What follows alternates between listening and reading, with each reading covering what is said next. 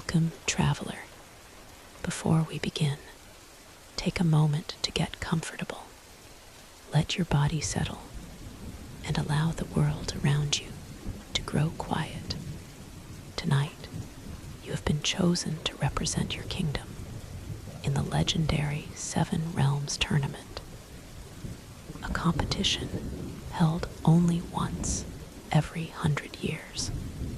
Beyond the first gate, burning forests, frozen cities, floating islands, forgotten battlefields, and ancient guardians await. But as competitors begin disappearing from memory, you will discover that this tournament is collecting far more than victories. So relax, close your eyes, and let the rain carry you through the first gate. Your journey begins now. The bells begin before sunrise. Their sound rolls down from the high towers of Kervalen, crossing tiled roofs, silvered with frost, and echoing through streets that have not yet filled with merchants, carts, or mourning voices. 7 slow notes pass through the city. Each one is deeper than the last, until the final bell seems to vibrate inside the stone beneath your boots. You stand in the eastern courtyard of the royal citadel, with one hand resting on the hilt of your ward blade.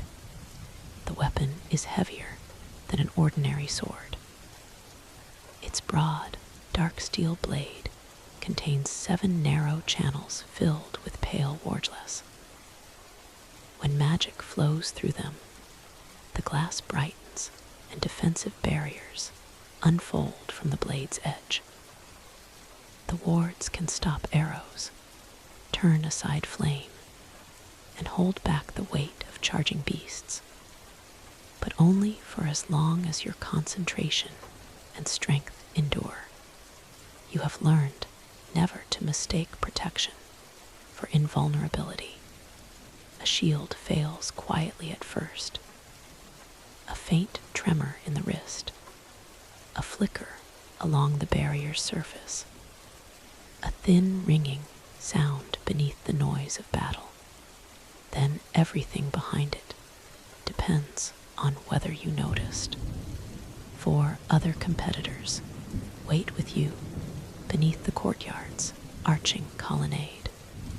Captain Alian Mar stands nearest the gate, already dressed in the blue and silver armor of the Royal Guard.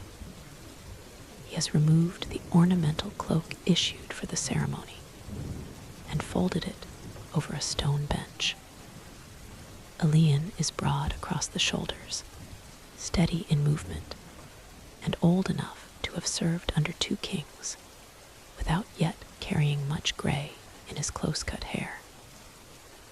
A long spear rests against one shoulder, its head shaped like a narrow leaf. Beside him, Siraven checks the leather ties around her forearms for the 3rd time. She is the youngest member of the team, though nobody who has seen her with a bow would call her inexperienced. 3 small copper charms hang from the upper curve of the weapon, each shaped like a different bird. She claims they help her judge the wind. A low growl rises from the courtyard wall. The sound comes from Brindle, a tawny marsh cat nearly the size of a horse. His paws make no noise against the stone as he drops beside his handler, Tavan Reed. Tavan wears layered green leather instead of armor and carries a hooked staff across his back. Small glass vials, rolls of cord, bundles of dried herbs, and animal whistles fill the many pockets sewn into his coat. Brindle looks at you, blinks once, then settles onto his haunches. He likes you, Tavan says. He watches me whenever I touch my sword. That is how he likes people. Sira glances over. How does he watch people he dislikes? Taven considers the question. From closer, the fifth member of the team stands apart from the rest. Lady Nyra Vale has brought no visible weapon. Her long black coat is stitched with silver thread that shifts when the fabric moves, forming circles, runes, and branching geometric figures. A narrow band of moonstone rests across her forehead. She has spent most of the morning reading a small book bound in red leather, though the pages appear blank whenever you happen to see them. Nyra closes the book when the seventh bell fades. The gates are waking, she says. No one asks how she knows. Beyond the courtyard walls, the city has begun to stir. Windows open. Feet hurry over cobbled streets. Thousands of people are making their way toward the Royal Avenue, eager for a glimpse of the 5 competitors chosen to represent Kervalan in the Seven Realms tournament. The competition is older than every kingdom taking part in it. Once every 100 years, 7 nations send their strongest champions to the Isle of Orden, where the tournament's host opens the paths between 7 magical realms. The winning kingdom receives a wish, not wealth promised by treaty, nor land taken through conquest, but a true wish said to be capable of altering the world itself. Kervalan's last victory is recorded in songs, murals, and monuments throughout the capital. According to the official histories, Queen Muriel wished for the end of the ash fever, saving tens of thousands of lives. That tournament took place 200 years ago. The tournament, held 1 century later, is mentioned only in a single paragraph in the royal archives. Kervalan participated. Kervalan lost. No names are given. The omission has troubled you since the judges selected you. You are not the kingdom's most decorated wardblade. You have never commanded soldiers, fought in a border war, or defended a monarch. Your work has been quieter, escorting healers through dangerous roads, protecting surveyors in old ruins, holding barriers over miners during cavern collapses, and teaching younger fighters how to keep their footing when everyone around them begins to panic. Useful skills, certainly, yet dozens of wardblades possess similar experience. When the judges announced your name, one of them, an elderly magistrate with a scar across his left eyelid, looked at your sword rather than at you. More precisely, he looked at the small mark engraved below the guard, a circle crossed by 7 lines. The mark was already on the blade when the weapon came into your keeping years ago. Your former instructor claimed it was no more than a forgotten maker's seal. The magistrate had gone pale when he saw it. The doors leading into the courtyard open. Conversation stops. King Aldrin enters without musicians or heralds. His silver crown is plain, and his heavy blue robe trails behind him across the flagstones. Age has narrowed his face during the past few winters, but his gaze remains clear. 2 royal scribes follow him, carrying a cedar chest between them. The king comes to a halt before your team. You know what is expected of you. he says. Elian bows. The rest of you follow. We will bring honor to Caervalen, Elian replies. I would rather you brought yourselves home. The captain's expression changes slightly. King Aldrin gestures, and the scribes lower the cedar chest onto a bench. Inside rest 5 narrow silver bands. Each bears the image of a 7-spoked wheel. The tournament calls these passage seals, the king explains. You must wear them from the moment you enter the Isle of Orden until the competition ends. Removing one results in immediate elimination. Naira studies the bands. Do we know what they do? They allow the host to transport competitors between realms. And anything else. The king's eyes remain on the chest. Nothing the tournament has chosen to tell us. One by one, you take the bands. The silver is colder than the morning air. When you fasten yours around your wrist, the metal tightens until no gap remains. The 7-spoked emblem flashes once, then becomes still. A strange pressure passes through your arm. For a moment, the courtyard vanishes. You glimpse a field beneath a colorless sky. Broken banners hang from spears embedded in the earth. Rows of armored figures stand motionless in the distance, their faces hidden behind white masks. Someone is speaking your name. The voice is faint and hurried. Then the vision is gone. You are standing in the courtyard again, your hand gripping the edge of the cedar chest. Naira is watching you. Did you feel something? She asks. The king turns toward you. You release the chest, only the band adjusting. Naira's eyes remain on your face for another moment, but she does not challenge the answer. King Aldrin gives each of you a small blue cloth bundle containing royal salt, a custom meant to remind travelers of home. He pauses when he reaches you.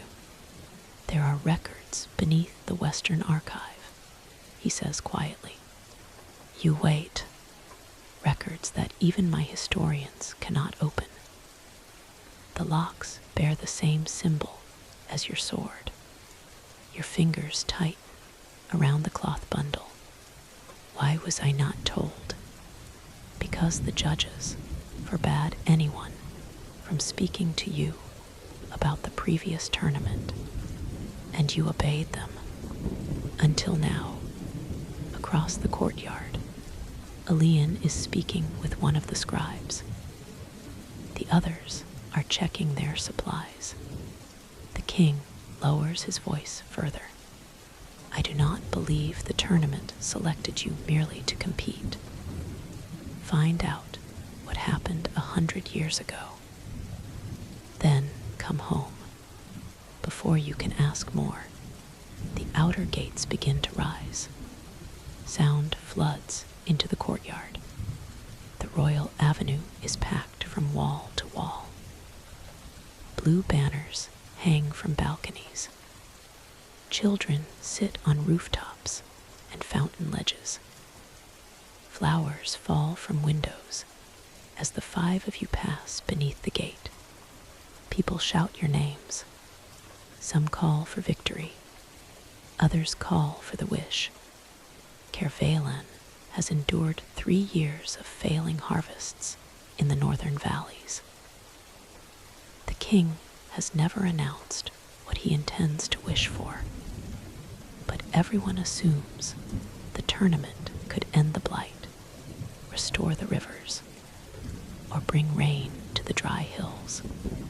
Hope follows your team all the way to the river harbor, a black-hulled ship waits beside the royal pier.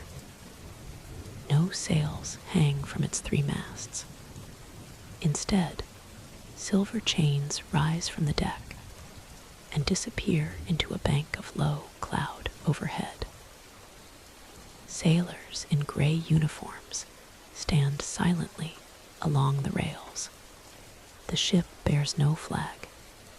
At the end of the pier, 7 stone arches have been erected, each decorated in the style of one competing kingdom.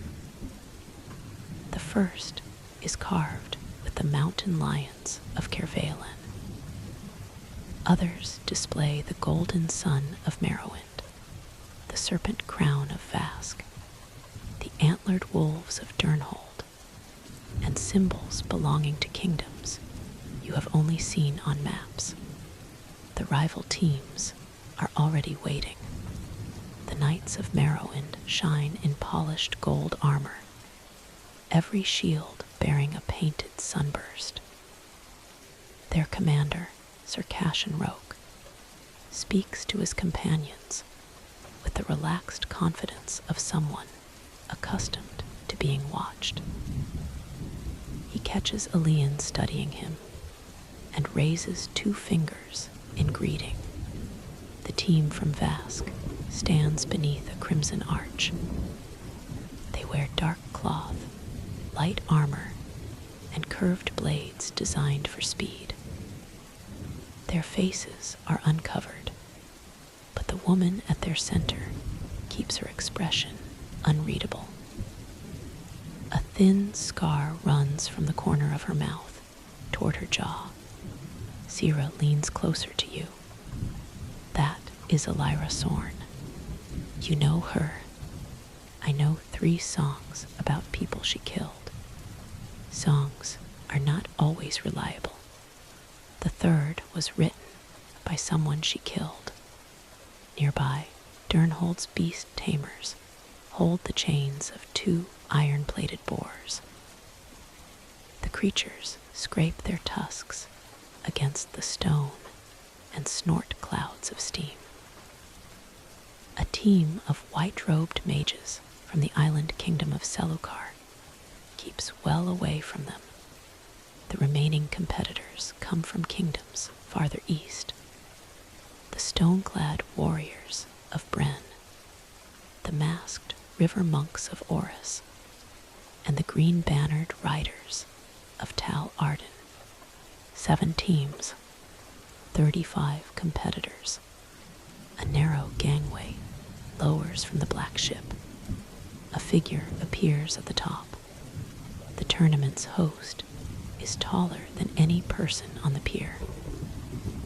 A smooth porcelain mask covers the upper half of the figure's face, while the lower half carries a welcoming smile that never quite changes. The host wears robes the color of deep water, embroidered with thousands of tiny silver doors. Champions, the host says. The single word reaches every corner of the harbor without being shouted. The crowd falls silent. You have been chosen by courage, skill, fate, and need. Beyond this shore awaits 7 realms, 7 guardians, and a path that will test more than strength. Each realm contains a gate. Each gate opens only when its guardian falls, and its hidden law is fulfilled. Sir Cashin raises a hand. Hidden law. The host's smile widens. Every realm asks a question.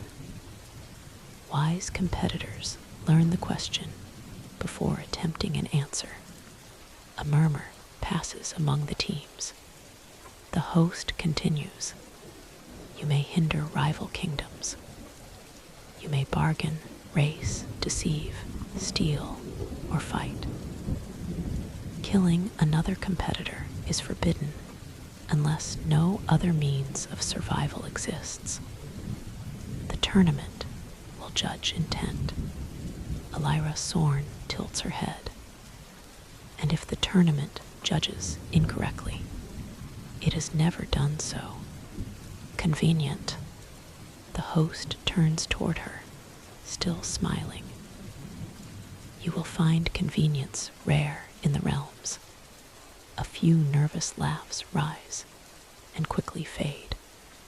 The last remaining kingdom will be granted one wish.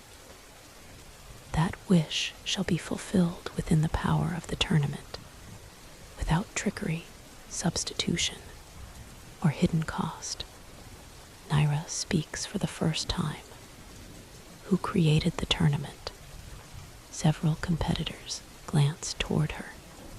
The host's smile does not move, but the silence that follows feels different from the others.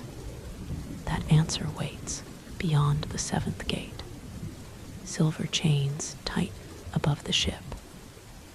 The clouds overhead begin to spiral. Bored, the host says, the centennial path is open. The black vessel carries no cabins for the competitors. All 7 teams remain on deck as the ship pulls away from the pier. The chains drag the vessel forward without touching water or wind. Soon the river widens, the city shrinks, and the cheering crowd becomes a distant blur of blue and silver. Alian gathers your team near the stern. We stay together, he says. No pursuit of treasure unless it supports the immediate objective. No unnecessary fights with rival teams. Tavan scouts. Sira takes high ground. Naira studies the realm and searches for its law. You hold the center with me. Tavan scratches Brindle beneath the jaw. What if the realm has no high ground? Then Sira may complain. I can do both, Sira says. Alian looks at you. You saw something when you put on the seal. The others go quiet. There is little value in denying it now. A battlefield, you say. White masks. Someone called my name. Naira draws the red book from her coat. The passage seal may carry impressions from previous wearers. These are new, Alian says. The silver is new. The spell may not be. She opens the book. Dark lines now cover the pages, shifting like ink disturbed by water. You describe the symbol on your sword, and the king's warning about the sealed archive. Alian listens without interruption. Sira's fingers stop moving over the string of her bow. Tavan's expression becomes unusually serious. You believe this connects to the tournament Kervalen erased. Alian asks, I believe our kingdom remembers less about that tournament than it should. Most kingdoms hide defeats, Sira says, not the names of everyone who fought. Naira turns a page. What names? She asks. None were recorded. The page beneath her fingers becomes blank. A moment later, new writing appears. 5 names form in the center of the paper. Tavan Reed, Siraven, Elian Mar, Naira Vale. Your own name appears last. Below them, a 6th line begins to form. The ink trembles, spreads, and then vanishes before the name can be completed. Everyone has seen it. What is that book? Alian asks. A gift from my mother, Naira replies. That does not answer the question. It records disturbances in memory. Brindle rises and presses himself against Tavan's side. Naira looks toward the other teams. lowering her voice. My family served as royal recollectors before the court abolished the position. We preserved memories threatened by curses, illness, or magical alteration. The book writes what the mind is in danger of losing. Sira looks down at the 5 names. Why would we be in danger of forgetting ourselves? We may not be. Naira touches the empty 6th line. We may already have forgotten someone else. Before anyone can answer, the ship lurches. The river disappears beneath the hull. Mist surrounds the vessel, thick and luminous. Water no longer splashes against the sides. The ship rises as though climbing a steep, invisible wave, and the silver chains vanish higher into the spiraling clouds. The host stands at the bow, with both hands folded behind its back. A great circular shadow appears within the mist ahead. At first, it resembles the mouth of a tunnel. As the ship approaches, you see an enormous ring of black stone suspended in the air. Fire burns within the symbols carved around its inner edge. Heat rolls across the deck. The host lifts one hand.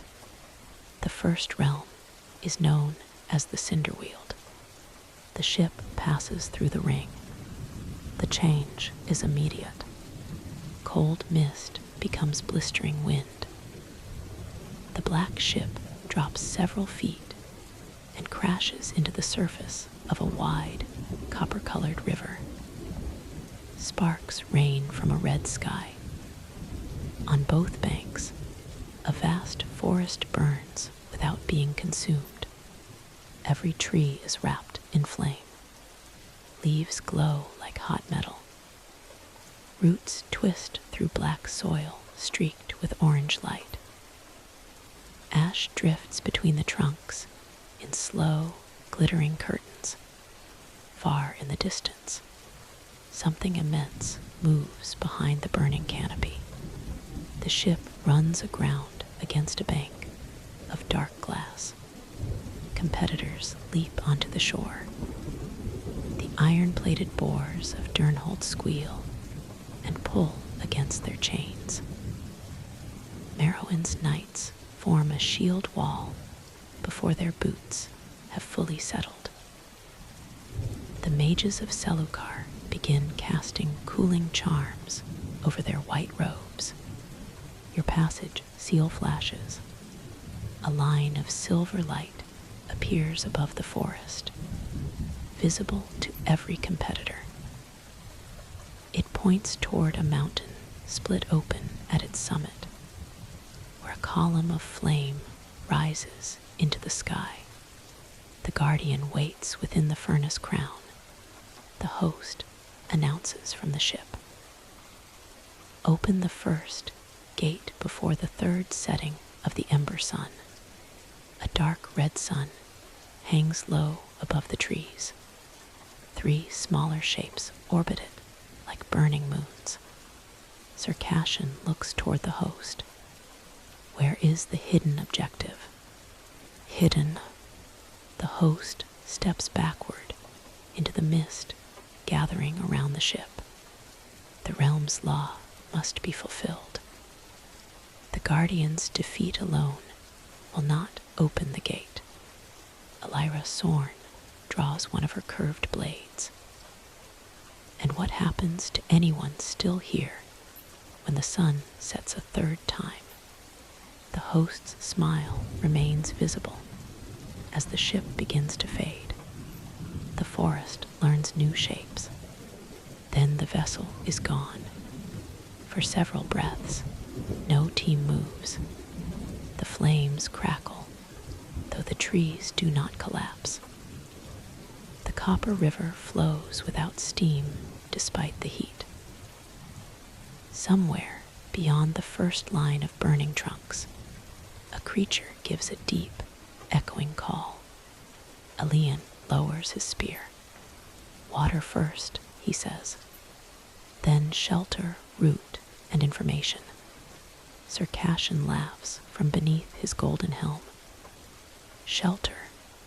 We have less than 3 days. We may have less than 3 hours if we enter blindly, Elian replies. The Merrowind commander studies him, then gives a shallow bow. Try not to arrive after the guardian is dead. His knights march toward the forest. Vask follows along a different route, disappearing between pillars of flame without a word. One by one, the other teams choose their direction. Within minutes, Kervalan stands alone on the riverbank. Tavin crouches beside the dark glass and presses 2 fingers against it. This was sand once, he says. The heat changes near the trees, stronger in some places, weaker in others. Sira lifts an arrow and holds its metal tip toward the forest. The copper bird charms on her bow rotate in different directions. The wind is flowing inward, she says, toward the mountain. Naira kneels beside the river and opens her book. The pages remain blank. You turn toward the nearest tree. Its bark is visible beneath the flame, pale and smooth. Tiny green shoots grow from a root near the ground. A burning forest that does not burn. You draw your ward blade. The channels of glass glow softly. When you extend a small barrier toward the tree, the fire bends around its surface. Heat presses against the ward, but the pressure is uneven. The upper half strains against your control, while the lower edge remains cool. You angle the barrier. The fire follows, not randomly, deliberately. It is reaching for the magic, you say. Naira steps closer. The flame feeds on spells, or responds to them. You allow the barrier to fade. The fire settles against the tree again. Tavin removes a dried leaf from one of his pockets and tosses it past the first trunk. Flame leaps from 3 branches at once, but the leaf lands untouched. Living wood burns, he says. Dead leaves do not. Brindle's whiskers twitch. The marsh cat steps toward the forest, then stops. Elian studies the green shoots beneath the flaming tree. The realm is preserving the forest, he says. Whatever burns here is not trying to destroy it. A shout rises deeper among the trees. Golden light flashes. The Merrowind knights have encountered something. Metal rings against stone. A man cries out. The forest answers with a rolling hiss that travels from tree to tree. Sira knocks an arrow. That did not take long. Another sound follows. Hooves, many of them. Between the burning trunks, shapes race through the ash. At first they resemble deer. As they draw nearer, you see bodies formed from bark and ember, antlers branching with white flame. Their eyes shine like furnace doors. A dozen charge toward the riverbank. Elian plants his spear. Sira, rear line. Naira, hold your magic until we know what draws the fire. Tavin, keep Brindle from the antlers. Tavin looks offended. Brindle knows what antlers are. The marsh cat lowers his body, tail lashing. you step ahead of the others and raise your sword. The first ember stag bursts from the forest. Your barrier opens with a clear, resonant tone. Pale light unfolds across the bank, curving outward from the blade. The stag strikes it at full speed. Force travels through your arms and down into your boots, but the ward holds. The creature rebounds, hooves carving lines through the glassy ground. Two more collide beside it. Cracks of light spread across the barrier. You feel each one. Alien's spear darts past your shoulder, hooking beneath an antler and turning a stag away without piercing it. Sira's arrows strike the ground in front of the herd, releasing bursts of chalk-white powder. The animals shy from the sudden clouds. Left side, she calls. You pivot. A smaller stag has broken around the edge of the ward. Brindle meets it in a blur of tawny fur, slamming his shoulder against its flank.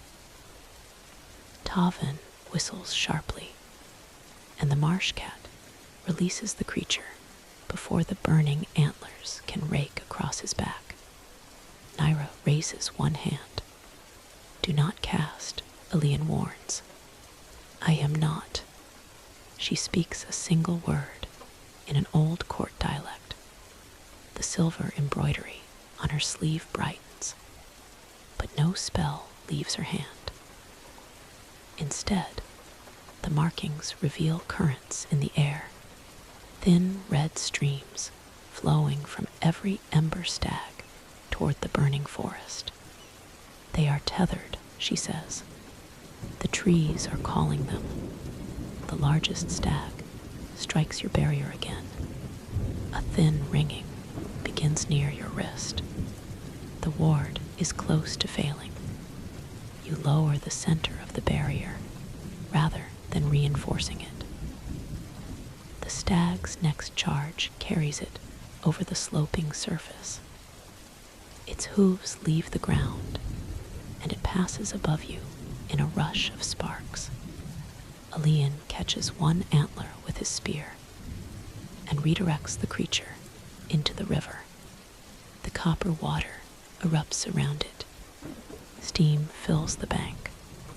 When the mist clears, the stag is standing in the shallows. The flame along its body has vanished. Beneath it is a trembling animal made of pale wood, its eyes wide and frightened. The remaining herd stops. Every burning head turns toward the river. Tavin slowly reaches for a flask. The water breaks whatever holds them.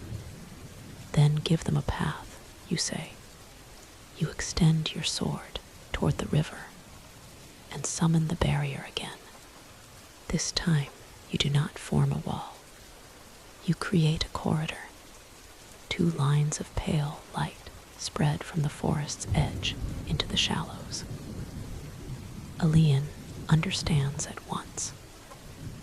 He strikes the butt of his spear against the glassy bank, driving the nearest stags away from your team and toward the open passage. Sira's arrows land behind them. Brindle circles wide, growling and snapping at their heels. The herd runs between the barriers and plunges into the copper river. Flame disappears in bursts of white steam. One by one, the ember stags emerge as pale wooden deer. They gather on the opposite bank, shaken but unharmed. The last is the great stag that first struck your ward. It pauses beside you. Fire moves across its antlers in slow waves. For an instant, you see markings beneath the flame, a circle crossed by 7 lines, the same symbol engraved on your sword. The stag looks directly at you. Then it enters the water. As the fire vanishes, something falls from its antlers and lands in the shallows. You lower your barrier and step into the river. The water is unexpectedly cool around your boots. A small metal disc rests beneath the surface. You pick it up. 7 lines cross its face. Around the edge, letters have been stamped in the old script of Kervalen. Most are too worn to read, but one word remains clear. Warden. Naira comes to stand beside you. The red book in her hands has opened by itself. A sentence appears across the page. The first realm does not ask who can endure the fire. The ink pauses. Then a second line forms. It asks who remembers what the fire was made to protect. Behind you, the burning forest grows quiet. Far away, within the direction taken by Merrowwind, a horn sounds once and then stops. Elian looks toward the furnace crown. We have our first question, he says. You close your fingers around the old metal disc. Beyond the riverbank, a narrow trail has appeared between the flaming trees. The fire bends away from it, revealing unburned grass, pale flowers, and footprints leading toward the mountain. Some belong to deer, others belong to people. 5 sets of boot prints travel together. A 6th follows several paces behind them. Though the tracks look old, the edges have not yet filled with ash. You step onto the trail. The footprints remain visible between the pale flowers, protected from the falling ash by some quiet influence you cannot see. 5 sets travel close together. Their strides differ in length and weight, suggesting armored fighters, lighter scouts, and at least one person who leaned heavily on the outside of the left foot. The 6th set is stranger. Those boots followed the others at first, but after several hundred paces, the prints begin to overlap the tracks ahead. At one point, they appear beneath another person's heel, as though the 6th traveler was present before the other foot came down, and forgotten before it lifted again. Naira crouches beside the overlapping marks. Memory magic usually changes the mind, she says. This altered the trail. Can a road forget someone? Sira asks. A place can remember. I see no reason it cannot forget. Tavin kneels farther ahead, where Brindle sniffs the grass. These tracks are old, he says. Years at least, maybe much older. The flowers have not grown over them, Elian observes. Nothing has. You turn the metal disc over in your hand. The word warden is stamped across one side. The other bears several scratches that might once have formed a name, but the surface has been deliberately damaged. The disc fits comfortably against your palm. Your sword responds to it with a faint vibration. You slide the disc into the leather pouch at your belt, rather than attaching it to the weapon. Whatever connection exists between them, you do not yet understand enough to invite it closer. The team advances beneath the burning canopy. Once you enter the forest, the heat becomes less oppressive.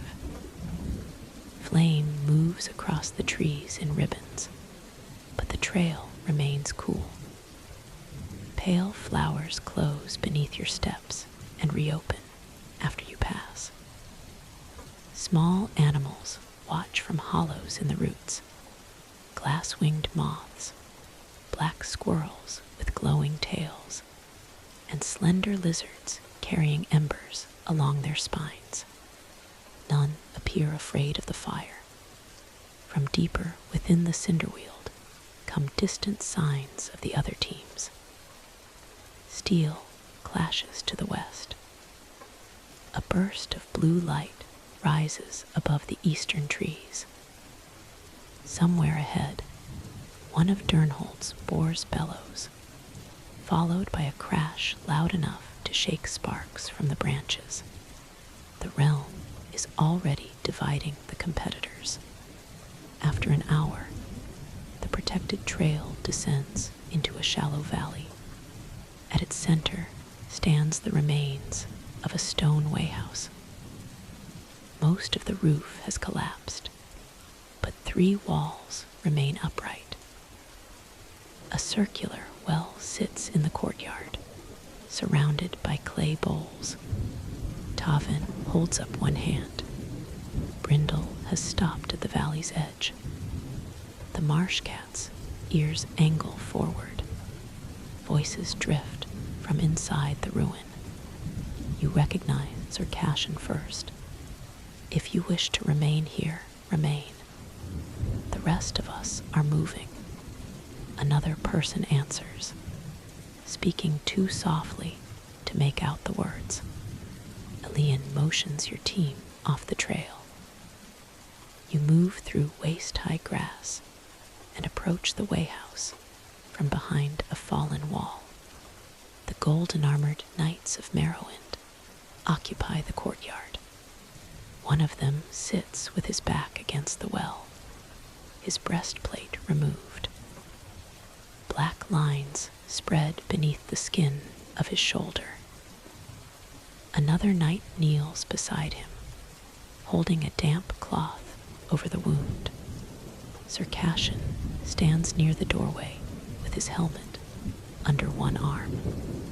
We have cooling drafts, he says. Enough for the fever. It is not a fever. Nyra calls from behind the wall. Every Merrowend knight reaches for a weapon. Elian steps into view with his spear lowered.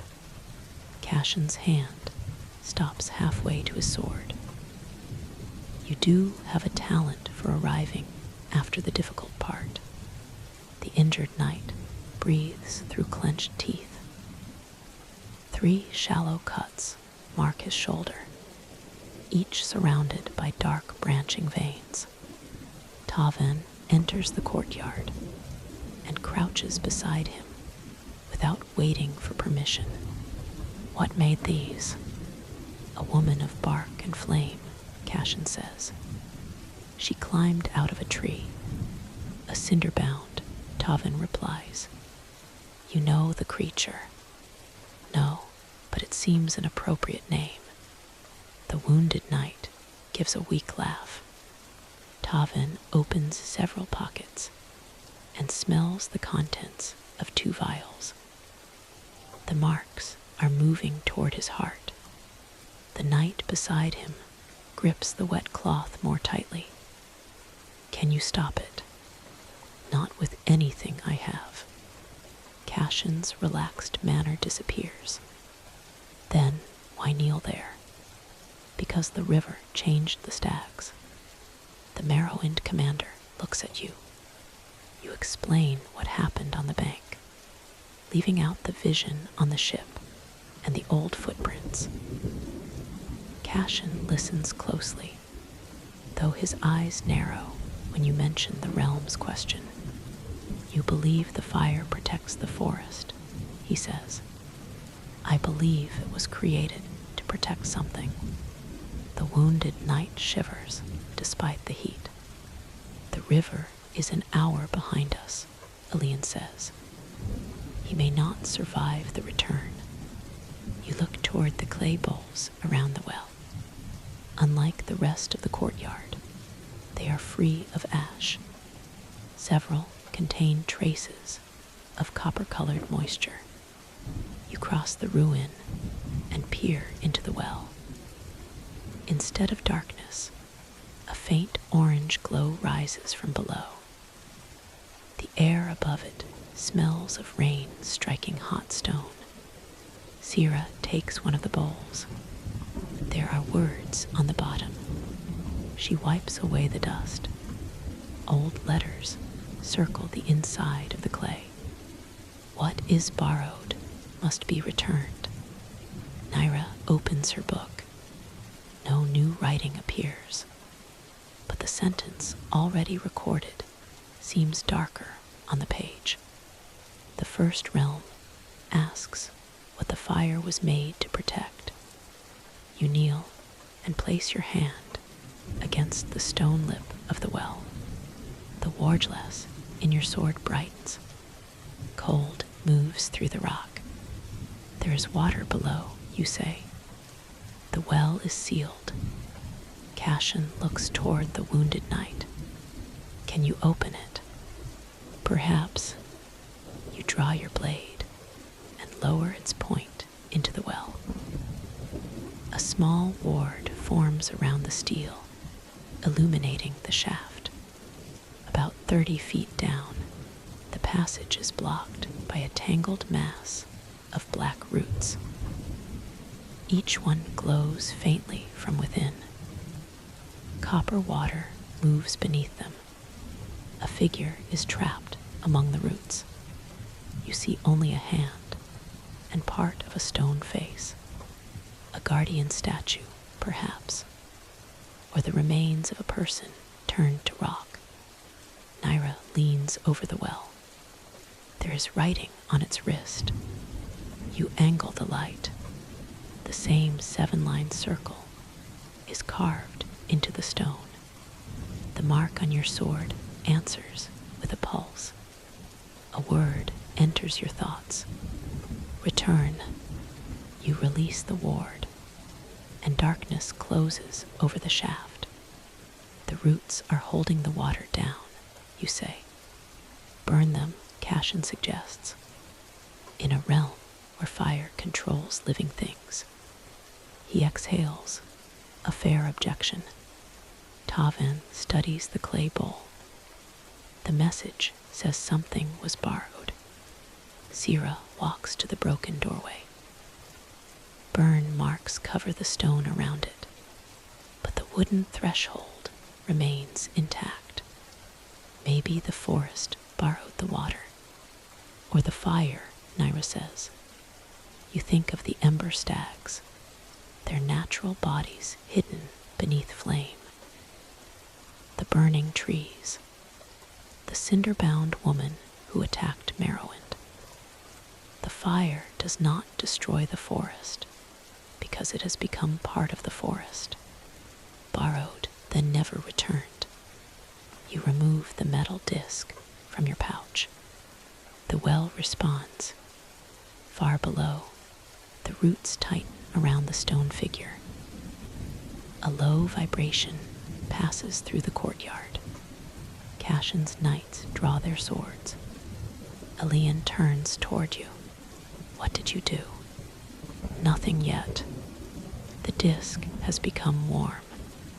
You hold it over the well.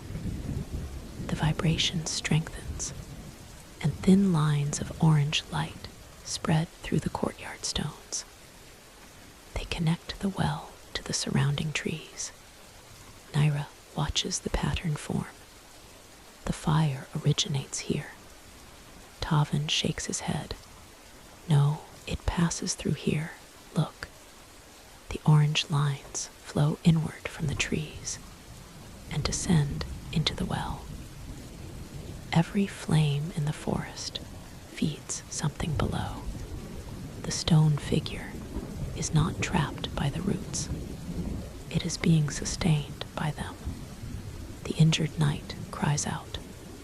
The dark veins beneath his skin bright orange.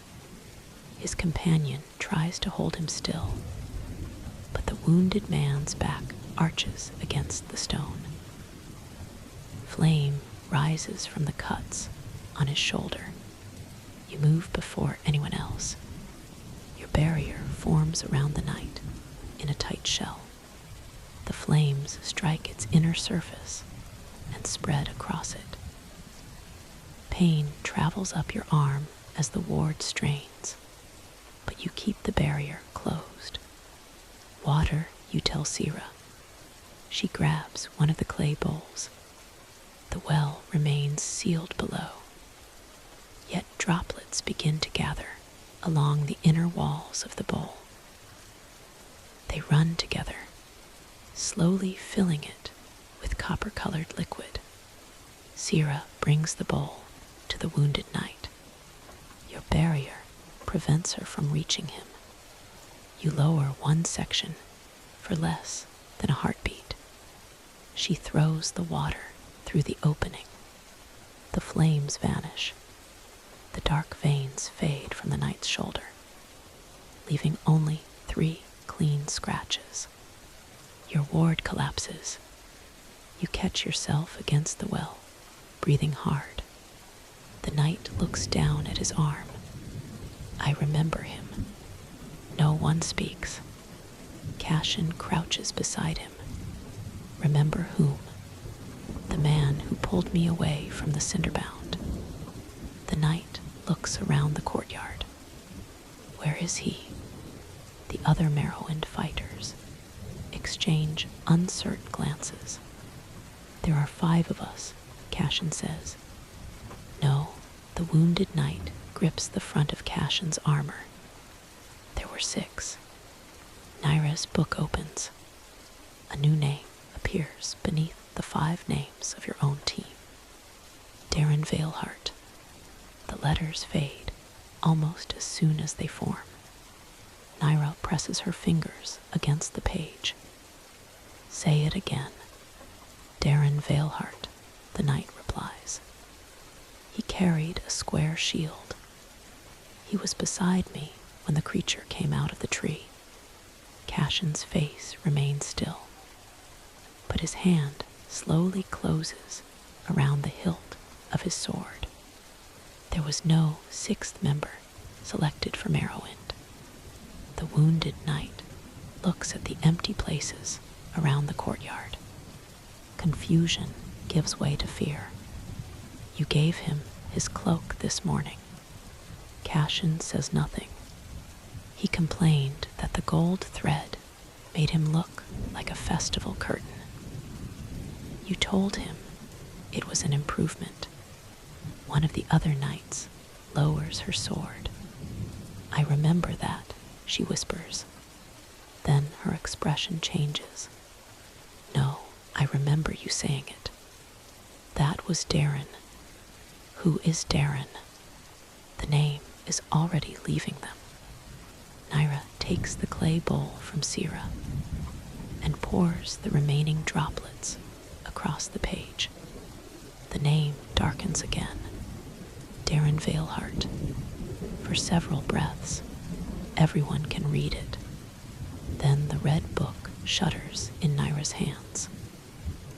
The letters tear apart like ink, dragged by an invisible current. The page becomes blank. The wounded knight repeats the name. Darren Veilheart. Each time, it sounds less familiar. The forest outside the courtyard brightens. A bell rings somewhere beneath the ground. Your passage seal turns hot around your wrist. Silver light gathers above the well, forming a message visible to both teams. MERROWIND. 4 remain. The injured knight stares at the words. 4. You count Cashin and the knights beside him. 5 people stand in the courtyard. Cashin notices the same thing. There are 5 of us. The message changes. MERROWIND. 4 remain. One of the knights near the doorway looks down at her hands. Her outline flickers. For an instant, You can see the burning trees through her armor. The others recoil. "What is happening to me?" she asks. Cashin reaches for her, but his fingers pass through her shoulder. The wounded knight screams her name.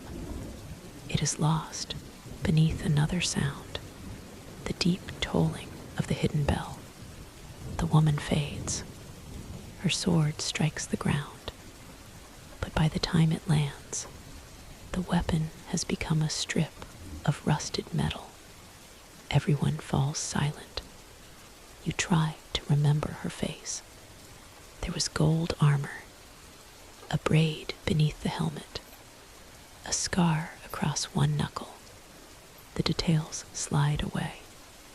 You look at the others and know they are losing them too. Naira takes a knife from her sleeve and cuts a line across the palm of her glove. Silver thread beneath the fabric breaks. "What are you doing?" Elian asks, binding the memory to pain. She closes her hand around the clay bowl. There were 6 competitors from Merrowwind. 1 disappeared before they reached this ruin. Another disappeared here. 2 have been eliminated. Cashin shakes his head. Teams contain 5. We saw 6 sets of footprints before reaching you, you say. The old trail, 5 close together, 1 behind. Not the competitors who came through the realm today. A previous team, a previous disappearance. Your sword vibrates again. The hidden bell stops. The silver message above the well changes. MERROWIND. 4 remain. This time, 4 knights stand in the courtyard. Cashin, the wounded man, 2 others. The 5th person is gone. You cannot recall where she stood. Cashin turns in a slow circle, then looks toward you. His confidence has vanished, replaced by something quieter and more dangerous. The tournament said eliminated competitors would be removed, he says. It did not say that, Elian replies. Everyone looks at him. The host explained the passage seals and the realms. It never described elimination. You are certain? Yes. Elian speaks with the certainty of a soldier trained to remember orders precisely. Naira opens her book to the page containing your names. 5 remain. The empty 6th line is still there. The first realm may have already taken someone from us, she says. Sira presses both hands around her bow. We arrived as 5. Did we? You search your memory of the courtyard before dawn. Elian at the gate. Sira adjusting her bracers. Tavin beside Brindle. Naira with her red book.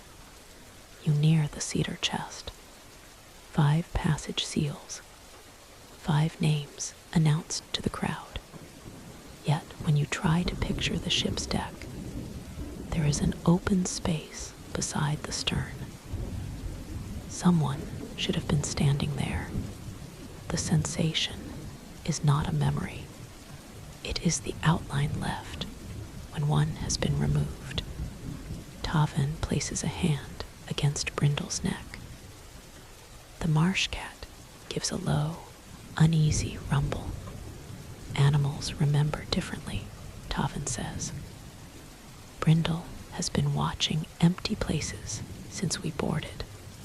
Sira looks at the great cat. You said he liked me. He does. You also said he was watching me. He was watching beside you. No one finds an answer to that. You take the clay bowl and fill it from the moisture gathering along its surface. What did the water do to the wounded knight? Elian asks. It returned something, you say. His body, his memory. Naira nods. The fire is borrowing living forms. The tournament may be using the same law. Then we use the water to restore our missing teammate, Sira says. If they are still here, Tavin replies. The words settle heavily over the courtyard. A roar rises from the direction of the mountain. Every flame in the forest leans toward the furnace crown. The guardian is waking. At the same moment, horns sound from 3 separate directions. Rival teams have reached the mountain. Cashin picks up his helmet. We have lost time. You have lost people, Naira says, and I will lose the rest if another kingdom opens the gate while we stand here. The law is not fulfilled, you remind him. Then we fulfill it at the mountain. Cashin fastens his helmet and turns to the wounded knight. Can you walk? The man rises unsteadily. He looks at the empty courtyard once more. I knew their names. Naira tears a strip from the blank edge of a page and writes 2 words on it. Darren Veilhart. Below the name, she writes, a knight with a square shield.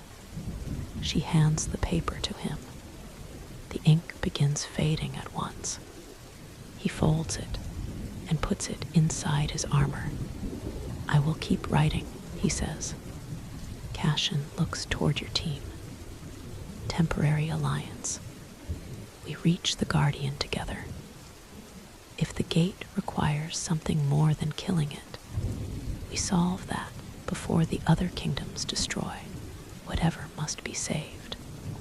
Elian glances at you.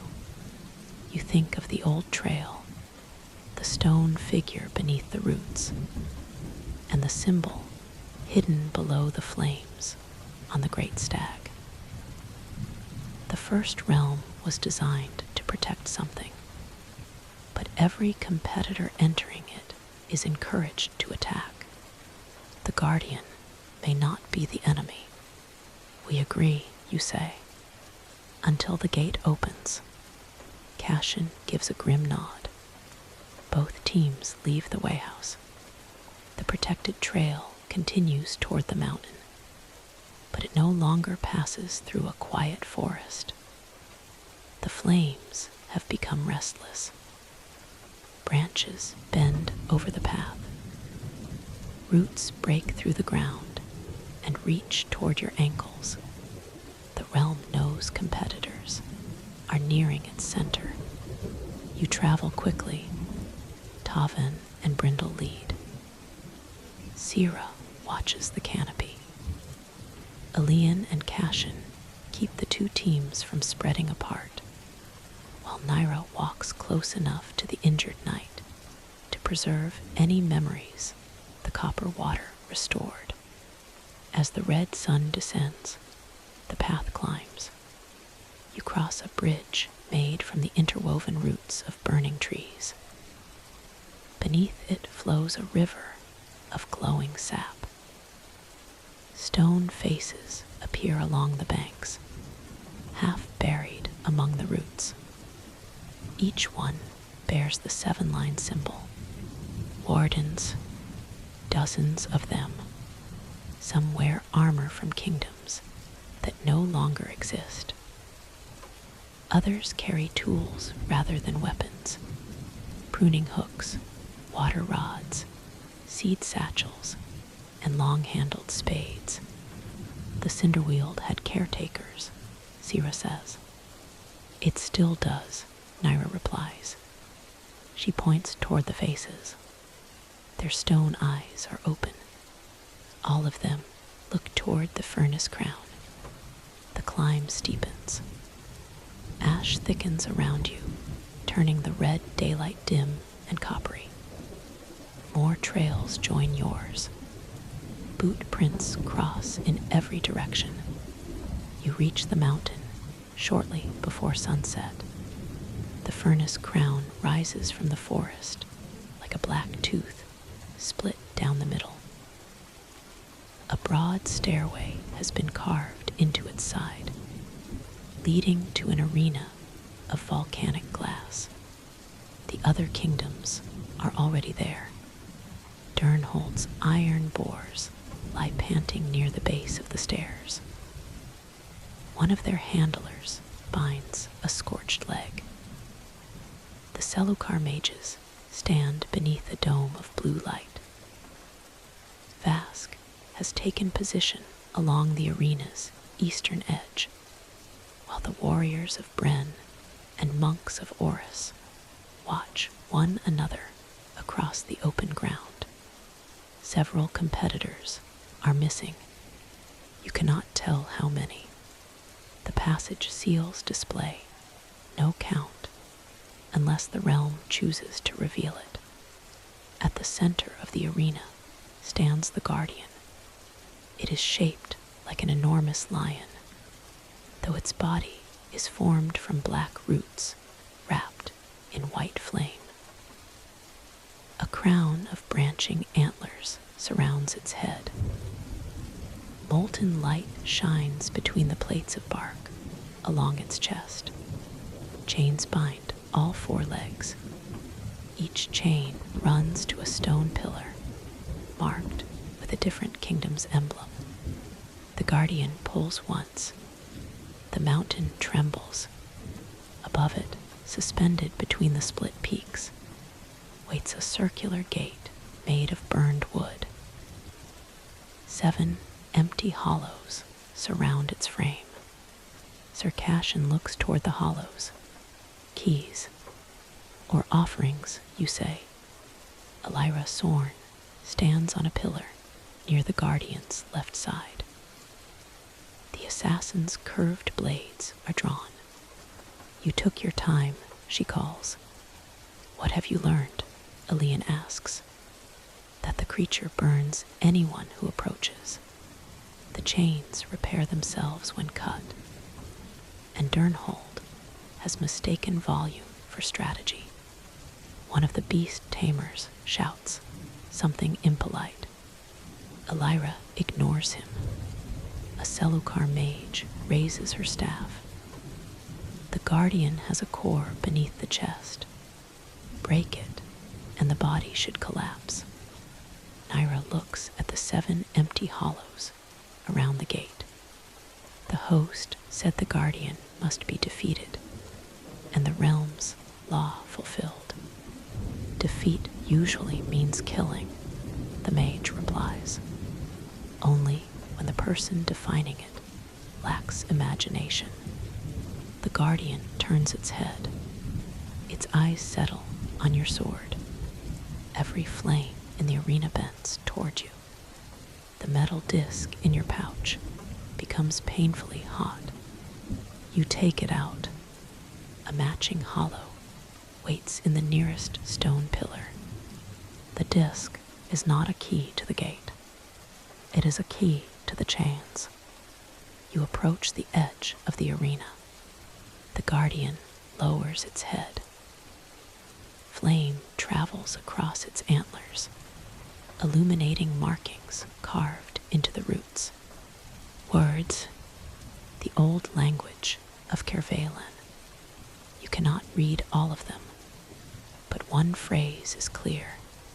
Keep the seed until the water returns. You think of the sealed well, the copper river, the stone wardens buried beneath the roots. The forest borrowed their bodies to sustain its fire. The fire protected a seed, and the competitors have been sent here to defeat the Guardian before the ember sun sets. The tournament has arranged the same mistake for every generation. Do not attack it, you say. The Selukar mage stares at you. We have already attacked it. Then stop. The Guardian rises. Chains strain against the pillars. A crack opens along its chest. Inside, surrounded by molten light, rests something small and green. A seed. The final edge of the ember sun touches the horizon. All around the arena, roots burst through the volcanic glass. The first night of the Cinderweald begins. The roots rise faster than any living plant should move. They break through the volcanic glass in twisting black coils, throwing sharp fragments across the arena. Competitors scatter. One root strikes a Durnhold boar beneath the chest and lifts the iron-plated animal from the ground. Its handler shouts and pulls hard on the chain, but the beast swings helplessly above him. You drive your ward blade into the glass. A curved barrier opens over the nearest fighters, just as a second root sweeps across the arena. It strikes the ward with enough force to send a bright fracture from the blade's tip to the upper rim. The barrier holds, barely. Move beneath it, you call. Elian pulls the wounded Merrowind knight into cover. Sira slides beside him, already firing at the thinner roots gathering near the Guardian's chains. Her first arrow severs a tendril. 2 more grow from the broken end. The roots multiply when cut, she warns. The first ember sun disappears. Darkness does not fall. The forest provides its own terrible light.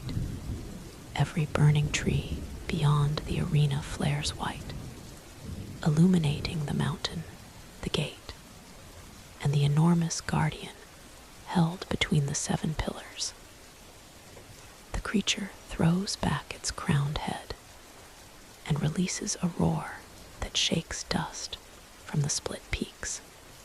The passage seal around your wrist tightens. A voice speaks from it. Night has claimed the Cinderweald. The host's calm words reach every competitor. Before the next setting of the ember sun, the forest will borrow all that remains unprotected. The seal grows silent. A Bren warrior raises a stone-headed hammer. Then we destroy the seed before the forest wakes fully. He runs toward the guardian. You release your barrier and shout after him. But the warrior does not slow. His hammer strikes the glowing crack in the guardian's chest. The sound is not the crash of stone against wood. It is the sound of a great door slamming shut. White fire erupts from the guardian's body. The Bren warrior is thrown across the arena. He lands hard beside one of the pillars, his armor smoking but intact. The green seed remains unharmed. The guardian pulls against its chains again. This time, one of the pillars fractures. A ring of fire spreads through the arena. You raise a smaller ward in front of your team, angling it downward. The flames roll over the barrier and pass above you. Elsewhere, Selukar's blue dome absorbs the heat. The monks of Oris drop flat beneath their water-soaked cloaks. Vask's assassins retreat behind the pillars. One competitor near the center has no protection. The fire surrounds him. For an instant, you see a figure in green armor reaching toward his companions. Then the flames close. When they recede, no body remains. Several competitors stare at the empty place. A rider from Tal, Arden lowers her spear. Who was there? No one answers. Naira opens her book. Ink appears for less than a breath. A single name. It vanishes before she can read it aloud. Another memory taken, she says. The Tal Arden rider looks toward her own team. 4 green cloaks stand together. She counts them twice. We came with 5. Her companions look at one another. One shakes his head. Teams have 4. No, they have. His voice stops. The passage seals flash. Taldardin. 3 remain. The rider looks around wildly. 4 members of her team still stand in the arena. Then the person beside her flickers. You see him reach for her shoulder. His hand becomes transparent before it touches her. She catches his wrist. For 1 heartbeat, she holds him. Then her fingers close around empty air. The green cloak falls to the glass. Before it reaches the ground, it becomes dry grass. The Tal Arden rider stares at her empty hand. What was I doing? Naira catches her by the shoulders. You were holding someone. Who? I do not know. The woman's face tightens as she searches for a memory that is no longer there. The roots continue spreading. The tournament is not waiting for defeat. It is taking competitors whenever the realm's magic reaches them. You look toward the guardian's chest. The green seed rests inside a cage of white flame. Every root in the arena connects either to the guardian or to one of the 7 pillars. The pillars bear the emblems of the competing kingdoms, but the stone beneath the carvings is much older. Worn figures circle their bases.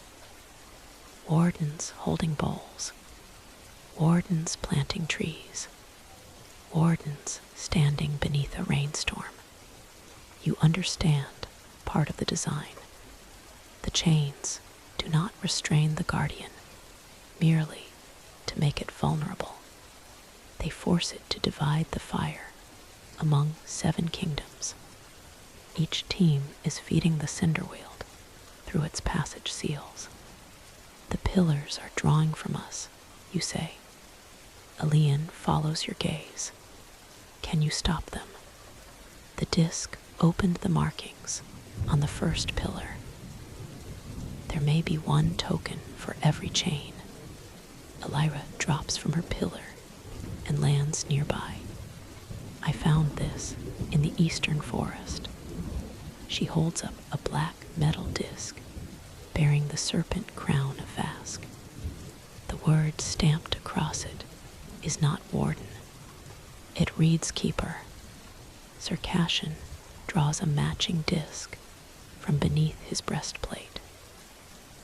A golden sun has been carved across its face. We took ours from the Cinderbound, he says. Darren carried it before he disappeared.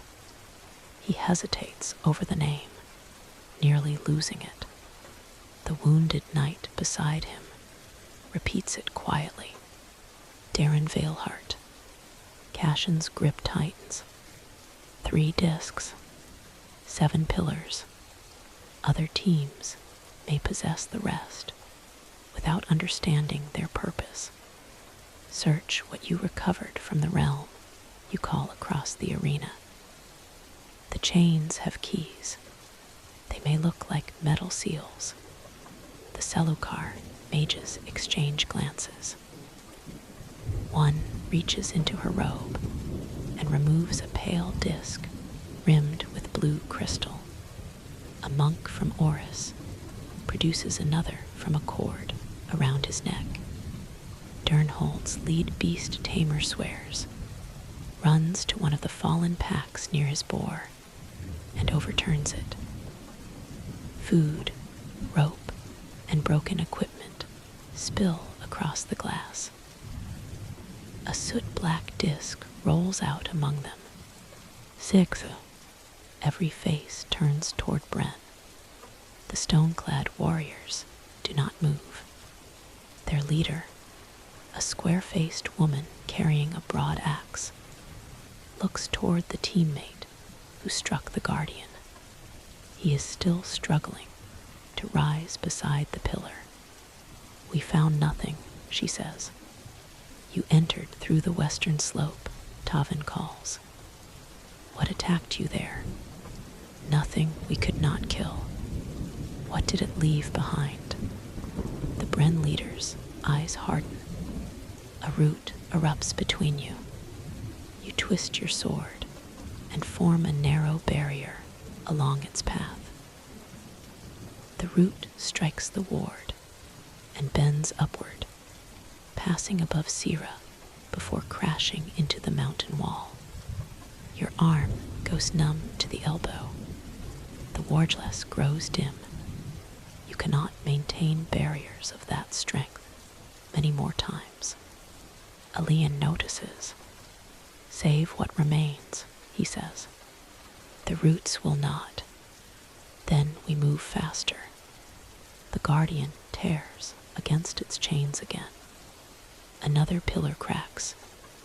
Fire pours through the fracture and flows into the roots. They swell, growing thicker than tree trunks. The arena begins to tilt as the mountain shifts beneath them. Brindle leaps onto one of the roots and races along its length toward the suspended Durnhold boar. Tavin follows across the uneven surface, using his hooked staff for balance. Sira fires an arrow tied to a coil of thin cord. It passes over Brindle and wraps around the boar's chain. "Pull," she shouts. 2 Durnhold handlers seize the cord. Tavin reaches the trapped animal, cuts through a root wrapped around its hind leg, and directs Brindle to leap onto the opposite side. The combined weight rolls the root. The boar drops onto the glass with a crash, denting 2 iron plates, but landing alive. Its handler presses his forehead against its armored snout. In the confusion, the Bren leader runs toward the wounded warrior by the pillar. You see the object hanging from his belt, a metal disc. She sees you notice. Her axe comes free. "Do not," Elian warns. The captain steps between you and her. The Bren leader raises the axe, but does not swing. "Our token means our passage. We will not give another team control of it. The tokens belong in the pillars," you say. "And once yours is placed, what prevents you from opening the gate and leaving us?" The gate has 7 empty hollows. Only one kingdom can win. Not in this realm. A root curls around the wounded Bren warrior's ankle. He tries to kick it away. The black wood climbs his leg. The Bren leader turns and hacks at it. 1 root becomes 3. They wrap around his waist and chest. The passage seal on his wrist begins to glow. "Give us the disc," you call. We can release the chain. The trapped warrior looks at his leader. She hesitates. The roots reach his neck. His outline flickers. "Varka," he says. The leader freezes. "Do not forget me." She tears the disc from his belt and throws it. You catch it against your chest. The roots close over the warrior. Varka lunges and strikes them again, but her axe passes passes through empty air. Nothing remains inside the coils. The passage seals flash. BRNN, 3 remain. Varka stands motionless, with her axe lowered. "What did I just lose?" she asks. Naira writes quickly inside her book. "A warrior," she says. "He knew your name." "What was his?" Naira looks at the page. The ink has already vanished. Varka shuts her eyes. The arena trembles again. There is no time to mourn. What cannot yet be remembered. You hold up the 7th disc, every team to its pillar. For the first time since entering the tournament, all 7 kingdoms follow the same command. The competitors spread through the arena. Elian accompanies you toward Kervalin's pillar. Cashin takes Merowin's disc to the golden sun. Elira crosses to the serpent crown. The remaining teams race toward their own emblems while dodging roots, flame, and falling fragments of volcanic glass. The hollow in your pillar matches the warden disc exactly. Before inserting it, you examine the carvings around the base. One figure holds a seed. Another pours water over it. A third carries fire in an open bowl. The final figure stands before a gate. But instead of a weapon, the warden holds an empty hand toward the guardian. No surrender, no attack. A promise. You place the disc in the hollow. The pillar grips it. Metal sinks into stone. The chain attached to the guardian's front leg falls slack. At the other pillars, 6 more discs are inserted. One by one, the chains release. The guardian is free. Several competitors immediately raise their weapons. "Hold," you shout. The great root lion steps forward. Its front paw lands hard enough to shatter the center of the arena. White fire pours from its antlers.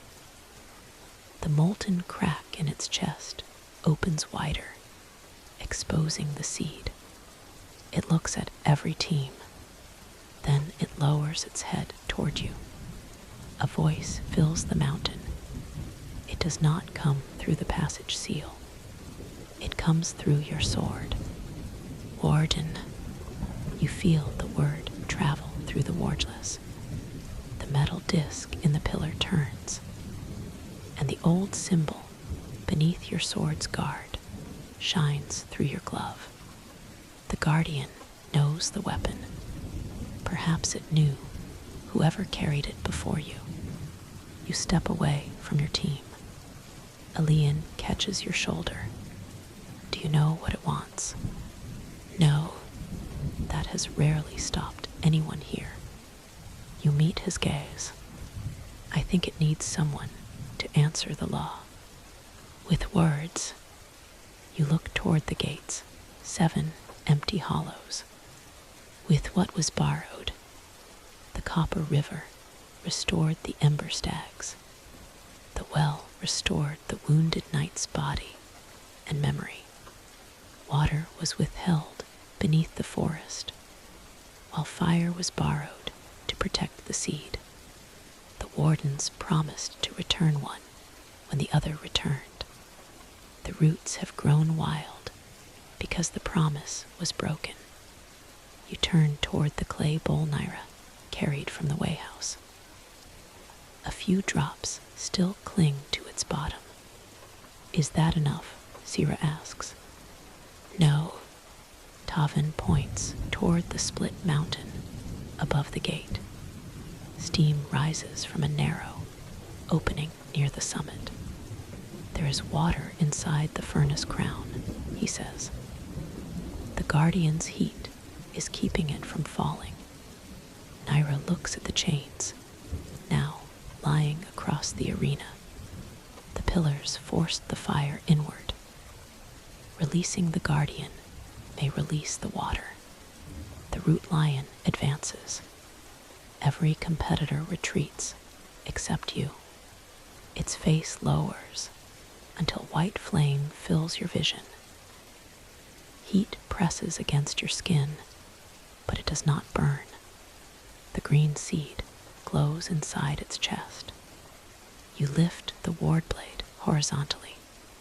The guardian touches one antler to the steel. The arena disappears. You stand beneath a dark sky filled with rain. The cinder-weald is green.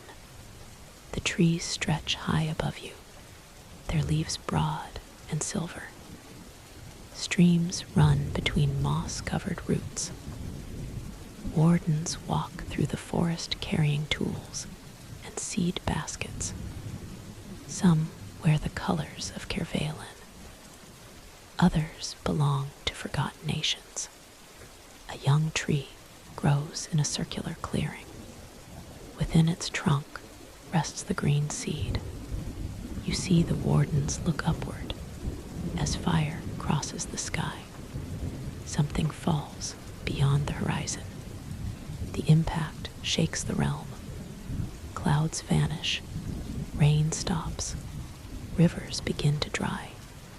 The wardens gather around the last seed of the forest and make a choice. They draw fire from the object that fell beyond the mountains, using its power to preserve the trees until the rain returns. The fire needs living vessels. The wardens give their bodies. One by one, they become stone beneath the roots. Years pass in moments. The rain does not return. A gate opens. Competitors enter.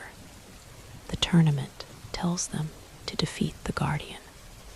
They attack the forest's protector, break its body, and carry the seed through the gate.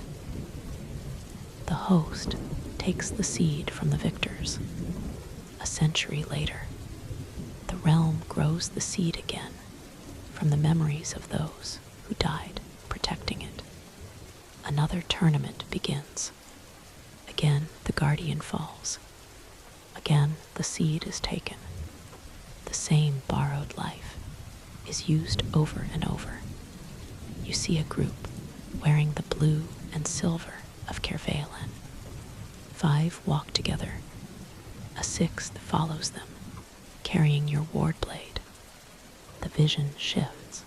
Before you can see the person's face. The 6 reach the guardian. They refuse to destroy it. The host appears. White masks rise from the ground. The battlefield from your first vision spreads across the forest. Competitors fight figures shaped from erased memories. One by one, names vanish from banners, faces, and minds. The 6th member of Kervalen raises the ward blade. A barrier closes around the seed. The host reaches through it. The vision fractures. You return to the arena with your sword still raised. Only a breath has passed. The guardian waits before you. You understand the mark now. The sword did not belong to a tournament champion. It belonged to a warden. Someone from the erased competition carried it home. But the memory of that person did not survive. Perhaps only the weapon did. The guardian's voice enters the blade again. Return. You lower the sword. The fire must be returned to the thing it came from, you say. Naira looks toward the mountain, the fallen object. Beyond the furnace crown, Circassian gestures toward the seed and the water. It must be returned to the forest. Varka stares at the guardian. How do we reach either? The answer comes from the roots. They withdraw from the arena. Black coils sink beneath the volcanic glass. As they recede, a staircase is revealed behind the guardian, descending into the mountain rather than climbing it. Cool air rises from below. The guardian turns and begins walking down. You follow. After a brief hesitation, the other competitors come with you. The staircase spirals through tunnels of black stone. White fire moves along the guardian's body, illuminating walls covered in roots and sleeping stone wardens. Some lie with hands folded over their chests. Others remain upright, supporting the mountain like carved pillars. Far below, water roars. The descent continues until the heat fades and mist gathers on your armor. You emerge into a cavern vast enough to contain the royal citadel. A lake fills its center. Copper water stretches beneath a ceiling crowded with roots. In the middle of the lake stands the object that fell from the sky. It resembles a sphere of dark metal, split open along one side. Its surface is covered with thousands of silver doors, identical to those embroidered on the host's robes. White fire streams from the broken sphere into the roots above. The tournament did not merely discover the Cinderweald. Part of the tournament crashed here. The guardian enters the lake. Water rises around its legs, extinguishing the flame across its lower body. It stops beside the sphere and looks back. The green seed waits within its chest. What does defeating it mean? Sira asks quietly.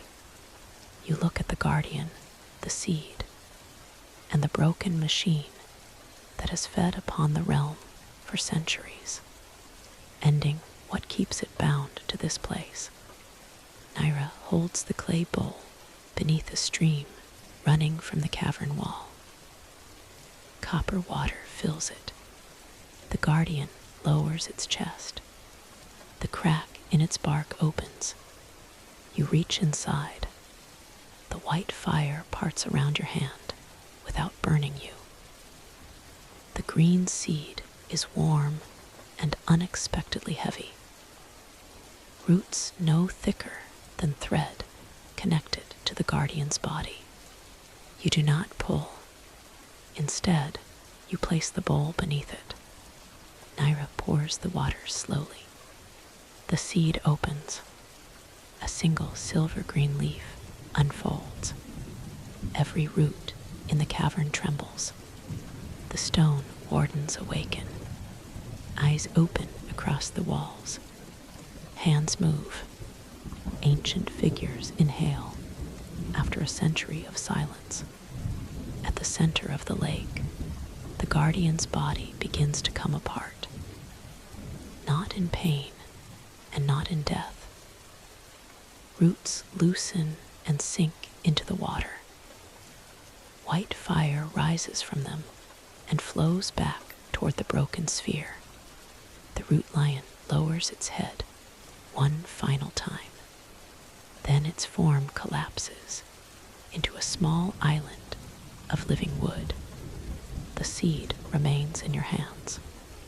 The fire enters the sphere. Silver doors blaze across its surface. The object shudders. A voice speaks from within it.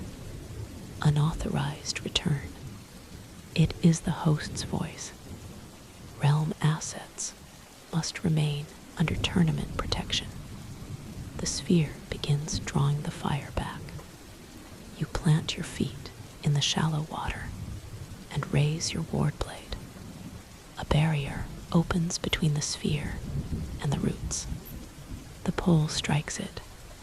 Your arms shake. This force is unlike any weapon or creature you have blocked. It does not push against the ward. It reaches through the magic, searching for the thought sustaining it. You feel memories begin to loosen. The courtyard before dawn. The bells, your companions' names. You speak them aloud. Elian Mar. The barrier brightens. Siraven. A crack closes. Tavan Reed, Naira Vale. Brindle roars from the shore. You speak the names of those the tournament tried to erase. Darren Valeheart. The wounded Merrowind Knight repeats it. Varka says, the warrior who knew my name. The Tal Arden rider steps into the water. The person I held. Others begin speaking. Not names, because most names are gone. A woman with a braid beneath her helmet. A knight who disliked his golden cloak. A rider whose hand was warm. A warrior who carried a stone hammer. A teammate who stood in an empty place. Each remembered fragment strengthens the ward. The broken sphere pulls harder. Naira wades to your side and presses her red book against the flat of the blade. Every blank page fills with lines of silver writing. The barrier expands. It surrounds the sphere. For the first time, the host's voice loses its calm. Competitors are forbidden from damaging tournament structures. Elian plants his spear beside your sword.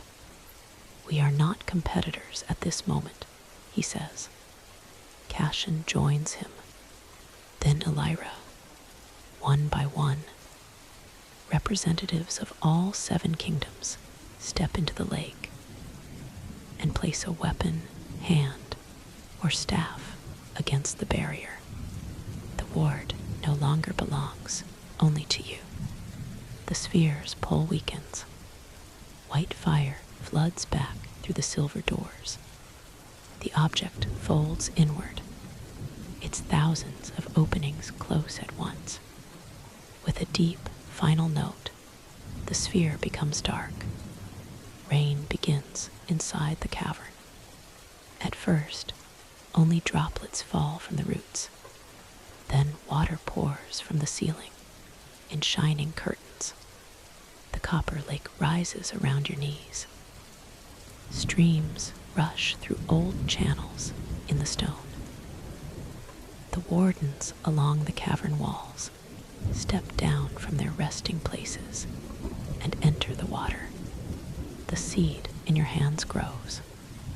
Roots curl around your wrists without restraining them. A slender trunk rises, unfolding silver-green leaves that catch the rain. You carry the young tree to the island where the guardian fell. Together, you and Tavan settle its roots into the living wood. The moment they touch, thunder rolls through the mountain. Far above, the burning forest changes. You feel it through the sword. White flame leaves the trees. Bark darkens with rain. Ash becomes soil. Rivers fill. The cinder-weald remembers green. A gate opens in the cavern wall. Its frame is made from living branches rather than burned wood. 7 hollows surround it, each now filled with a silver-green leaf. The passage seals flash. First realm complete. The host speaks again, but the voice is faint and distorted. Guardian defeated, law fulfilled. You look toward the dark sphere beneath the water. The host does not mention its destruction. Perhaps it cannot. The competitors gather before the gate. The awakened wardens remain by the lake. Their faces are still made of stone, but movement has returned to their bodies. One approaches you carrying an empty seed satchel. The symbol on its wrist matches your sword. It touches 2 fingers to the mark beneath the guard. A memory passes between stone and steel. You see the 6th competitor from Kervalen, standing before the 7th gate 100 years ago. The face remains blurred. The voice is clear. When they forget me, keep the blade. The memory ends. The warden places something in your palm. A narrow shard from the broken sphere, black on one side and covered in silver markings on the other. Naira examines it. The markings form 7 doors. 6 are closed. The first stands open. Beneath them, a line of writing appears. Memory yield below expectation. The words chain. Corrective harvest authorized in Realm 2. The gate fills with pale blue light. Cold wind passes through it, carrying snow and the distant ringing of metal. Beyond waits a frozen city beneath a starless sky. The 2nd realm has already prepared for your arrival. The cold reaches through the gate before anyone steps across it. Snow sweeps sideways through the opening, carrying crystals so fine that they sting the exposed skin around your eyes. Beyond the living branches, a broad avenue descends between towers coated in blue ice. No stars shine above the city. Instead, thousands of silver lamps float beneath the dark sky, each burning with a small, steady flame. Elian looks back toward the lake. The wardens stand beneath the cavern rain, gathered around the young tree. None approach the gate. Whatever protection they have reclaimed belongs to the Cinderweald. There will be no escort into the next realm. Check everything before crossing, Elian says. You examine the ward blade. The glass channels have regained some of their brightness, though the strain of containing the broken sphere remains in your shoulders and wrists. The warden disc stayed behind in the pillar above, but the dark shard given to you by the awakened keeper now rests in an inner pocket close to your chest. Naira's red book is damp, but unharmed. The silver writing that filled its pages during the struggle has disappeared, leaving only faint impressions in the paper. Sira counts her arrows. Tavin checks Brindle's paws for burns and wraps strips of treated cloth around them against the snow. The marsh cat tolerates the process with a low grumble. You have walked through fire, Tavin tells him. Do not pretend cloth is an indignity. Brindle stares at him. It is practical. The marsh cat looks away, unconvinced. Around you, the surviving competitors prepare in uneasy silence. No one knows the true number remaining. The passage seals revealed losses only when the realm chose to announce them. Some teams appear smaller than when the tournament began, yet memory offers no reliable count. People leave deliberate gaps while standing together, uncertain whether those spaces belong to someone forgotten. The wounded knight of Merrowwind remains near Cashin, He has written Darren Veilhart's name across both forearms, though several letters already look unfamiliar to him. Varka of Bren has carved a single sentence into the handle of her axe. He knew my name. The Tal Arden rider carries a strip of green cloth tied around her hand. You remember that she held someone before the tournament erased them. You cannot remember whom. Elira Sorn stands closest to the gate, one curved blade drawn. If we remain here much longer, the realm will not become warmer out of courtesy. Cashin gestures toward the snowy avenue. After you, I would hate to deprive Merowand of the opportunity to lead. You have been deprived of little else. Elira smiles without warmth and walks through. Her body becomes a dark outline within the pale light. A moment later, she stands on the frozen avenue, coat snapping in the wind. Vask follows her. The others begin crossing. Your team enters together. The heat of the Cinderweald vanishes behind you. Cold closes around your armor and catches in your breath. Frost forms immediately along the edges of Alian's spear. Sira's copper bird charms begin turning rapidly, though no clear direction of wind exists among the towers. Brindle lowers his head and growls at the city.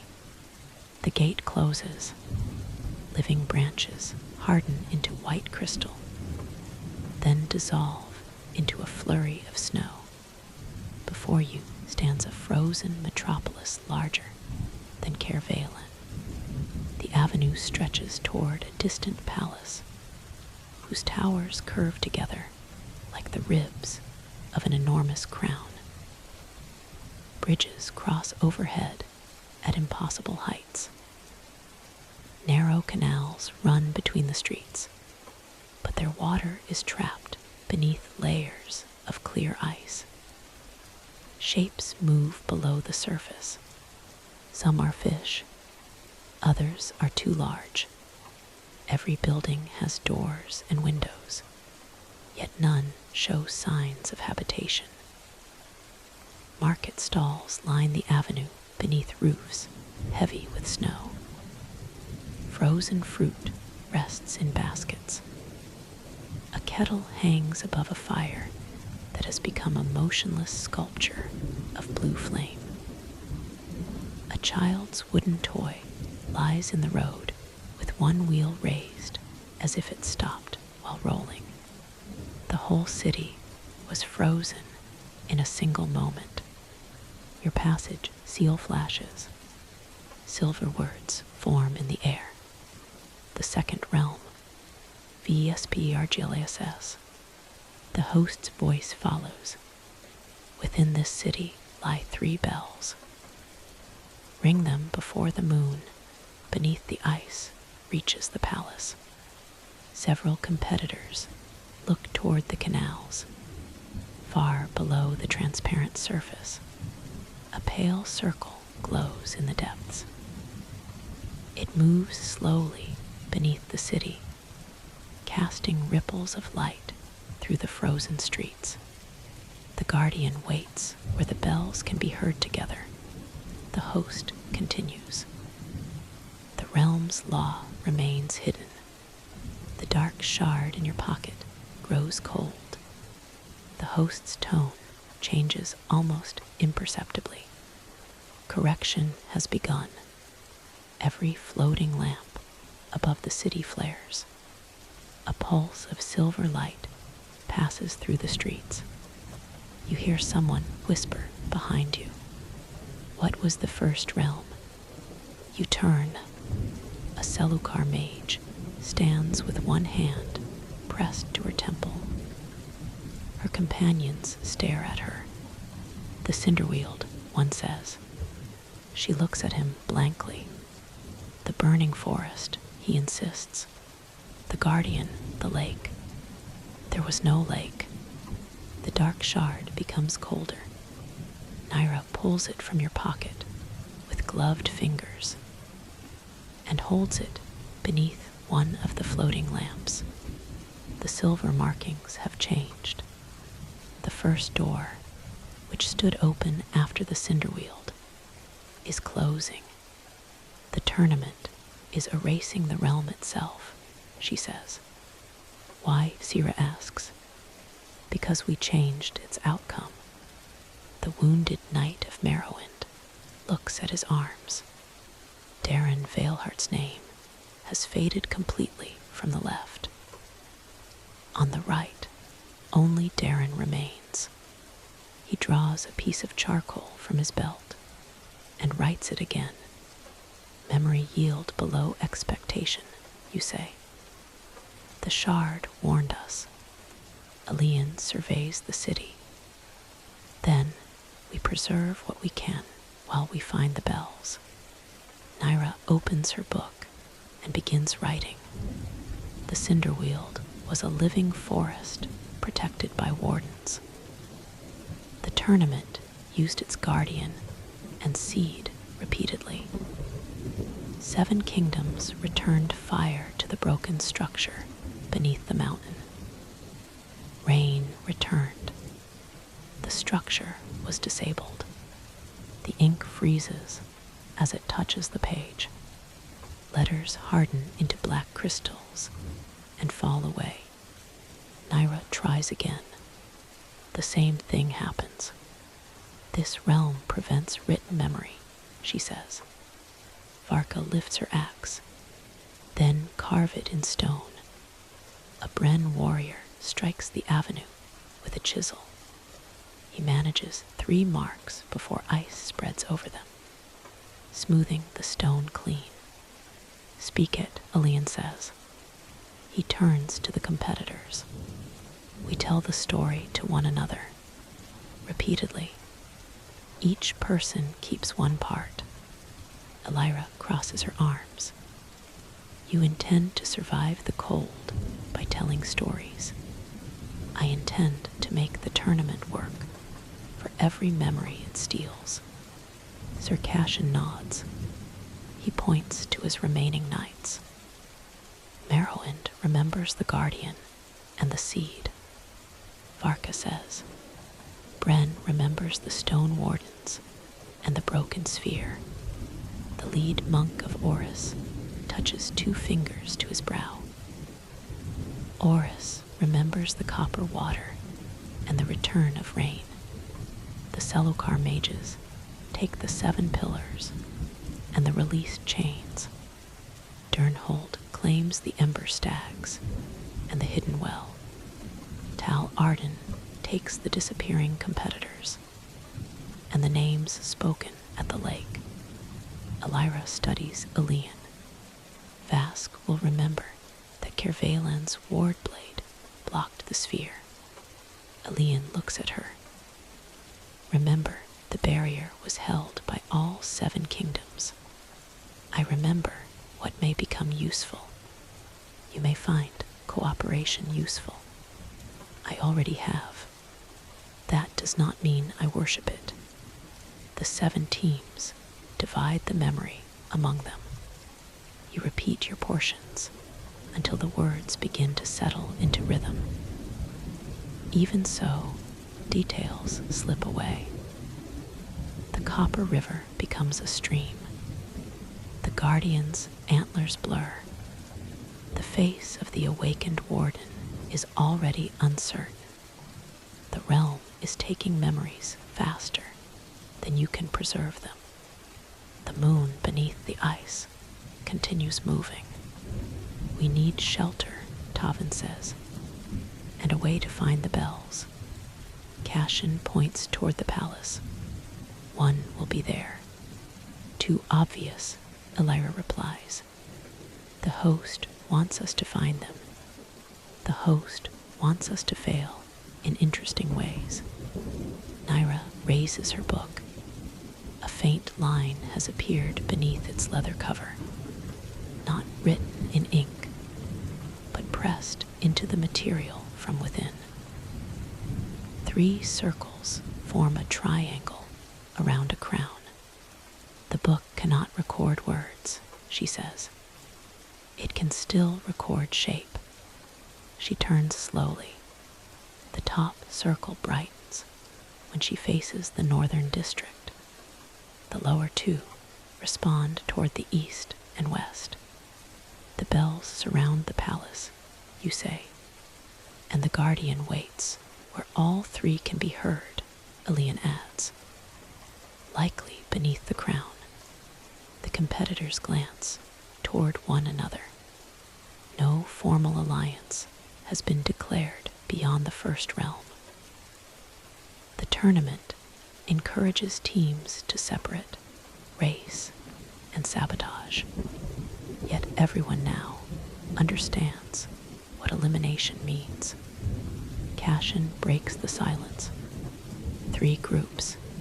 Each finds a bell. We reunite at the palace. Varka grips her axe, and when the gate opens, we decide then. You expect trust after one shared battle. No, I expect self-interest to keep us alive. Elira turns toward the northern avenue. Vask will take the upper bell. Kervalen goes with you, Elian says. She raises an eyebrow. You object, only to the assumption that you can keep pace. Dernhold and Bren take the western route. Merrowind, Selukar, Oris, and Tal Arden head east, forming the largest group because their remaining numbers appear lowest. Before separating, every team repeats its portion of the Cinderweald memory. The words are already shorter. You remember rain. You remember a seed. You remember that someone was almost lost from your own team. The empty 6th line in Naira's book remains, though you no longer know why it matters. Your group enters the northern district. Elira leads with 2 other assassins from Vask. You cannot remember whether there were more of them at the harbor. Their dark clothing blends into the alleys whenever the floating lamps dim. Kervalen follows close behind. The cold intensifies away from the main avenue. Ice covers the walls in overlapping sheets, trapping faces beneath the surface. At first, you assume they are carvings. Then one opens its eyes. You stop.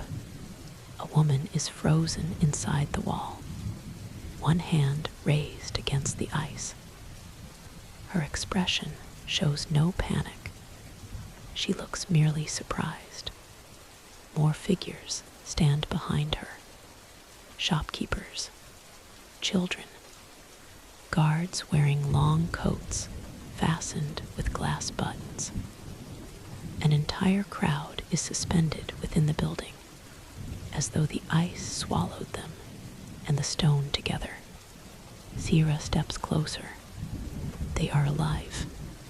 The woman's eyes follow her. Tavin holds a palm near the ice. Her breath is moving. A faint cloud appears behind the surface. Do not break it, Elira says. We cannot leave her, Sira replies. We can, and we will. We do not know whether the ice preserves her or traps her. You examine the wall with your ward blade. A small barrier forms against the surface. The ice responds by reflecting it. For a moment, a second ward appears inside the building, perfectly matching yours. Then the reflection changes. Behind the pale barrier stands a person wearing blue and silver armor. The figure carries your sword. You cannot see the face. The barrier vanishes when your concentration breaks. Naira noticed. What did you see? A ward blade. The person from the previous tournament. Perhaps. You look at the woman trapped in the wall. Her eyes have closed again. The group continues. Northern Vesper glass rises in steep terraces. Stairways connect rooftops buried beneath snow. Narrow passages twist between buildings whose frozen balconies touch overhead. The top circle on Naira's book grows brighter. After half an hour, you hear the first bell. It rings softly, somewhere above. The sound is so gentle that it might be mistaken for glass shifting in the wind. Yet, every floating lamp dims when it sounds. Brindle stops. The marsh cat looks behind you. No one stands there. Tavan follows his gaze. He has been doing that since the ship. Watching our missing teammate, Sira asks. The words feel strange. Did we have one, you ask? She turns toward you. For several breaths. Neither of you can remember why she suggested it. Naira opens her book. 6 lines appear as shallow grooves in the page. 5 hold names. The 6th is empty. We believed someone had been removed before we entered the Cinderweald, she says slowly. Why? Brindle watched an empty space. Tavan kneels beside the marsh cat. Who was there? Brindle presses his head against Tavan's chest and makes a low, troubled sound. The first bell rings again. A memory leaves you. You know it happened because the shard beneath your coat flashes cold, and one of its 7 doors closes completely. You search yourself. The city remains. Your companions remain. The Cinderweald survives in fragments. Something else is missing. Elira looks toward the 3 assassins walking with her. There are only 2. She stops. Vask forms a tight circle. Who disappeared? Alian asks. Elira's expression is blank. No one. You were walking with 2 companions. I am walking with 2. There were 3 of you, including yourself, Sira says. Elira counts. Herself, 2 others, 3, yet a 4th set of footprints continues through the snow beside them. The tracks end several paces ahead. No body stands above them. Elira crouches and touches the final print. A small glass bead lies inside it. She closes her hand around the bead. Kale wore these in his hair. The name comes quickly, almost violently. One of her companions looks confused. Who is Kale? Elira rises. A man who stood beside you for 6 years. The assassin's face remains unreadable, but she puts the bead inside her coat. Speak his name, she orders. Why? Speak it. Kale. The 2nd assassin repeats it. The name sounds unnatural in their voices, but Elira makes them say it again as they climb. The tournament has begun harvesting without flame, roots, or visible attack. The bell itself may be doing it. The path ends beneath a tower that leans over the district like a bent spear. Its entrance is sealed by transparent ice. A staircase can be seen within, winding upward around an empty central shaft. The top circle in Naira's book burns silver. The bell is inside, she says. Elira draws both blades. Can your ward open the door? You place the flat of your sword against the ice. A barrier spreads into it. Instead of resisting, the frozen surface accepts the magic and carries it inward. Pale light runs up the entire tower, illuminating every floor. Figures stand along the staircase. Hundreds of them. All wear white masks, the same masks from your first vision. Their heads turn together. The ice door opens. Elira steps back. You have an impressive talent for improving situations. The masked figures begin descending. They wear armor taken from different centuries and kingdoms. Some carry rusted swords. Others hold broken spears, hunting bows, mage staffs, or bare hands wrapped in old bandages. No footsteps sound on the stairs. They move in silence. Memories given bodies, Naira says. The first masked figure reaches the doorway. It wears the blue and silver of Kervalan. A 7-line circle is marked across its chest. The figure draws a ward blade. Your ward blade. You look down. The sword remains in your hand. But the masked weapon is identical in every detail except one. A name has been carved along its fuller. The letters blur whenever you try to read them. The figure raises its blade. A barrier erupts from the tower. You answer instinctively. Your ward meets the other in the doorway. The collision produces no impact. Instead, the barriers join. Cold passes through your sword and reaches into your memory.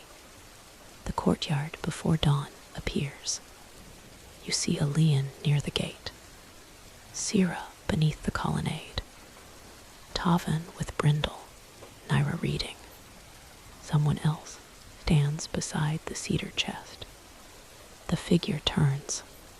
The memory freezes before you see the face. The masked ward blade pushes harder. A name forms in the ice between your barriers. Errand. The final letters are missing.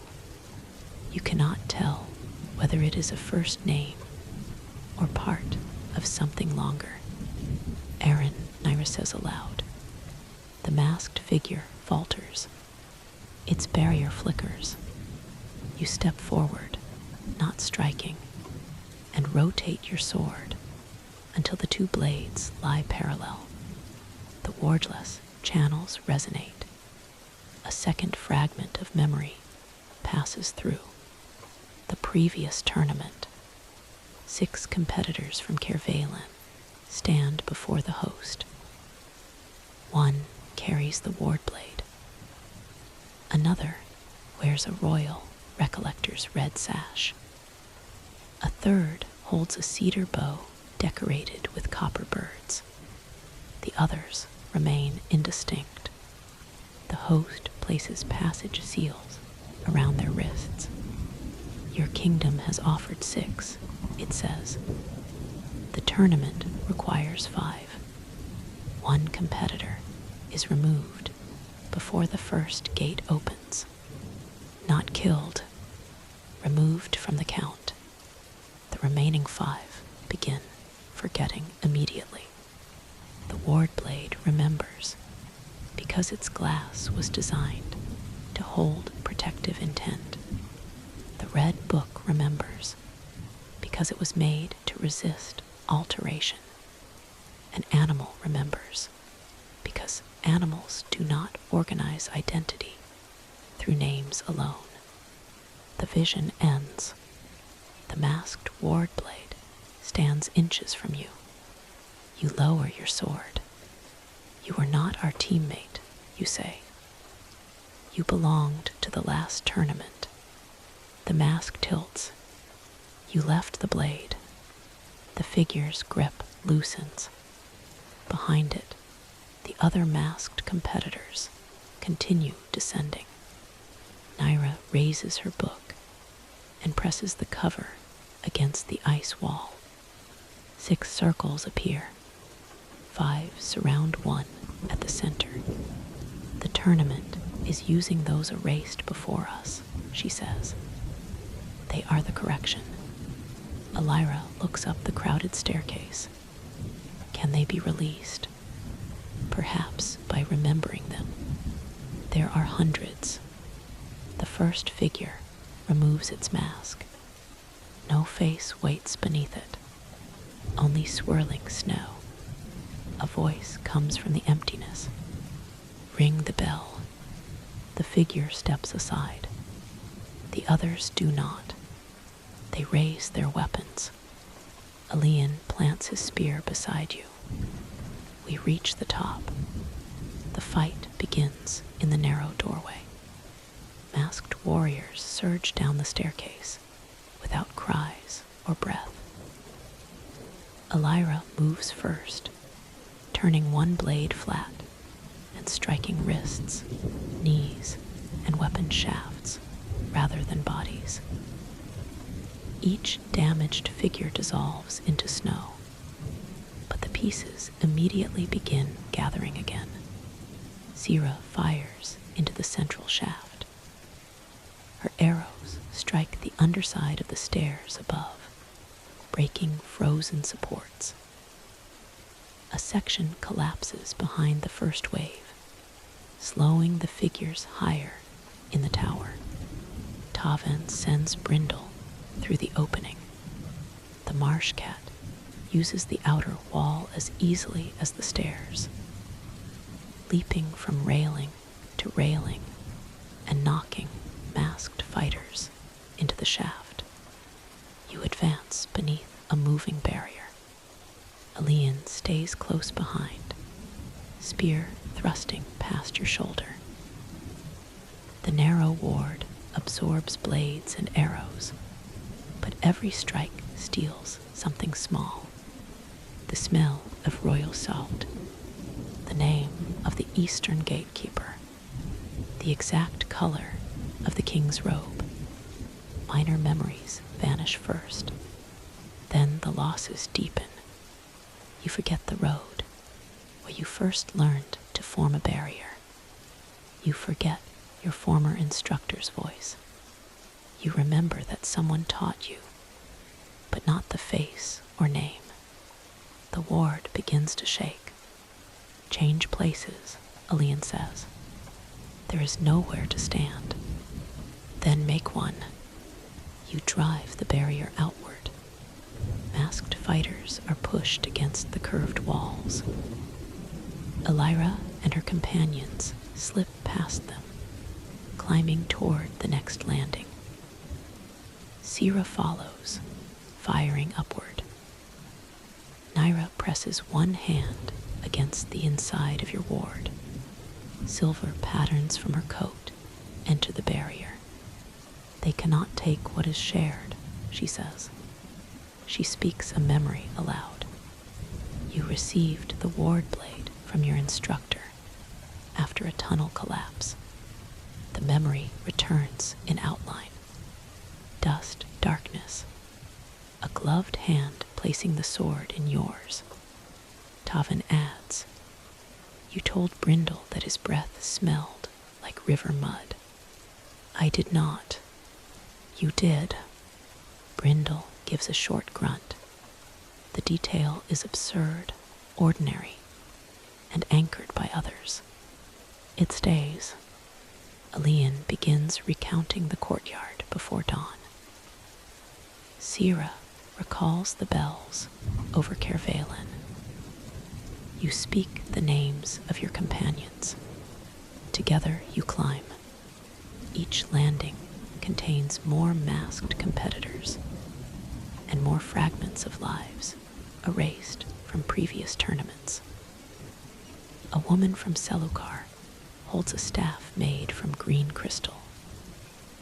A Durnhold child rides beside a young horned beast. A Merowand knight carries a square shield. Darren, you call. The square-shielded figure turns. Its mask cracks. For a heartbeat, a human eye appears beneath it. Then another fighter collides with him, and both vanish into snow. The name mattered. Even an incomplete memory weakens the correction. You begin calling out every fragment you know. The warrior who knew Varka's name.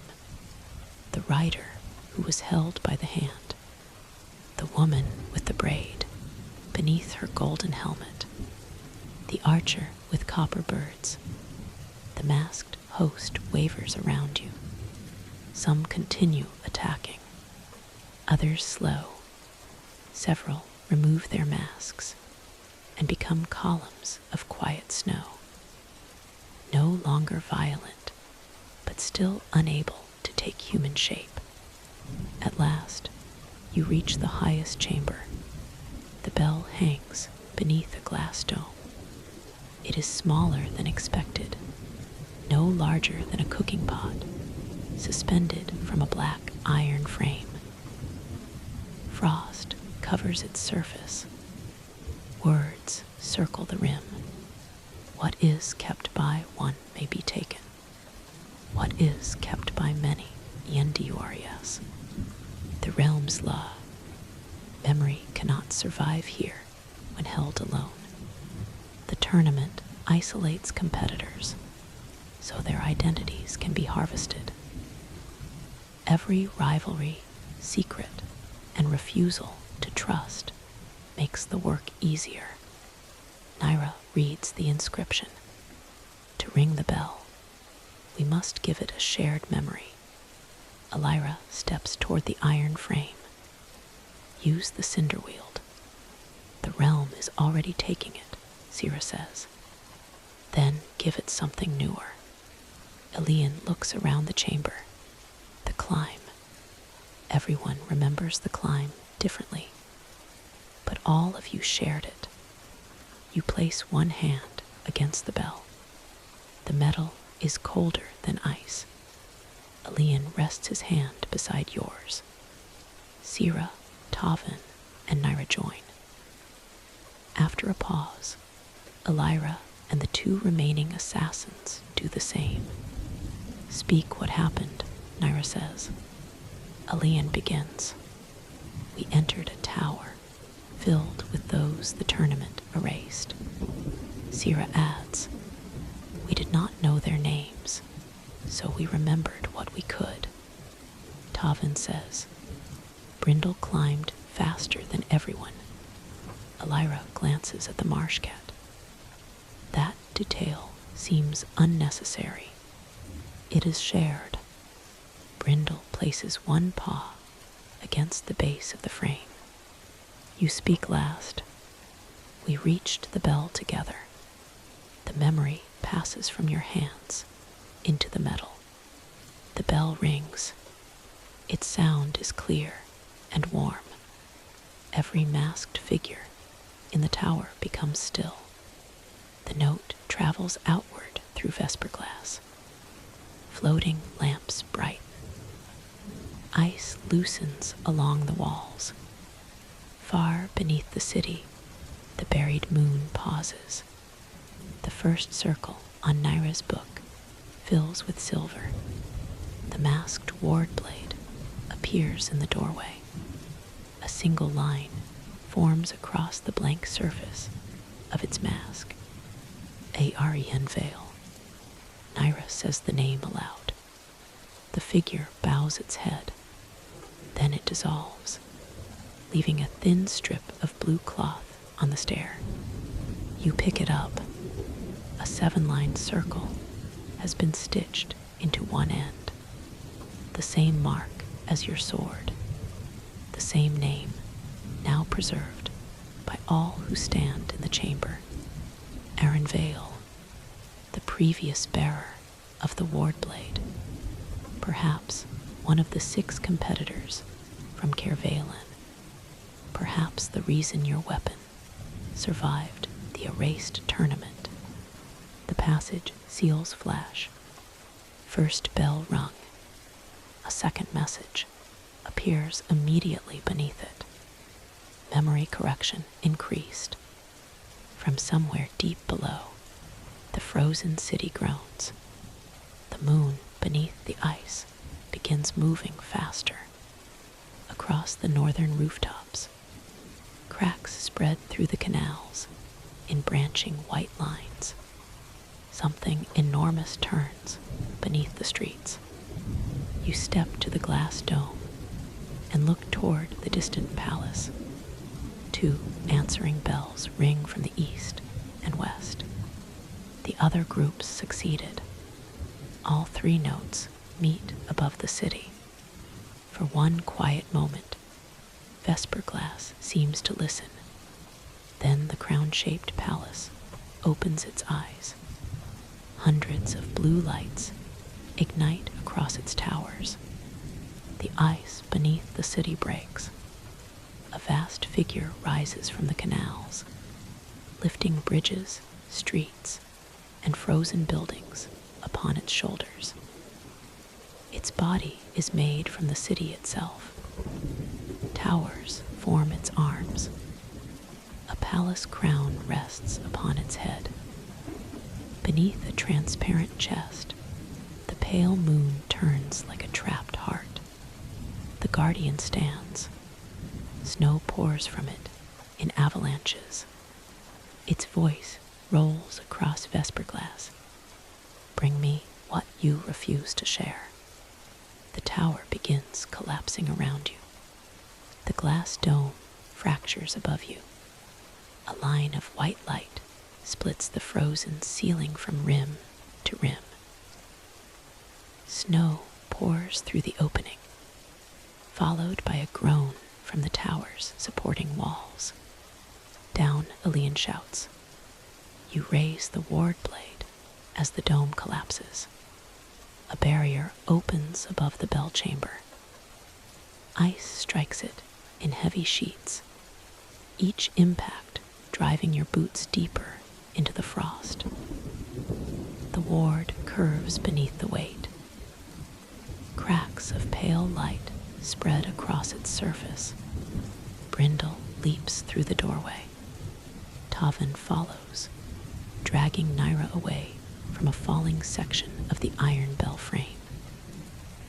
Sira slides beneath your barrier and fires an arrow into the central shaft. The arrow carries a line that catches around the railing several floors below. There, she calls. The staircase is breaking apart. Large sections fall through the tower, smashing through lower landings and carrying masked figures into the depths. Elira reaches the line first. She wraps one arm around it and looks back toward you.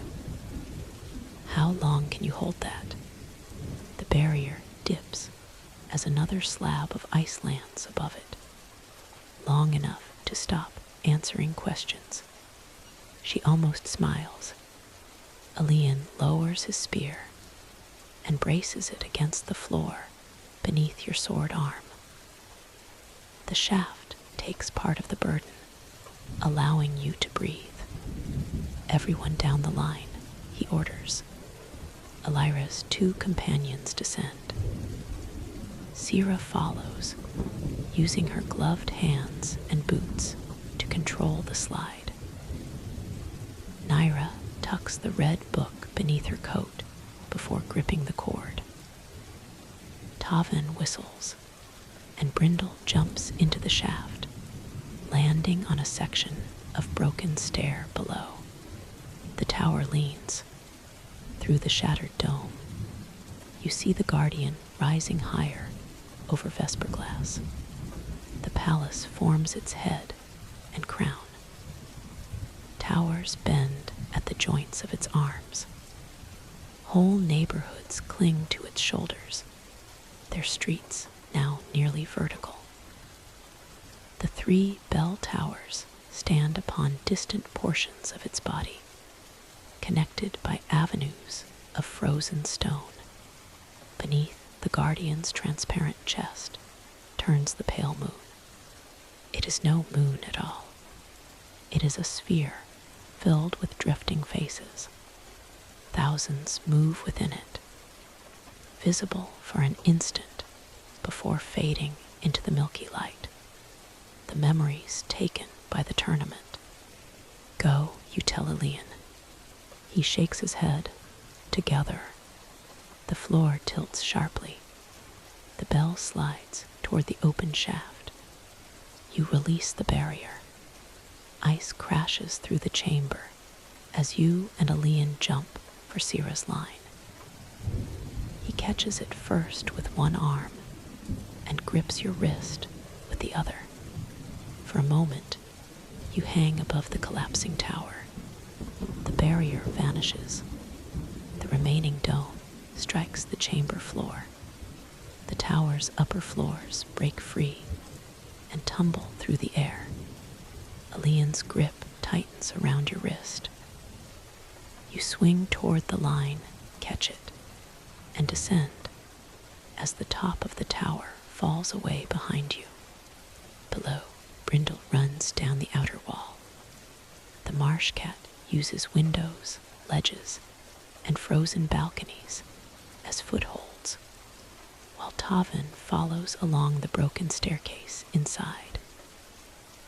Sira lands on a lower platform and anchors the cord around a stone post. Naira reaches the floor beside her.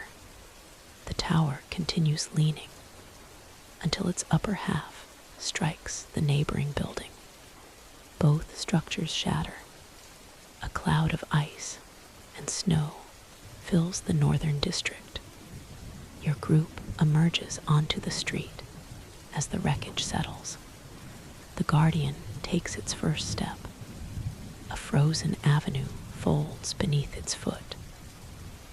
Buildings rise from the ground and attach themselves to its leg, as though drawn by invisible threads. The city is repairing its own body while it walks. Every competitor remaining in Vesperglass is now somewhere upon the Guardian. The eastern teams stand across its right arm, near a district of domed libraries. Dernhold and Bren occupy the opposite shoulder. Your group is trapped along the northern edge of its back. At the center rises the palace crown. The 3 bells ring again. Their notes travel through the Guardian's body and meet inside the pale sphere. The faces within it turn toward the sound. The Guardian's voice shakes every street. Bring me what you refuse to share. The passage seals flare. A silver path appears across the Guardian's back, connecting each group to the palace. The route runs through plazas, over bridges, and along streets now tilted at dangerous angles. At its end stands a circular gate covered in ice. The moon beneath the Guardian's chest is moving toward it.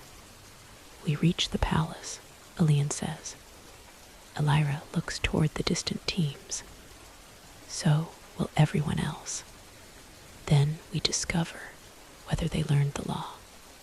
The Guardian moves again. The entire northern district rises and falls beneath you. Frozen market stalls slide across the avenue. A carriage breaks loose from an alley and skids toward your group. You form a narrow barrier. The carriage strikes it, turns sideways, and crashes through a shopfront. Your sword gives a faint warning ring. The cinder wield took strength from the ward. Vesper glass takes memory. You are not yet certain what repeated barriers here may cost. The group begins crossing the guardian. Sierra leads whenever the path narrows, testing ice with the end of an arrow.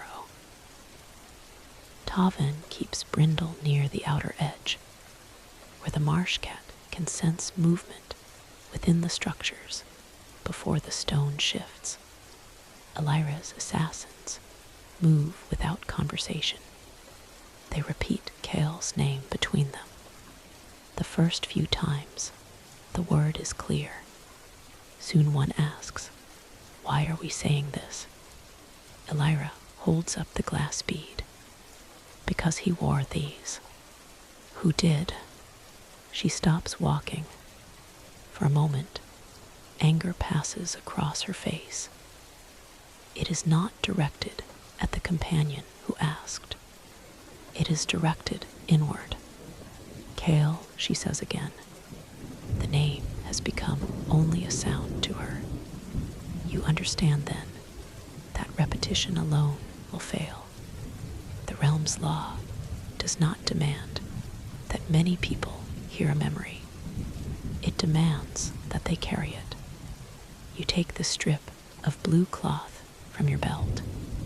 Aaron Vale carried this wardblade a century ago, you say. Elian looks toward the stitched symbol. Sierra adds, "Aaron fought inside the previous tournament." Naira says, "Aaron left the sword so someone might remember what happened." Tavin touches the cloth. Brindle may remember Aaron's scent through the blade. The marsh cat sniffs it and gives a soft chuff. The name feels more solid when others add meaning to it. Elira watches. You hold out your hand. She places Kale's glass bead in your palm. "What do you remember?" you ask. Fast hands, poor patience. He sharpened knives when nervous. One of the remaining assassins frowns. He hated cold weather. The other says he cheated at stones. Elira looks at him. Everyone cheats at stones. Kale was worse. You repeat the details. Kale of Vask wore glass beads in his hair. He hated cold weather, sharpened knives when nervous, and cheated badly at stones. Sierra says it next. Then Tavin. Naira draws 4 circles into the frost on her book's cover. A bead, a knife, a stone, and a small flame. The memory does not return completely, but Kale's name stops fading. Elira takes back the bead. "Thank you," she says so quietly that the wind nearly takes the words. The path climbs. You cross an avenue lined with statues frozen in the middle of a celebration. Musicians hold instruments to silent lips. Dancers stand with hands joined. Long banners stretch above them, trapped in ice. At the center of the square, a table has been set with food. Steamless soup fills silver bowls. Crystal cups hold dark wine. Bread remains torn but uneaten. Tavin approaches the table. The city was not attacked, he says. No one ran. They were frozen during a festival, Sierra says. Naira examines the statues. Every person faces the palace. The bells rang. A young man, frozen beside the table, holds a memory lantern. The device is a small glass sphere containing a moving image. Within it, the same celebration repeats. People laughing, musicians playing, children running between tables. Then the palace doors open. A figure wearing robes covered in silver doors enters the square. The host, the people cheer. The image freezes. The lantern becomes dark. This city joined the tournament willingly, Elian says. Or believed it did, you reply. The shard beneath your coat pulses. Silver markings appear through the cloth. The second door stands partly open, but narrow lines run from it toward the closed first door. The tournament is using Vesper glass to reclaim what was lost in the Cinderweald. You hold the shard near the memory lantern. The two objects react. An image appears inside the dark glass. The host stands before the people of Vesper glass. Your memories will be preserved beyond age, war, and death, it says. No name shall vanish while the tournament endures. The city's ruler, wearing a crown of curved ice, steps forward, and in exchange, one guardian, one realm, one law. The ruler looks toward the gathered people. What law? The host smiles. What is kept by one may be taken. What is kept by many endures. People begin offering memories. A first snowfall, a wedding song, the name of a newborn child, the face of a parent.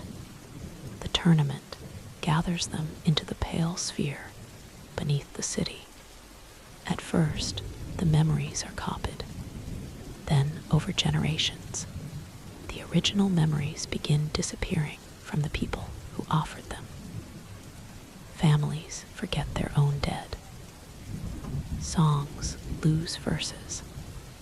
Children cease recognizing parents whose memories were preserved below. The city tries to stop giving. The host rings the 3 bells. Vesper glass freezes. Its people become containers, preserved around the empty spaces in their minds. The memory lantern darkens again. Naira looks across the square at the frozen citizens. The guardian is not the city, she says. It is the collection beneath it, you reply. Elian turns toward the pale moon within the guardian's chest. The stolen memories. The voice asked you to bring what you refuse to share. Perhaps the guardian is not demanding tribute. Perhaps it wants what the people withheld from one another. After they realized the tournament was taking everything. Secrets, grief, shame, love left unspoken, memories kept alone. The path continues toward the palace. Before you leave, Sira places one hand against the frozen table. They celebrated here, she says. Remember that. Each of you chooses one detail. The silver bowls, the dark wine, the torn bread, the musician with a cracked blue flute, the child beneath the table, hiding a sugared plum. You carry the scene together. Behind the ice, one of the frozen dancers opens her eyes. The guardian's next step sends a bridge crashing down across the path. Its far end rests 20 feet lower than the near side, leaving a steep slope of broken ice. Beneath it yawns the open space beside the guardian's body. Far below, canals twist through the frozen city. The eastern teams reach the opposite side at the same time. Cashin stands among Merrowind, Selukar, Oris, and Tal Arden. Their group is smaller than before, though no one can say by how much. The wounded Merrowwind Knight still carries Darren's name across his arm. Only the first letter remains. Cashin sees your group and raises a hand. The palace entrance is sealed, he calls. The bells opened no door. We found the realm's history, Nyra answers. The Guardian contains memories surrendered by the city. A Selukar mage points toward the pale sphere. Then breaking it may release them. No, you say. The word comes too sharply. The mage's expression hardens. We cannot preserve every guardian. We are not trying to preserve it. We are trying to understand what defeat means. Varka reaches the bridge from the western side. Durnhold and Bren have survived their crossing. The one iron boar is missing. Its handler walks with one hand wrapped around an empty chain. He looks down at it repeatedly. What was attached to this? He asks. No one answers. Tavin crosses to him and touches the chain. An animal, he says. What kind? I do not know. Was it mine? Yes. The handler stares at the empty links. Tavin begins describing the remaining boar. Its iron plates, its wide tusks, the way it stamps before charging. The handler listens. These beasts were raised together, Tavin says. The missing one likely shared its stable, training, and handler. A small change passes through the man's face. Her name began with R. The remaining boar gives a mournful rumble. Raska, the handler, whispers. The name returns to him through the animal that remembers. He wraps the empty chain around his arm. Raska. The teams gather at the broken bridge. There are fewer than 25 competitors now. Perhaps fewer than 20. The tournament does not provide a count. The moon beneath the Guardian's chest draws closer to the palace gate. Ice spreads across the path behind you, erasing every footprint. We need to cross together, Elian says. Cashin looks at the drop. The bridge will not hold everyone. It does not need to hold us. He glances toward your sword. Your wardlass is dim. A barrier large enough to span the broken section would cost more than strength. It might cost memories. Nyra sees your hesitation. What will it take? She asks. I do not know. Then we decide what may be shared before the realm chooses for us. You look at the gathered teams. Many still hold memories of people the tournament erased. Most carry only fragments. Those memories are vulnerable because they remain isolated inside individuals. Tell each other who is missing, you say. Not only names, everything you still have. Varka grips her axe. He asked me not to forget him. I did anyway. You lost the name. You did not lose what he asked. The wounded Merrowwind Knight speaks first.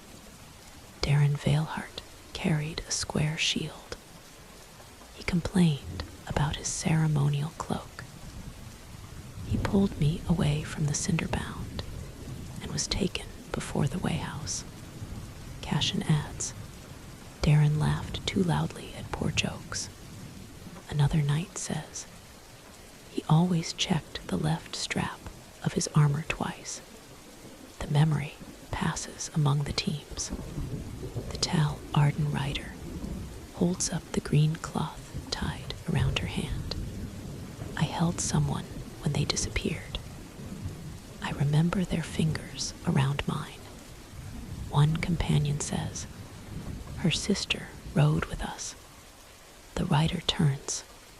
Tur, I think so. A name almost forms.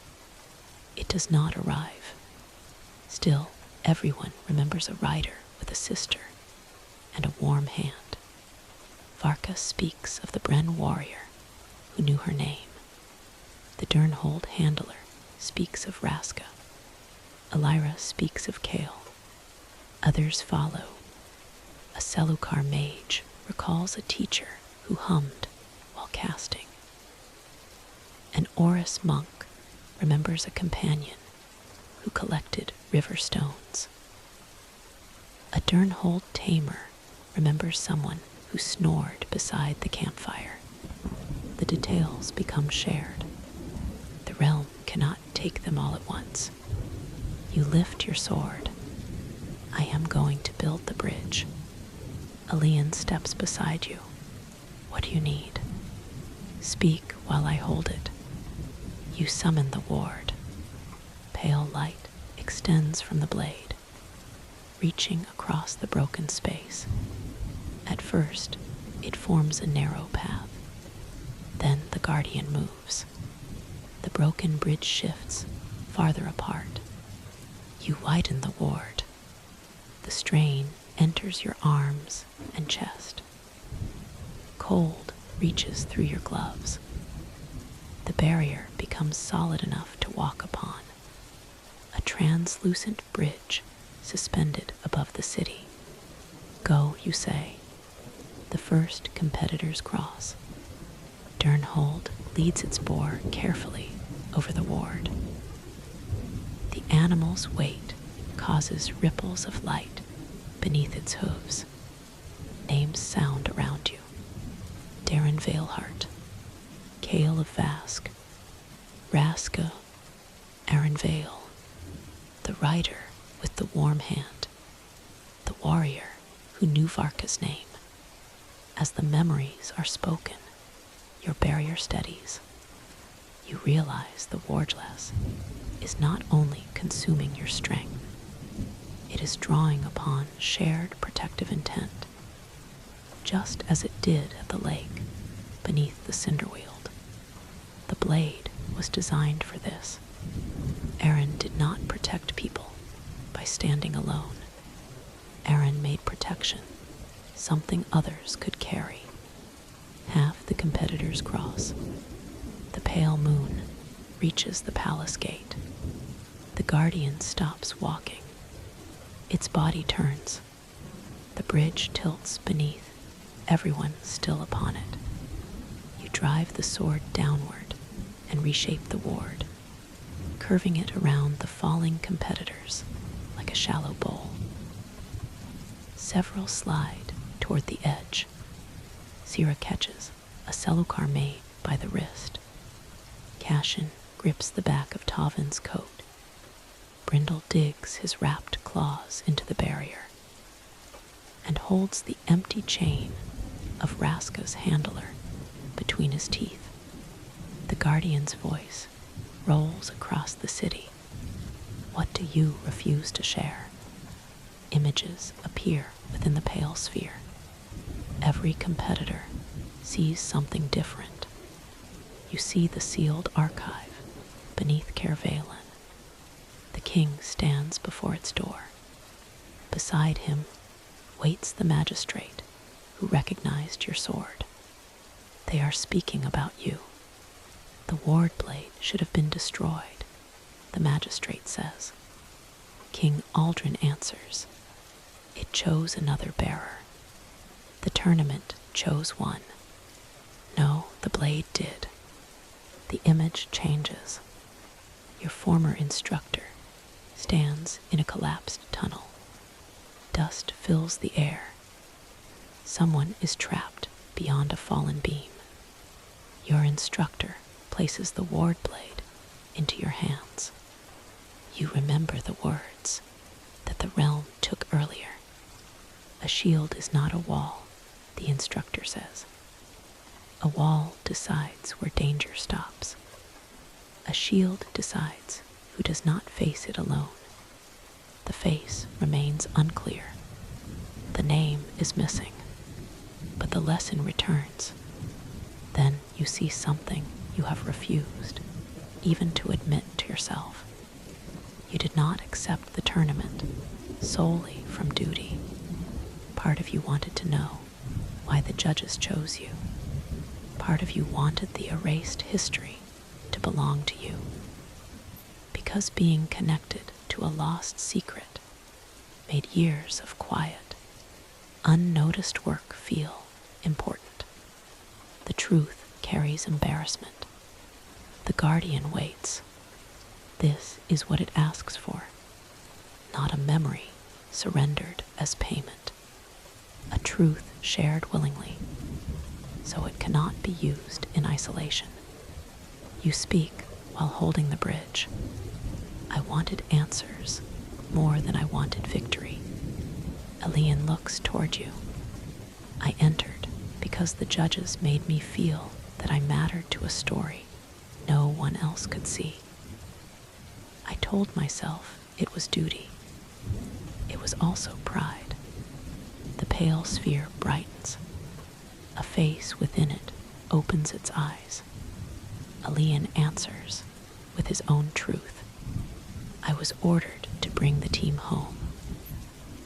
I accepted command, knowing the king expected some of us would not return. Thera swallows. I was chosen after my elder sister refused. I have been afraid that everyone sees me as the replacement. Tavin keeps one hand on Brindle. I understand animals more easily than people. And sometimes I use that as an excuse not to tell people when I need them.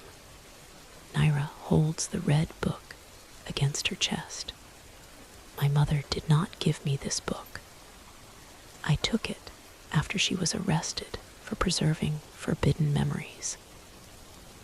I have told no one because I do not know whether she is alive. The guardian listens. Across the ward bridge, rival competitors begin speaking. Cashin admits he entered the tournament intending to use the wish to restore his family's fallen title rather than save Merrowwind from drought. Elira admits that Kale warned her not to trust the host, and she dismissed him because distrust was usually her role. Varka admits she cannot remember the lost warrior's name, but remembers resenting him for being chosen instead of her brother. The Tal Arden rider admits she loved the person whose hand she held. The city trembles. Cracks spread through the pale moon. The faces inside do not vanish. They become clearer. What is kept by one may be taken, Naira says. What is kept by many endures, you finish. The ward bridge brightens until it resembles solid dawn. Everyone reaches the far side. You step off last. The moment your boots touch the palace avenue, the bridge dissolves. Your sword remains in your hand. Memories remain within you. The guardian kneels. Whole districts lower gently toward the frozen foundations below. Towers slide from its arms and settle into their original streets. Bridges reconnect. Canals return to their beds. The pale moon emerges from the guardian's chest. It floats before the palace gate. Faces turn within it. The guardian speaks more softly. Take nothing. The sphere opens. Memories pour outward. They They travel as threads of silver light, crossing the city and entering the frozen citizens. Names return to families. Songs return to musicians. Faces return to children who had forgotten their parents. Other threads enter the competitors. Darren Veilhart returns first. The wounded knight drops to his knees. He hated the cloak, he says, laughing and crying at once. He said it made him look like a curtain. Raska returns to the Durnhold handler. He remembers raising 2 boars from the same litter. Kale returns to Elira, though only as memory. She closes her hand around the glass bead and bows her head. The lost riders, mages, monks, warriors, and tamers return to the minds of those who knew them. Not to life. The realm cannot restore bodies already harvested by the tournament, but they are no longer erased. A final thread enters your sword. Aaron Vale appears within your memory, a ward blade of Kervalen with tired eyes and a blue sash tied around one arm. Aaron stands among 6 competitors from the previous tournament. The 6th is a royal recollector named Lysa Vale. Naira inhales sharply beside you. She sees the same memory through the red book. Vale, she whispers. Lysa is her ancestor. The tournament removed Lysa from the official count before the first realm began. Aaron and the others resisted, carrying fragments of her memory through all 7 realms. At the final gate, the host offered Kervalen victory in exchange for surrendering those memories. They refused. The tournament harvested the entire team. Yet Aaron placed one final ward around the sword and cast it back through the closing gate. The weapon returned home. The people did not. Kervalen erased the tournament because remembering it allowed the host to reach through the old passage. The secret was not hidden only from shame. It was hidden as a shield. The memory ends. The pale sphere dissolves into thousands of silver lights. They rise over Vesperglass and join the floating lamps beneath the starless sky. The frozen people begin moving. A musician lowers a cracked blue flute and stares around the square. A child crawls from beneath a banquet table, still holding a sugared plum. Doors open throughout the city. Voices return to streets silent for centuries. The palace gate melts. Beyond it waits a circular passage filled with golden daylight. The host's voice emerges from every passage seal. Guardian defeated, law fulfilled. There is no praise in the words now. The second realm is complete. The dark shard beneath your coat changes. The second door opens. The first remains open as well. The tournament can no longer close it. A new message forms beneath the 7 symbols. Collective retention exceeds safe limits. Then, separation protocol authorized. Warm wind flows through the gate. You see a sky filled with floating islands. Waterfalls pour upward between them. Sailing vessels drift through open air. Great winged creatures circle among ruins, suspended above a sea of clouds. The third realm appears beautiful. That makes the warning on the shard feel more dangerous. Before anyone enters, the passage seals flare with blinding light. Invisible force tears through the gathered teams. You reach for a lian. Your hand passes through empty air. The palace, the competitors, and Vesper glass vanish. You fall into open sky alone. The gate closes above you. Far below, a small island turns slowly among the clouds. On it stands a single stone arch. 5 separate paths lead away from it. At the center of the arch, words burn in silver light. Only one memory may cross. Wind tears the breath from your lungs. You fall through golden light with your ward blade clutched across your chest.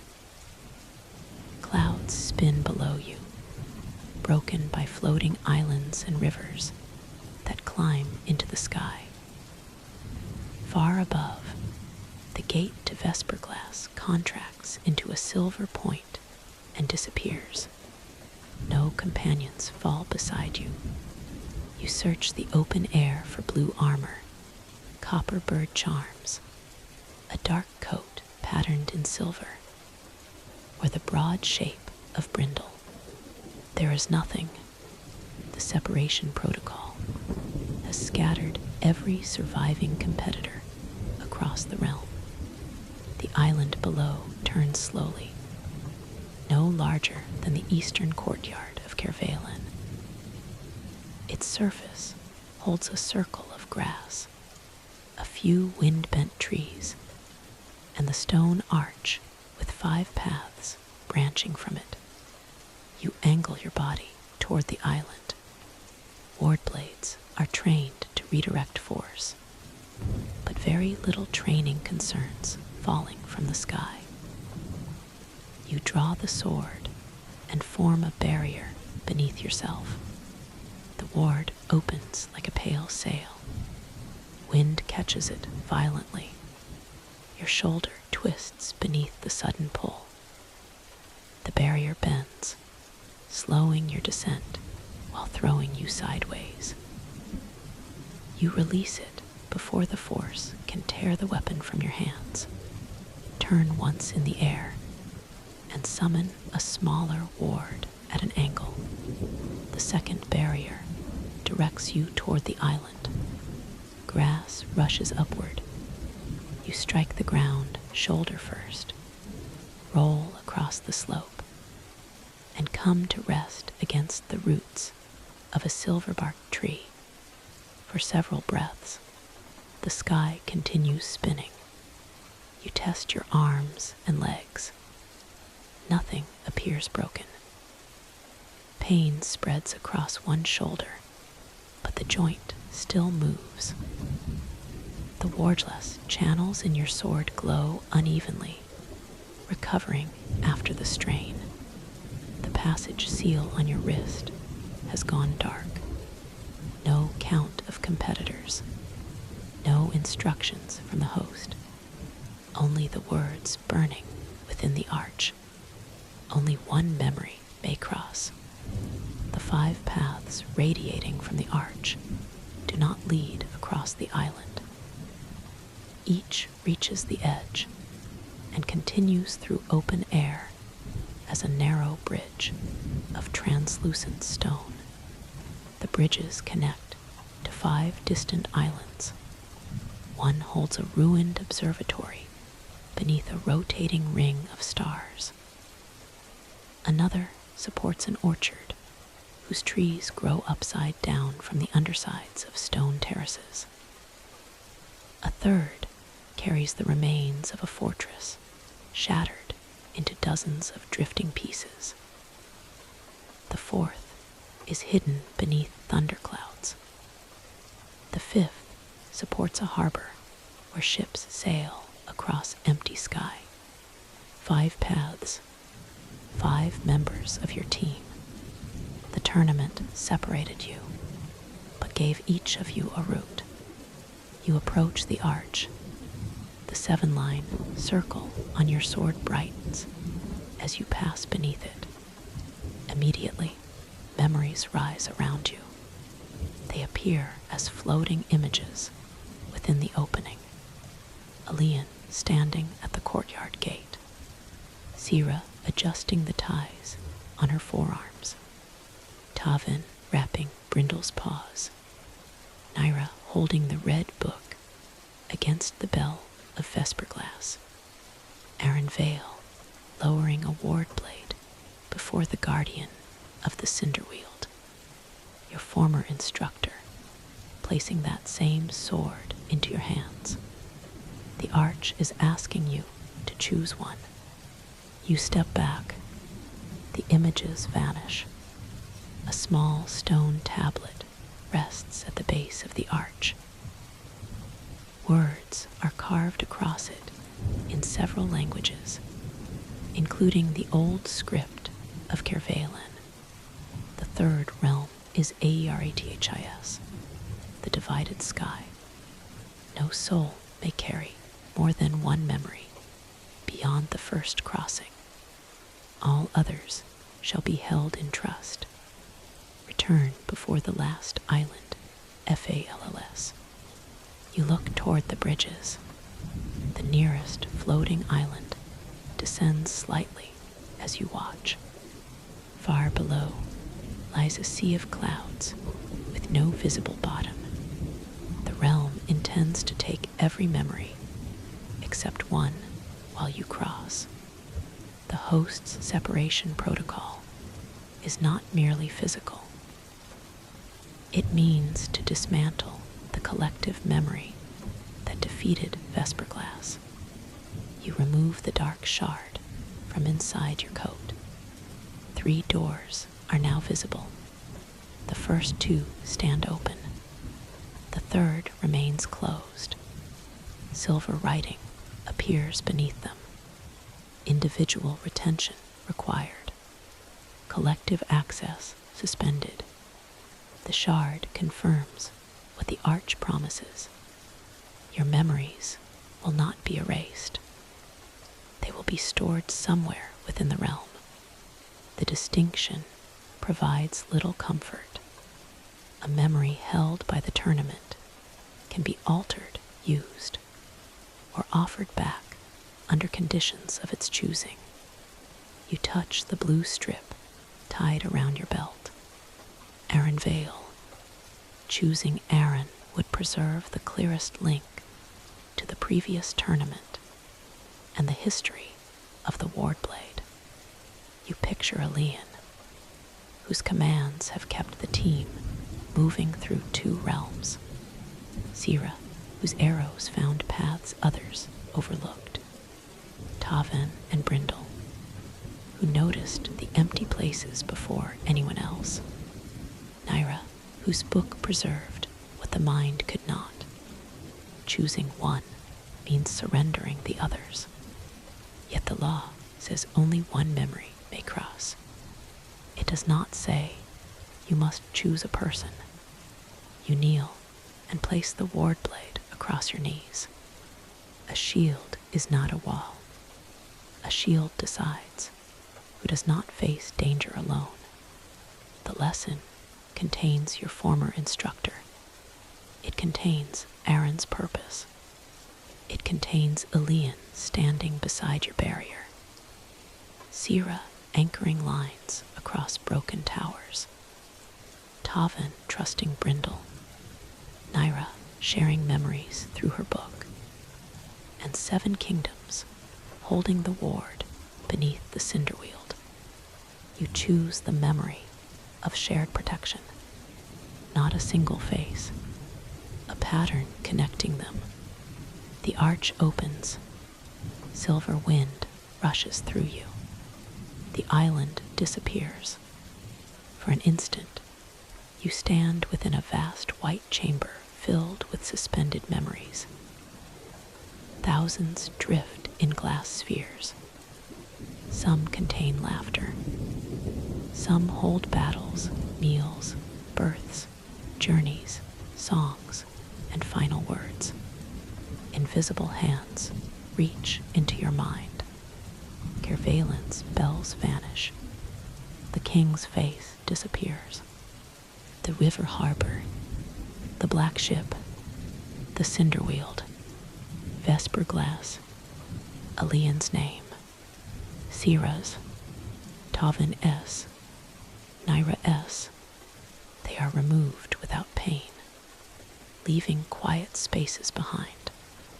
You tighten both hands around the ward blade. A shield decides who does not face danger alone. The chosen memory remains. You emerge on the bridge. Wind carries you forward. You know you belong to a team, though you cannot remember who they are. You know the sword belonged to someone before you, though the name is gone. You know the tournament is stealing more than victories. The evidence remains in your instincts and in the dark shard, even when the events behind them are inaccessible. Ahead, the translucent bridge leads toward the ruined observatory.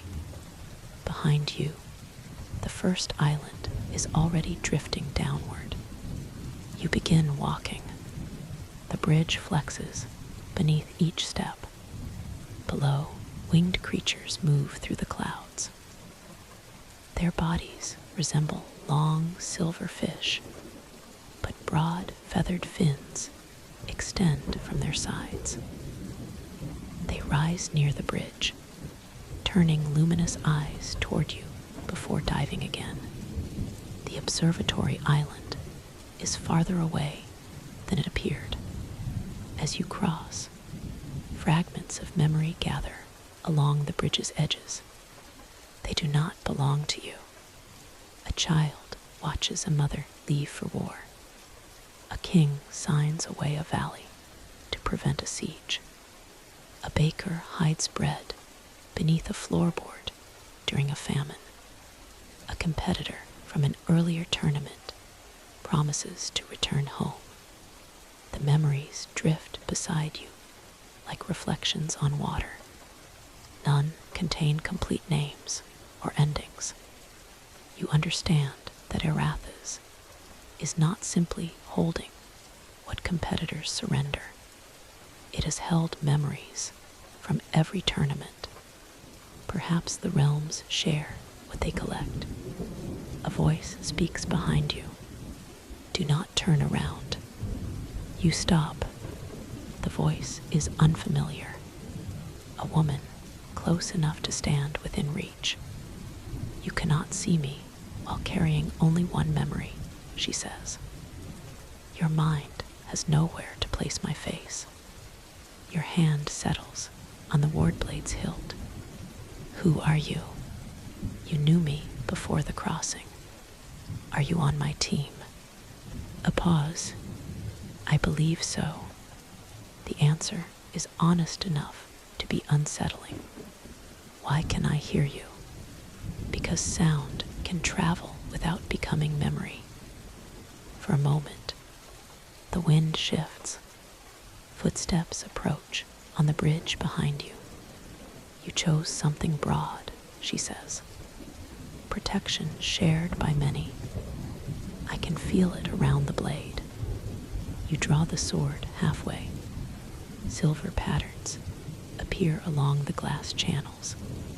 You know the weapon. I know you. The words leave no emotional trace because you cannot connect them to a person.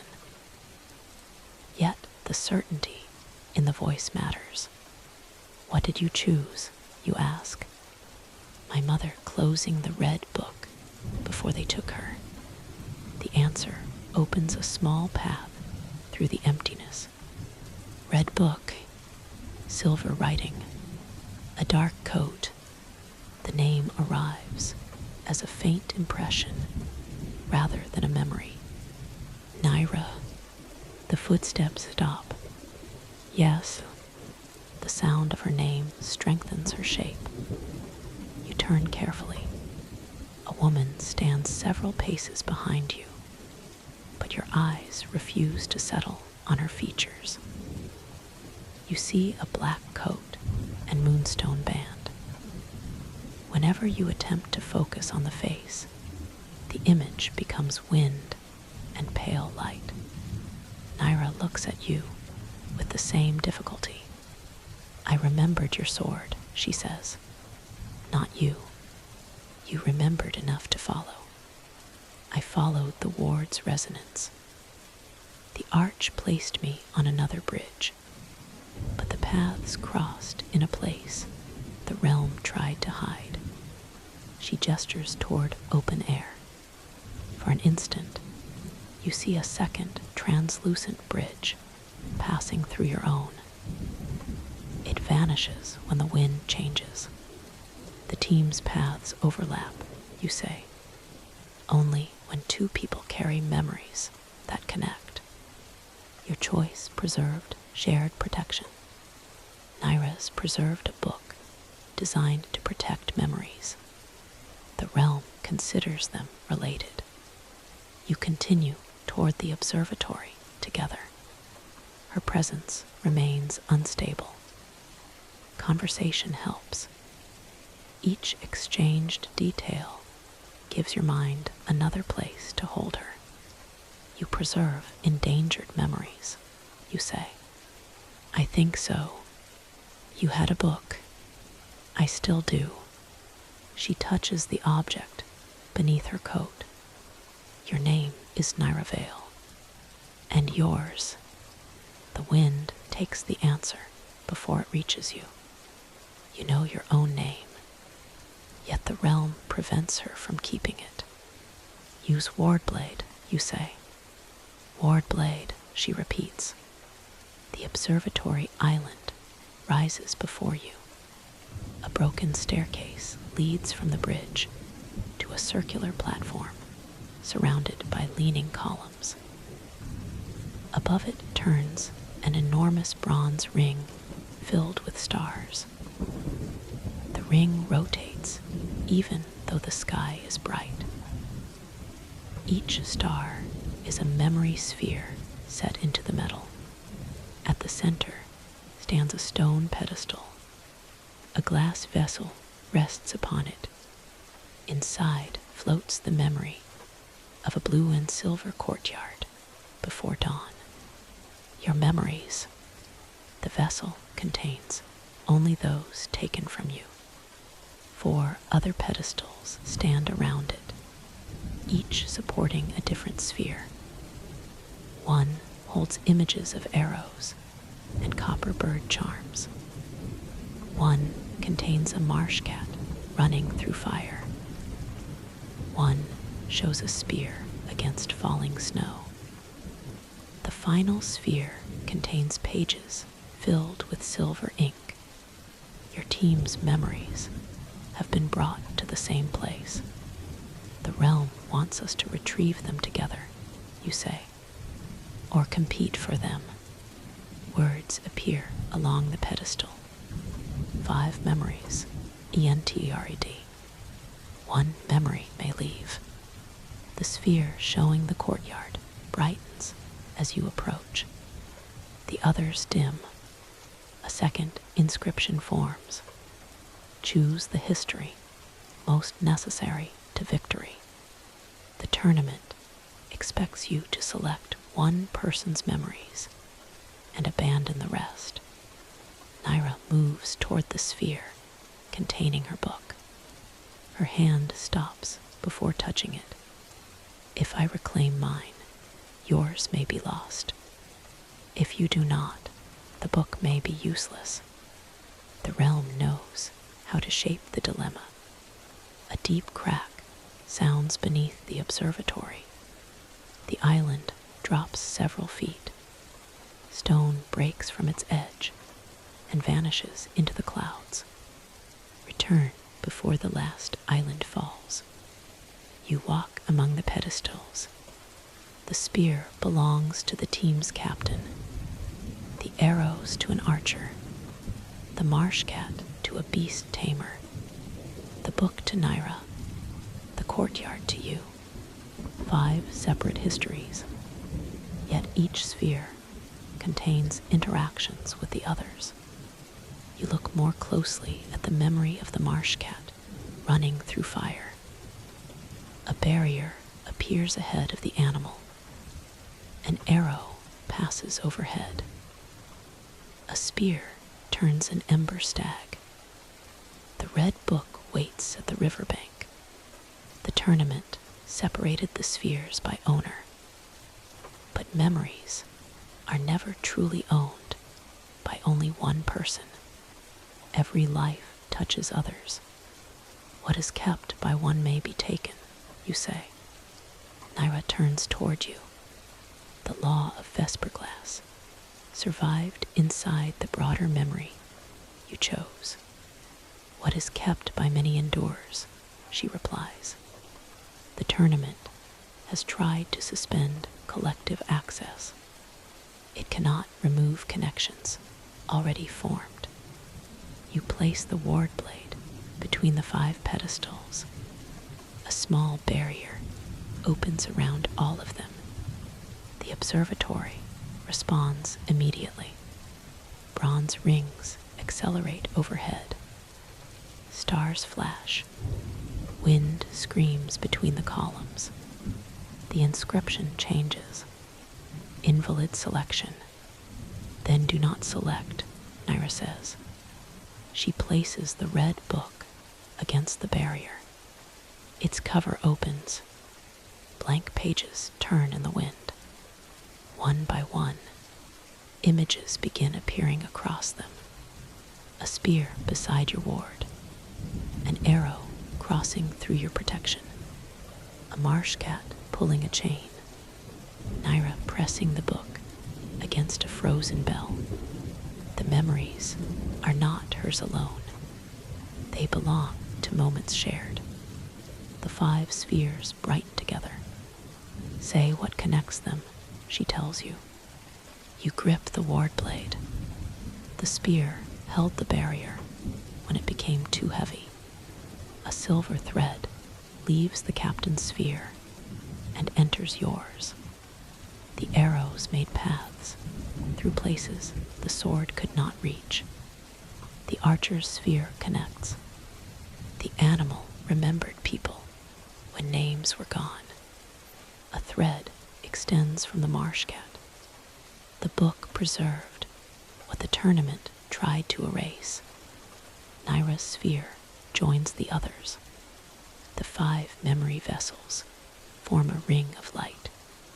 Faces and names return in a rush. Elian Mar, Siraven, Taven Reed, Naira Vale, Brindle. The cinderweald burns and turns green again. Vesperglass kneels beneath silver lamps. Aaron Vale appears with a blue sash tied around one arm. Your former instructor's lesson returns with enough force to make your hands tremble. The memory spheres shatter. Nothing falls. Their glass becomes light and enters the barrier. Naira becomes fully visible beside you. Relief crosses her face, followed immediately by concern. We have ours, she says. The others may still be trapped on their paths. The observatory island drops again. One outer column breaks away. The bronze ring overhead tilts, spilling memory stars into the sky. They drift toward other islands like falling lanterns. 3 nearby spheres flare as they pass. Elian appears within one, standing in the shattered fortress. He holds his spear before 3 stone doorways, each showing a different version of the team's death. Sira appears in another, trapped within the upside-down orchard, while copies of her sister call from the branches.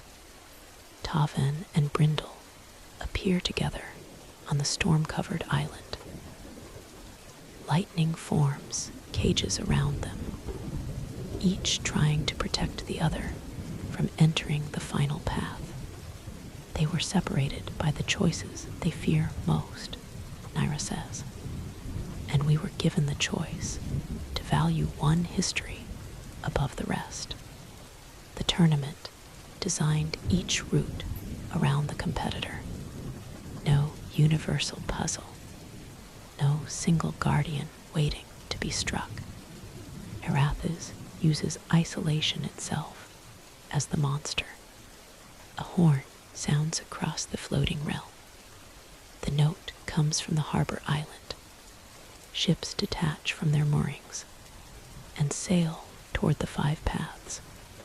Figures stand aboard them, wearing white masks. The correction follows you again. Eliminated competitors, you say. Naira looks toward the approaching fleet. The realm is forcing time. You retrieve the dark shard. The 3rd door has begun to open, but silver bars hold it in place. A message forms. Separation failure. Remote guardian activation authorized. The bronze ring above the observatory stops turning.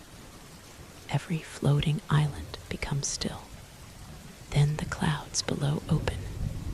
Something rises through them. At first, you see a pair of wings extending beyond the horizon. Feathers of stone and metal unfold through the golden sky. A long body follows, built from entire islands chained together by rivers flowing upward. The guardian resembles a vast bird. Cities rest along its spine. Forests grow across its wings. The sky harbor forms its crown, complete with ships circling like a flock. 5 chains extend from the guardian's chest. Each connects to one of the team paths.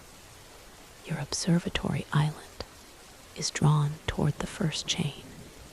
The ruined fortress, orchard, Thunder Island, and Harbor Road begin moving as well. The guardian opens its beak. The host's voice emerges. Unity is an unstable condition. The passage seals around your wrist's flare. Competitors perform most efficiently when desire exceeds attachment. Masked figures aboard the ships raise bows and staves. Choose what you carry forward. Arrows fall from the sky. You form a barrier over the observatory. The first volley strikes like rain against glass. Several arrows dissolve on contact, but others become memories as they pass through the ward. You see failures that never happened. Alian abandoning the team. Sira choosing victory over a companion. Taven fleeing with Brindle. Naira offering the red book to the host. The false memories attempt to settle alongside real ones. Naira presses both hands against the barrier. They are not only attacking us, she says. They are changing the connections. The ships circle lower. Masked competitors leap onto the observatory. You recognize fragments of armor from Vesper Glass and the Cinderweald. These are not newly eliminated competitors. They are old memories reshaped to resemble betrayal. The first masked knight charges. You turn the blade and catch his sword on the flat. Rather than strike back, you push him toward one of the falling memory stars. The star touches his mask. An image appears. A Merrowind courtyard. The knight removes his helmet and laughs, with someone carrying a square shield. Darren Veilheart. The masked figure stops fighting. His body dissolves into warm silver light instead of snow. Use the memories, you say. Naira opens her book wide. The pages catch the falling stars. Images spread across the observatory. Masked figures hesitate as pieces of their identities surround them. Some continue attacking. Others turn toward memories they had been shaped to forget. You move among them with the ward blade raised. Your barrier no longer protects only bodies. It holds true memories apart from false ones. You feel the difference through the sword. A true memory has weight. It connects to consequences, relationships, and details outside itself. A false memory ends wherever the tournament needs it to end. You divide them. False visions strike the barrier and break like thin ice. Real fragments pass through, one by one. Masked competitors awaken long enough to remove their masks. The approaching ships release another volley. A bronze bell rings from the Guardian's crown. The 5 chains tighten. Alian's fortress island slides toward the bird's chest. Sira's orchard follows. Tavan's storm island begins sinking beneath a wing. We cannot reach all 3 by bridge, Naira says. You look at the winged creatures swimming through the clouds. Silver bodies, feathered fins. They have followed the islands since you arrived. A memory returns from Tavan's teaching in the Cinderweald. Animals respond to patterns before commands. Direction, posture, and repetition matter more than force. You have no whistle, no saddle, no reason to expect a wild sky creature to carry you. But you have seen them rise whenever the bridges shift. They feed on the fragments of memory falling from the realm. You take one of the stars from Naira's book. Inside it, your team stands together beneath the bell tower of Vesper glass. You hold it over the island's edge. A silver creature rises from the clouds. Its long body circles beneath you. Feathered fins spread wide, catching the upward flowing rivers. The creature turns toward the memory star. Do you intend to ride that? Naira asks. I intend to offer it a path. That is almost the same sentence, spoken less honestly. The creature rises alongside the island. You extend a small ward from the sword, shaping it into a broad, stable platform above the creature's back. The animal studies the pale surface. Then it swims beneath it. The ward settles without touching the feathers. A saddle made from light. You step onto the barrier. Naira closes her book and follows. The silver creature dives. The observatory vanishes above you. Wind pulls tears from your eyes as you descend through open sky. The creature banks between floating ruins, following the memory star in your hand. Behind, masked ships turn to pursue. Ahead, Alian's fortress island drifts toward the first chain. You land among shattered battlements. The creature passes beneath the island and rises along its far side, carrying the ward platform onto a broken tower. Alian stands in the courtyard below. 3 stone doorways surround him. Behind the first, Kervalan welcomes him as the sole survivor. Behind the second, the entire team returns except him. behind the third, the host grants victory, while the faces of his companions vanish from the world. He grips his spear with both hands, unable to choose. The inscription above the doors reads, "A captain must decide who returns." You drop from the tower. Elian turns his spear toward you. For an instant, he does not recognize your face. Then Naira says his name, Elian Mar. You speak the memory that connects him to the team. You held your spear beneath my sword when the barrier became too heavy. Recognition returns. The false doors flicker.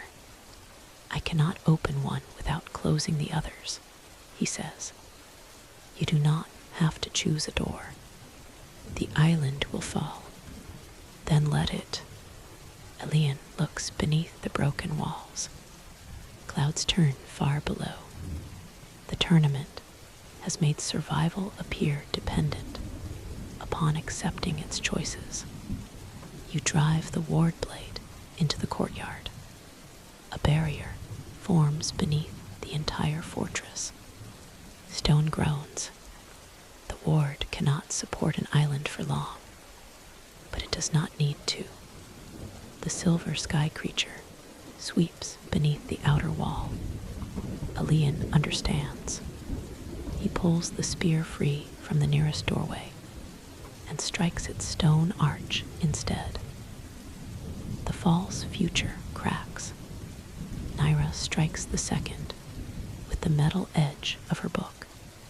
You turn your barrier upward, breaking the third. All three doors collapse. The island falls. Your ward slows it for a breath. Long enough, the three of you jump onto the platform above the silver creature. The fortress drops into the clouds and disappears. One chain snaps from the guardian's chest. The vast bird cries out, not in pain, in surprise. The inscription on the dark shard changes. One path released. 4 remain. The creature banks toward the upside-down orchard. Sierra's island hangs beneath one of the guardian's wings, already being drawn into its feathers. Trees grow downward from floating terraces, their roots exposed to the sky. Copies of Sierra move among the branches.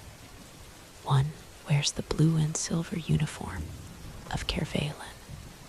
Another wears plain, traveling clothes and carries no bow. A third resembles an older version of her sister.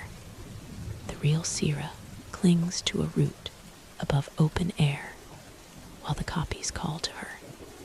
"You were chosen only because I refused," the sister says.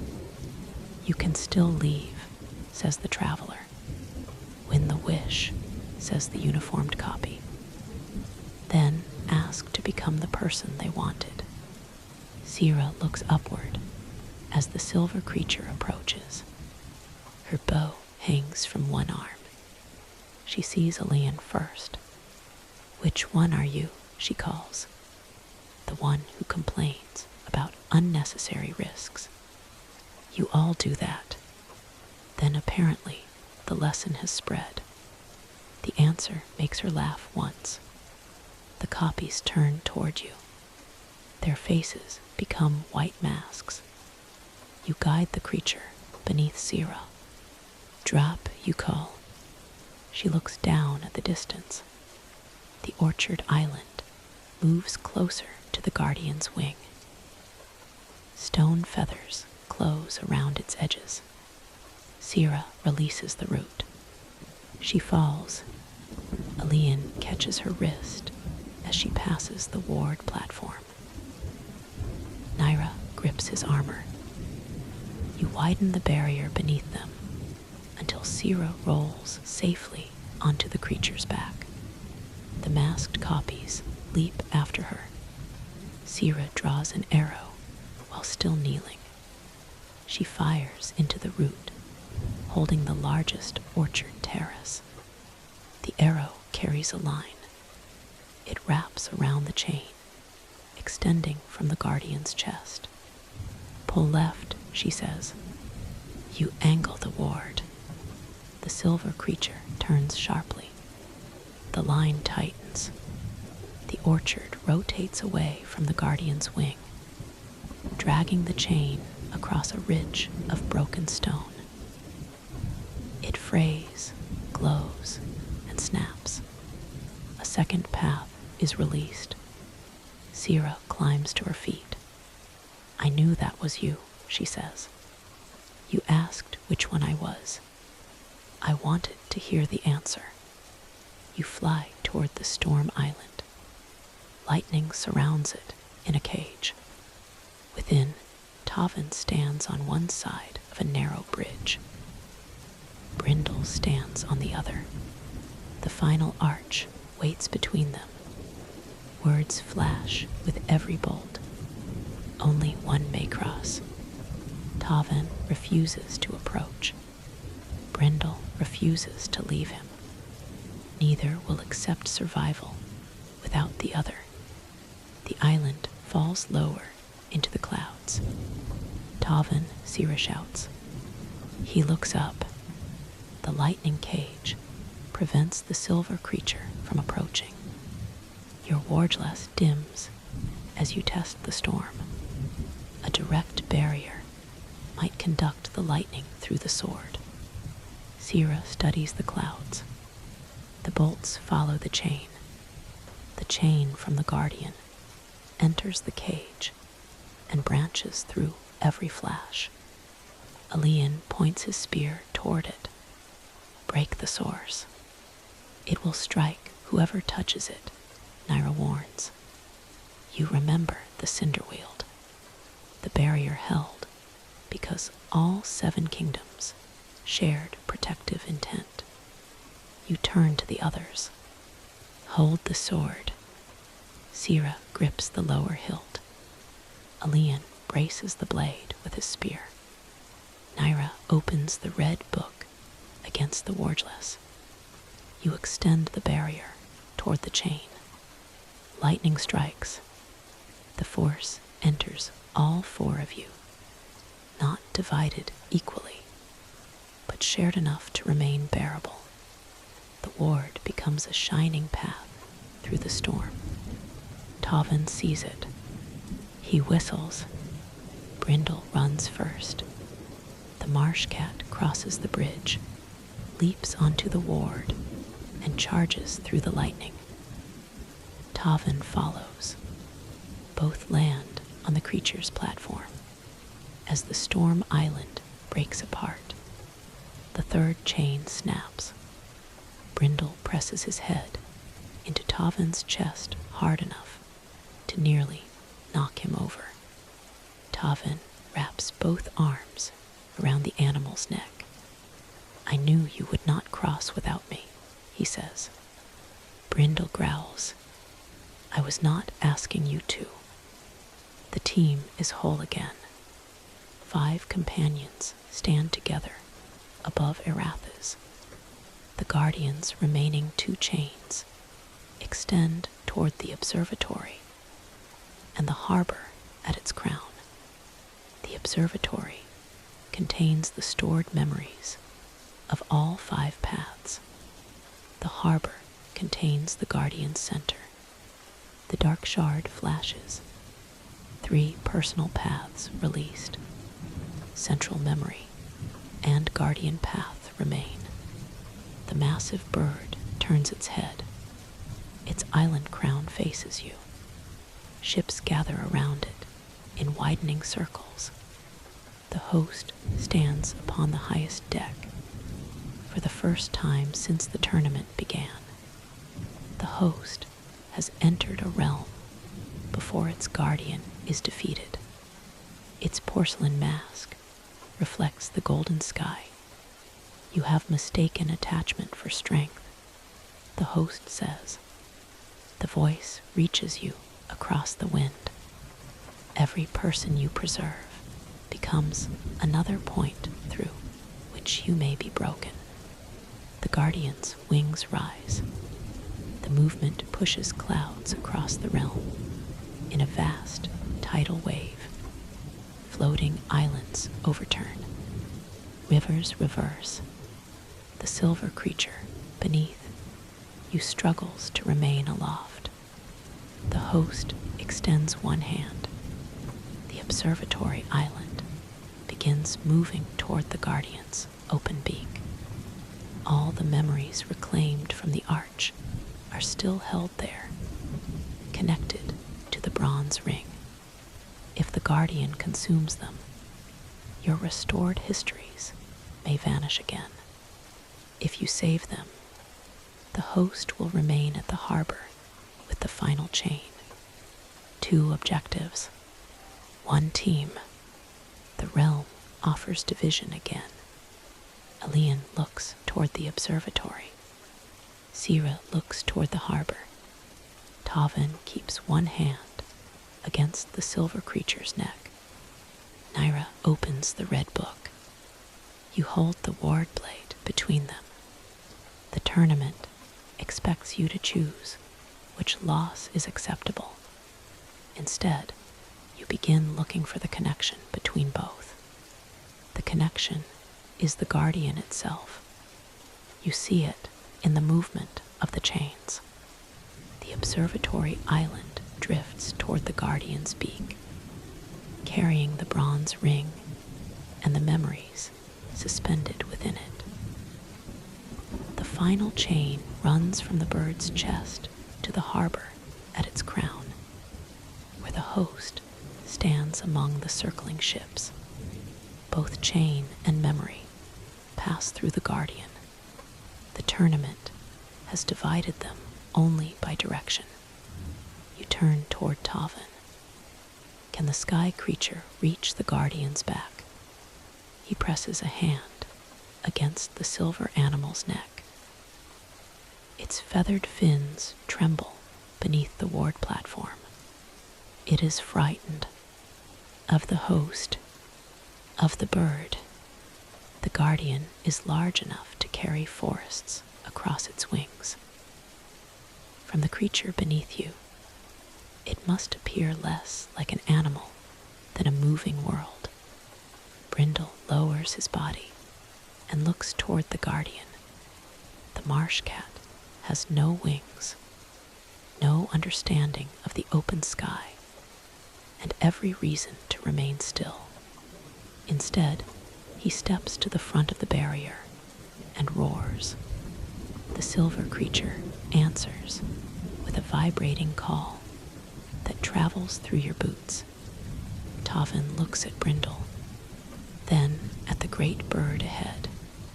Animals learn courage from each other more easily than people do, he says. Sira knocks an arrow. Please tell me that means we have a plan. It means Brindle has one. That is nearly as reassuring. The silver creature dives. Clouds swallow you. The Guardian's wing passes overhead, its stone feathers casting brief shadows through the gold-lit mist. Floating villages cling between them. Rivers pour from one feather to another before rising toward the crown. Tavin guides the creature with pressure and movement rather than reins. You keep the ward platform stable while Elian and Sira watch the circling ships. Naira kneels near the center, using the red book to follow lines of silver light running through the Guardian. The memories do not belong to the observatory anymore, she says. Where are they going? Into the chain. The bronze ring above the island releases them one by one. Each memory star travels along an invisible current toward the Guardian's mouth. The host is feeding the recovered memories back into the correction. What happens when the guardian consumes them? Elian asks. It becomes everything we fear losing. Then we separate the memories from the chain, you say. Naira closes her eyes. The chain is not metal. It is agreement. Sira glances back. Agreement between whom? The realm and the tournament. Erathis holds memories in trust. The tournament decides when that trust ends. You remember the inscription at the arch. All others shall be held in trust. The tournament did not lie. It simply never promised to return them unchanged. The silver creature rises through the clouds beneath the guardian's chest. 5 chains once extended from it. 3 hang broken. The remaining 2 glow with streams of moving images. 1 carries the memories from the observatory. The other carries commands from the host. You angle the ward blade toward the first. Can the book receive them? Naira opens it. Not all at once. It does not need to keep them. Understanding crosses her face. It only needs to pass them onward. To whom? Sira asks. You look toward the scattered islands. Competitors stand upon many of them. Some are alone. Others have found teammates. Rival kingdoms cling to broken bridges, ruined towers, and drifting ships, while the realm collapses around them. To everyone, the lesson of Vesperglass applies beyond its own gate. What is kept by many endures. You rise onto one knee and extend a barrier around the glowing memory chain. The ward does not stop its flow. It gives the memories shape. Stars appear along the barrier, each holding a face, a place, a promise, or a loss. Naira presses the red book against the blade. Its pages begin turning rapidly. The first memory enters the book. A woman from Oris teaches a child to read river currents. The image passes through the pages and emerges as silver light. Sira fires an arrow through it. The arrow arcs toward a distant island, carrying the memory across the sky. A monk catches it against his chest. He drops to his knees. My mother, he says. The memory becomes his again. Another enters the book. A Durnhold tamer raises 2 boars from birth. Tavin whistles toward the western islands. A winged silver creature rises from the clouds, catches the memory in its feathered fin, and carries it toward the handler with the empty chain. Raska returns to him in laughter, bruises, winter mornings, and the smell of the stable. The chain begins to dim. The host raises both hands. Ships dive toward you. Masked archers release arrows of false memory. Sira turns and fires faster than you have ever seen her shoot. Her arrows strike them midair. Each collision bursts into competing images. One false memory shows Elian ordering your abandonment. A true one shows him refusing to leave you beneath the falling tower. The false image breaks. A masked ship draws alongside the silver creature. Elira leaps from its deck. For one startled breath, you prepare to block her. Then she drives both blades into the ship's mast. Do not become sentimental, she says. I am destroying tournament property. The mast cracks. The vessel rolls away, spilling masked figures into the clouds. Two surviving assassins from Vask follow her onto the ward platform. One wears glass beads braided into his hair. Kale, he is alive. You had mistaken a restored memory for the remembrance of someone dead. Elira sees the realization. The tournament removed him from our minds in Vesper class, she says. Erathis stored him on another path. Kale draws a knife. You described my cheating very poorly. You cheat without elegance. That is still cheating. A second ship attacks. Kale throws 3 blades in a smooth sequence, cutting the rigging that supports its sail. Elira catches the rail as the ship passes and turns its course into another vessel. The sky fills with splintered wood and silver canvas. You continue redirecting memories. Elian calls out kingdoms and names. Sira sends arrows where voices answer. Tavan draws the winged creatures from the clouds. Naira carries each memory through the book without attempting to own it. You hold the chain. The Wardless brightens instead of fading. Shared protection feeds it. Across Erathis, competitors remember. They remember missing teammates. They remember the Cinderweald. They remember Vesperglass.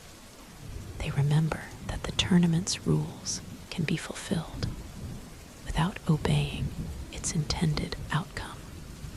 The observatory island stops moving toward the Guardian. Its bronze ring turns once. Then the entire island breaks into thousands of silver stars. The memories no longer require a vault. The first remaining chain snaps. Only the Guardian chain remains. The host stands at the harbor crown. Its robe of silver doors whips in the wind. The porcelain mask has cracked along one cheek. You are dispersing protected assets, the host says. Naira looks up from the book. They were never yours. They were entrusted to Erathis. I am Erathis. The Guardian shudders beneath you. Cities on its back shift. Forests tear free from its wings. For an instant, the enormous bird loses form, revealing a framework of silver doors beneath the islands. The host is not merely controlling the Guardian. The host has been wearing it.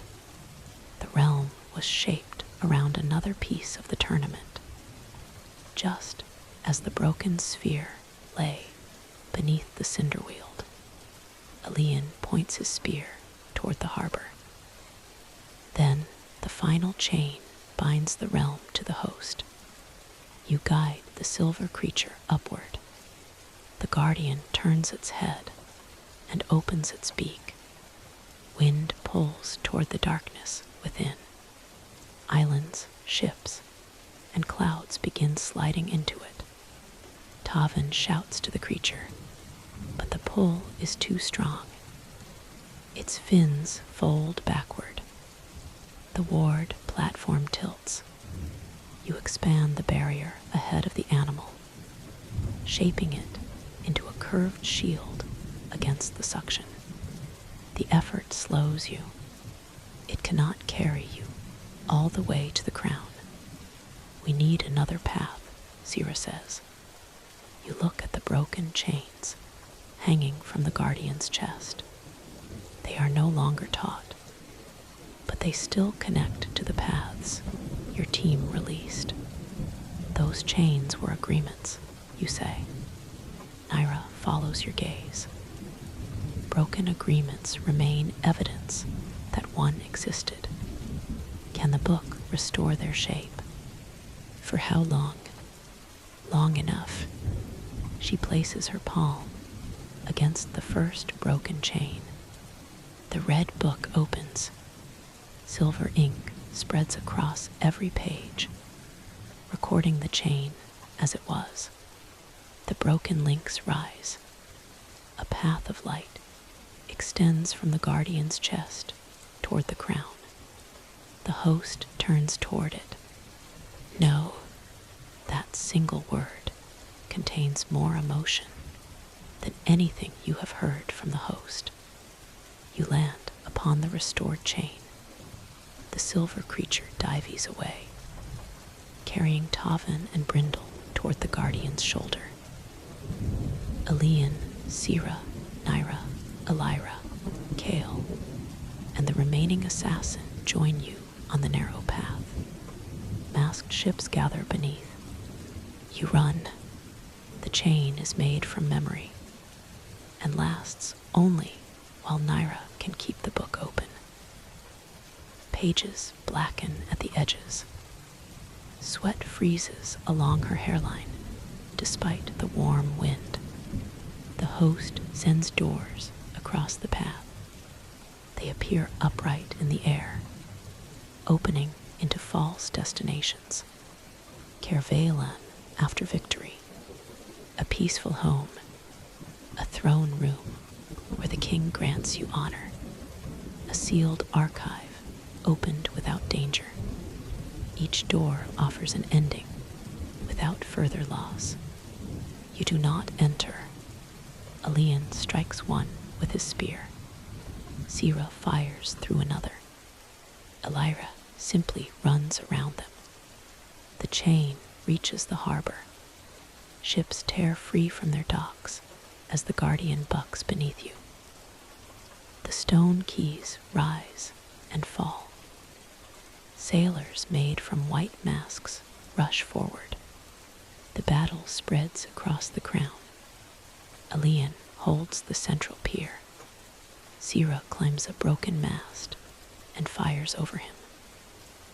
Kale and Elira move through the masked sailors with quick, precise strikes. Naira carries the red book toward the final chain while you protect her path. The host waits at its base. Up close, the figure seems less human than before. Beneath the cracked porcelain, no skin appears. Silver light moves through a hollow shape. Wardblade, the host says. It does not address you by name. Aaron Vale used that weapon to preserve a failed rebellion. Aaron preserved people. Aaron preserved inefficiency. The host extends one hand. A barrier forms. It resembles yours, but its surface is made from mirrored doors. Within each one, you see a different person you failed to save. Darren, Raska, the unnamed warrior of Bren. Competitors from earlier tournaments. Faces you have never known. The barrier advances. You meet it with the Wardblade. The impact travels through the harbor. Every dock shudders.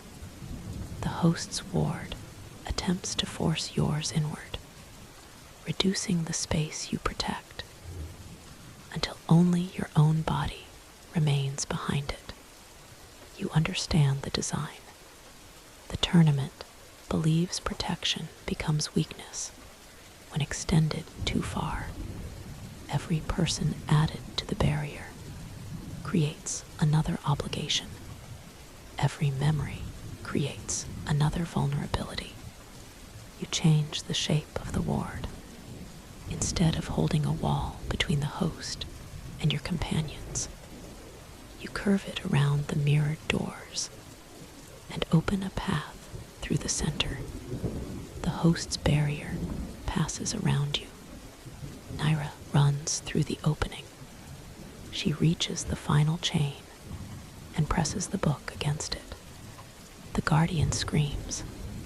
The sound is the tearing of a sky. The host turns. You strike not at the figure, but at the porcelain mask.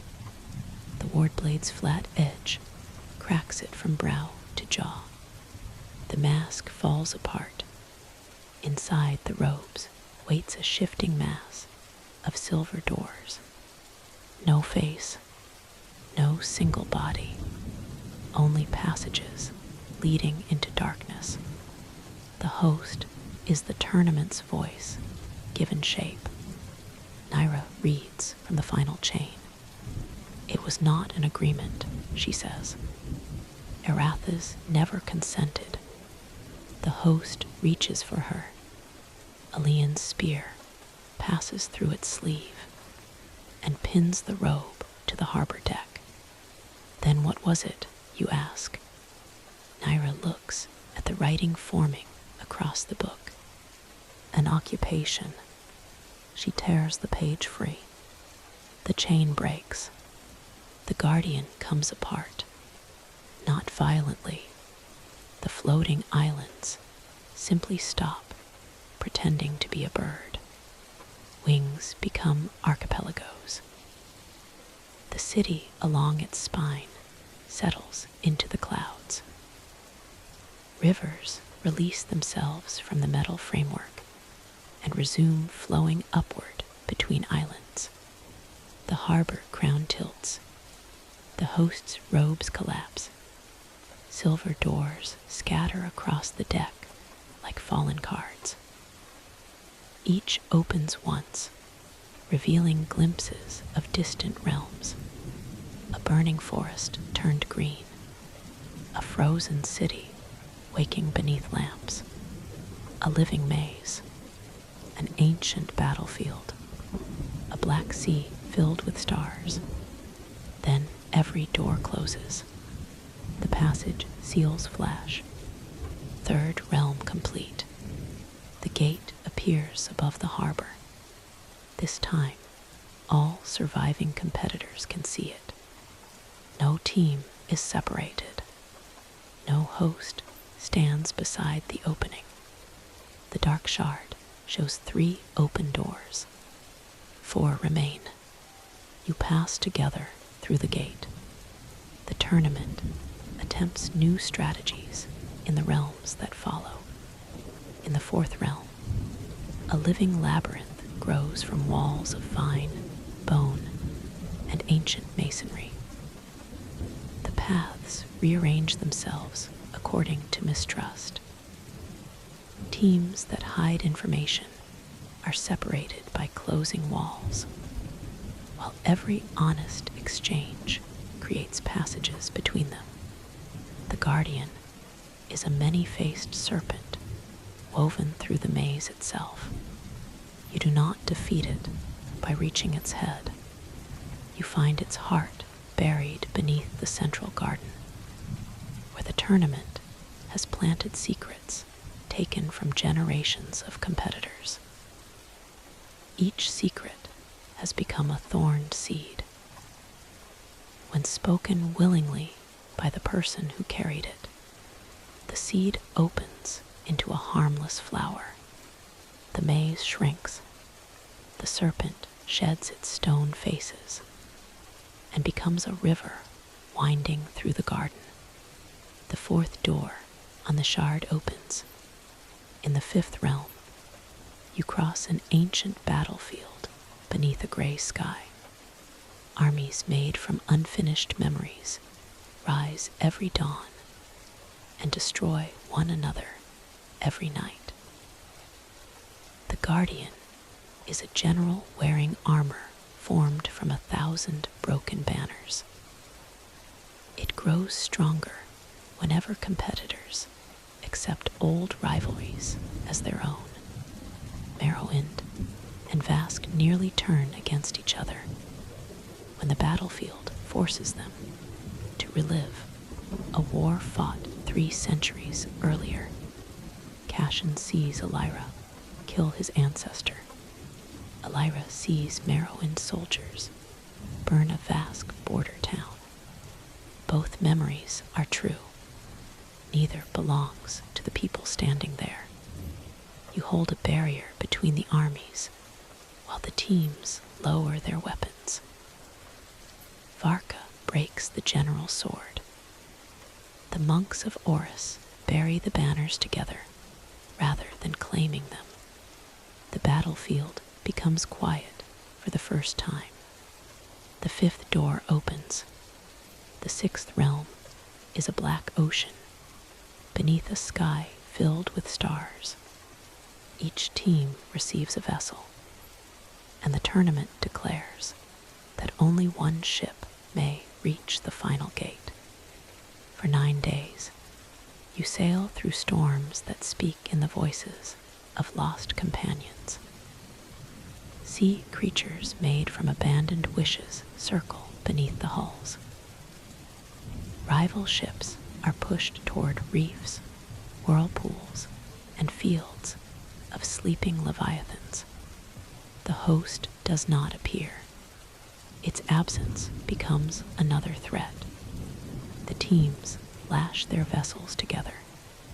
What begins as a temporary raft becomes a single broad ship carrying every surviving competitor. Merowyn's sails catch the high winds. Vask navigates by hidden stars. Durnhold's beasts sense storms before they form. Selukar's mages draw drinking water from the air. Oris reads the currents. Bren reinforces the hull. Tal Arden scouts ahead on narrow-winged mounts. Kervalan holds the center. The Guardian rises on the 9th night. It is a whale made from the darkness between stars, carrying the 6th gate inside its ribs. The tournament expects the ships to harpoon it. Tavan hears its song. The creature is not hunting. It is stranded. The ocean has no shore because the tournament removed the realm's horizon. Naira finds the missing line within her book. Sira fires an arrow carrying the words into the sky. Selukar's mages restore the boundary between sea and stars. A horizon appears. The whale swims toward it and releases the gate from its ribs. The 6th door opens. By then, the tournament no longer announces corrections. The passage seals have stopped tightening. The host's voice comes only as broken whispers from distant doors. You begin to hope it has lost control. That hope lasts until the 7th gate opens. No wind passes through. No light waits beyond it. You step into a vast hall, shaped from white stone. The surviving competitors arrive together. There are 17. You count them carefully. 5 from Kervalan, 3 from Merowyn, 3 from Vask, 2 from Durnhold, 1 from Selukar, 1 from Oris, 1 from Bren, 1 from Tal Arden. Every name is remembered. The hall contains 7 empty thrones arranged around a circular floor. Above them hangs a dark sphere covered in silver doors. The original tournament, not a fragment, not a broken structure buried beneath a realm. The whole machine waits above you. At the center stands the host, wearing a new porcelain mask. Behind it rises the 7th guardian. It has no claws, armor, flame, or monstrous form. It is a child. The child stands barefoot on the white stone, holding a small wooden wheel with 7 spokes. Naira this red book falls open. Every page fills with the same sentence. The guardian is the first wish. The host spreads its arms.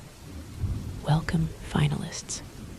7 doors open behind the thrones. Each reveals one surviving kingdom. Kervalan's northern valleys are green again. Rain falls over fields once ruined by blight. Crowds gather before the royal citadel, waiting for your return. The host turns toward you. One kingdom may leave with victory. The child guardian looks up. Its eyes contain every realm you crossed. One wish, the host says, in exchange for everything you remember about the others. The dark sphere begins to open. The dark sphere opens one door at a time.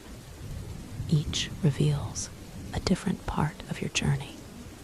The riverbank of the Cinderweald appears first.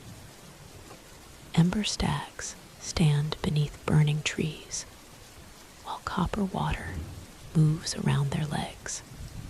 The second door shows the frozen banquet square of Vesperglass. A child crouches beneath a table with a sugared plum in one hand. The observatory of Erathis turns behind the third. Memory stars drift around its bronze rings. More doors open. The garden at the heart of the living labyrinth. The quiet battlefield beneath its gray sky. The restored horizon across the black ocean. Hundreds of smaller doors appear between them, revealing faces and moments gathered along the way. Darren Veilhart laughing in his ceremonial cloak. Kale sharpening a knife. Raska stamping her iron-plated hooves against a stable floor. Aaron Vale standing with the ward blade held across both hands. The memories circle above you. Silver threads descend from the sphere and attach themselves to the passage seals around every competitor's wrist. The host closes one hand. The threads tighten. You feel the tournament touch the edges of your mind. It does not begin by taking names. It starts with distances. The journey across the first realm suddenly seems shorter. 9 days on the Black Ocean compress into a single night. Quiet meals, shared watches, and conversations between dangers lose their shape. The tournament is preparing to reduce everything you experienced into a simple path toward victory. The offer is generous, the host says. The child at the center of the hall turns the 7-spoked wheel slowly between small hands. One kingdom receives its wish. The remaining competitors return home safely. Their nations will remember that they participated with honor. Without remembering us, Cashin says, without the burdens created by temporary association. Elira draws one curved blade. The host looks toward her. Violence against tournament authority remains prohibited. You have mentioned that before. The host turns back to you. You have carried the greatest concentration of unauthorized memory between realms. Therefore, Kervalan shall choose first. The door behind your throne brightens. Through it, you see the northern valleys of your kingdom. Fields stretch beneath soft rain. Grain grows tall along hills that have been bare for 3 years. Farmers stand in restored rivers. Children run through green orchards.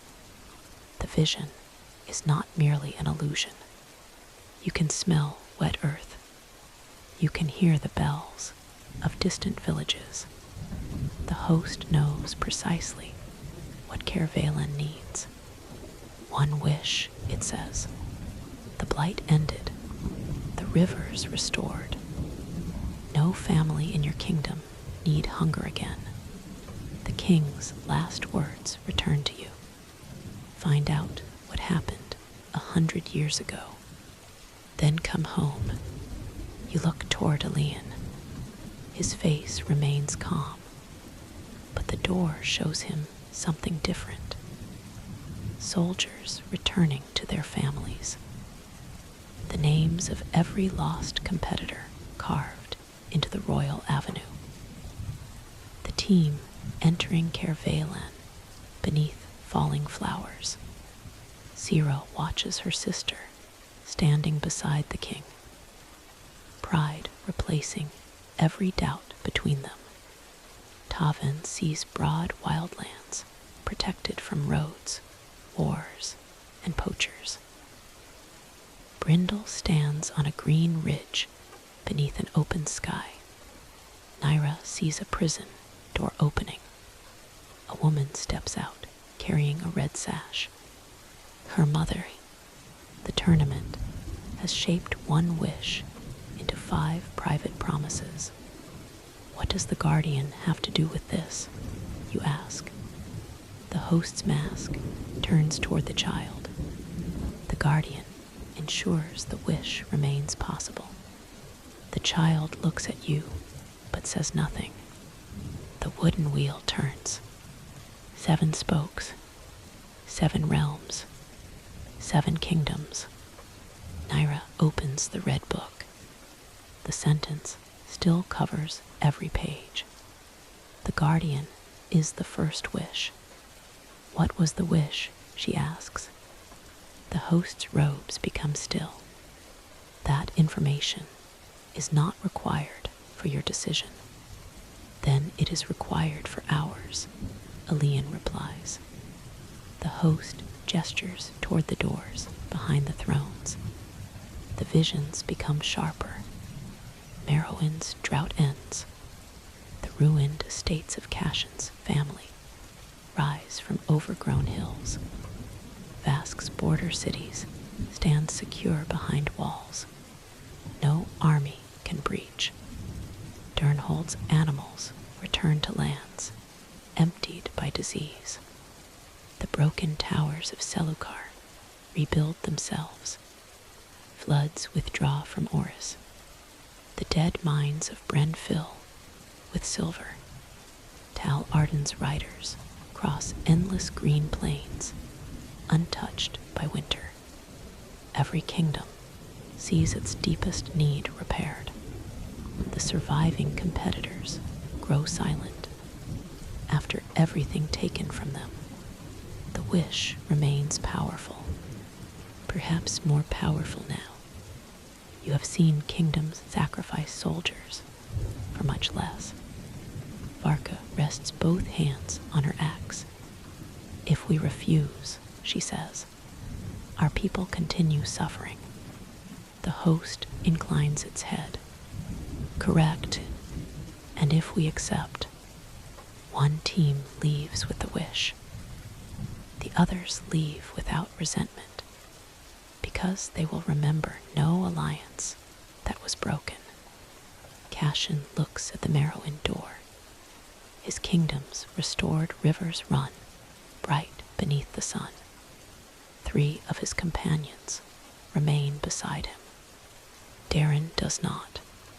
The memories are already being taken. One of his knights says. Silver threads tighten around their wrists. Darren's face fades within the open doors above. Cashin says his name at once. Darren Veilheart. The image strengthens. Other voices join him. Square shield, says Elian. Gold cloak, says Sira. Left armor strap twice, says Tavin. Laughed at poor jokes, Naira adds. The silver thread attached to Cashin's seal loosens. The host's mask turns. You have been warned against collective retention. We did not accept the warning, Cashin says. The child stops turning the wheel. A small sound moves through the hall, wood clicking against stone. You step toward the center. The host moves between you and the child. The guardian cannot be approached until one kingdom claims the final contest. You told us every guardian must be defeated before the gate opens. The final gate is already open. Then where does it lead? The host gestures toward the 7 kingdom doors. Home. There is no 8th door. No path beyond the wish. The tournament was never built to release its final guardian. You look at the child. Are you the one who grants the wishes? The child's fingers close around the wheel. The host answers instead. The guardian maintains the tournament's power. That was not the question. The child opens their mouth. No voice emerges. Thin silver lines become visible across the throat. A spell of silence. Naira steps beside you. Her book changes. The repeated sentence fades from every page. New writing appears, one word at a time. Before the tournament, there were 7 dying realms. The host raises a hand. The pages begin tearing themselves from the binding. Naira closes the book around her fingers and holds it shut. You form a small barrier around it. The tearing stops. Read, you tell her. She opens the cover within the protection of the ward. The words continue. 7 rulers came to the doormaker and asked that their worlds be preserved. The child's wooden wheel trembles. The host's voice deepens. The record is incomplete. Naira reads on. They offered one wish together. The 7 thrones, 7 spokes, 7 realms. Not 7 wishes. One shared wish. What did they ask for? Sira says. The child looks toward the floating doors. Images move across them. You see ancient kingdoms beneath different skies. The cinder wheeled before the fire. Vesper glass alive beneath stars. Erathis before its islands divided.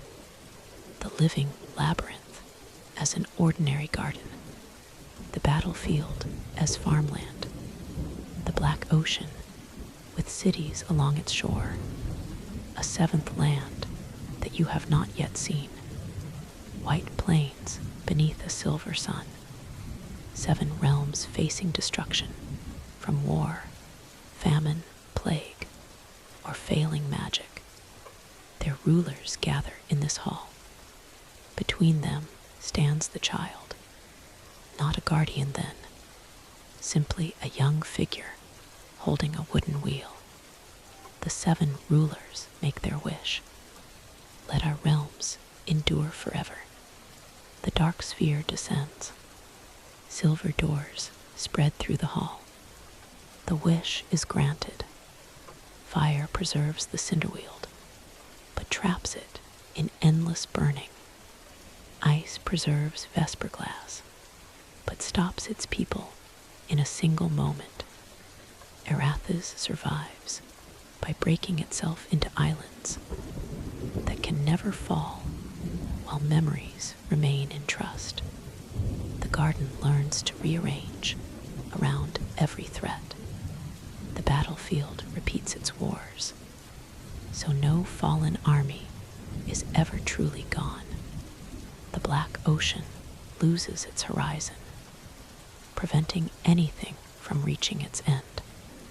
The seventh realm becomes this hall, removed from time. The realms endure. They cannot live. The child gave the wish. The door maker built the tournament to feed it.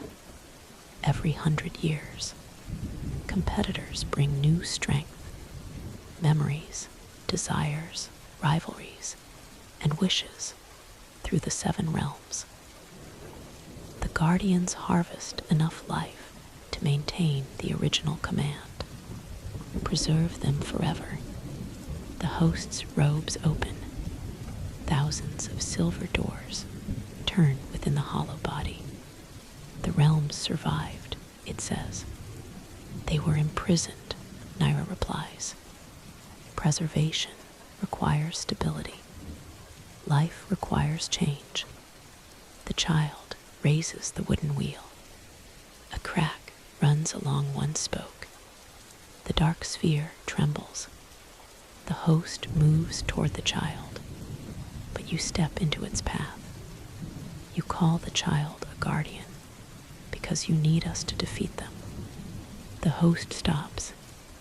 You told generations of competitors to attack each realm's protector. Every time they did, you collected what was released. The tournament functions according to law. Then the final law is hidden too. The 7 kingdom doors begin pulling at the competitors. Warm wind rushes from Kervalen. It carries the smell of rain and royal salt. Sira's boots slide across the white stone. Elian catches her arm. The Merrowind door draws Cashin several steps toward it. Varka drives her axe into the floor to keep herself from being pulled toward Bren. The host extends both arms. Choose. The word shakes the hall. The visions behind the doors become urgent. Flooded villages, empty grain stores, sick animals, dry rivers. The suffering is real. The wish could end it. You understand why every previous tournament reached this point and failed. The final contest is not a battle between teams. It is a contest between immediate mercy and a larger freedom, whose cost cannot be known. Refusing the wish does not feed hungry families. Destroying the tournament does not promise rain. The host has not invented those needs. It has only arranged them, so compassion can be used as a chain. What happens to the 7 realms if the first wish ends? You ask. For the first time, the host answers slowly. They will resume their interrupted courses. Meaning, the Cinderweald may burn naturally. Vesperglass may age. Erathas may fall. The battlefield's dead will cease returning. The ocean's restored shores may erode. The labyrinth may wither. They may die, Varka says. They may. Silence follows. The child looks down at the wheel. No one can promise that ending the tournament will save every realm. The original wish was born from fear of loss. You now face the same fear. Elian withdraws his spear from the floor. We cannot make this decision for the realms, he says. The host tilts its mask. They have no authority here. Then give it back. Naira studies the 7 thrones. They are not seats for winning kingdoms, she says. They belonged to the rulers who made the first wish. 7 thrones, 7 realms, 7 laws. The tournament repurposed them for the competing nations. The older carvings remain beneath their heraldry. A tree beneath Cervalin's lion, a lamp beneath Merowyn's sun, a feathered island beneath the serpent crown of Vask, a flower, a buried banner, a horizon, and a wooden wheel. Each throne belongs to a realm. The final law requires all 7 realms to answer, you say. Their guardians, Sira replies. Most of the guardians are no longer trapped. The root lion became an island where the seed grew. The city guardian released its memories. Erath is separated from the host's bird form. The labyrinth became a river. The battlefield general surrendered its banners. The star whale reached the horizon. 6 guardians freed. The 7th stands before you. The child looks toward the thrones. You kneel so your gaze is level with theirs. We do not know your name. The silver lines across the child's throat tight. The host lifts one hand. Names are irrelevant to function. Naira's red book opens to a blank page. Then function is all the tournament can remember. You place the ward blade flat on the floor. A small barrier rises around the child.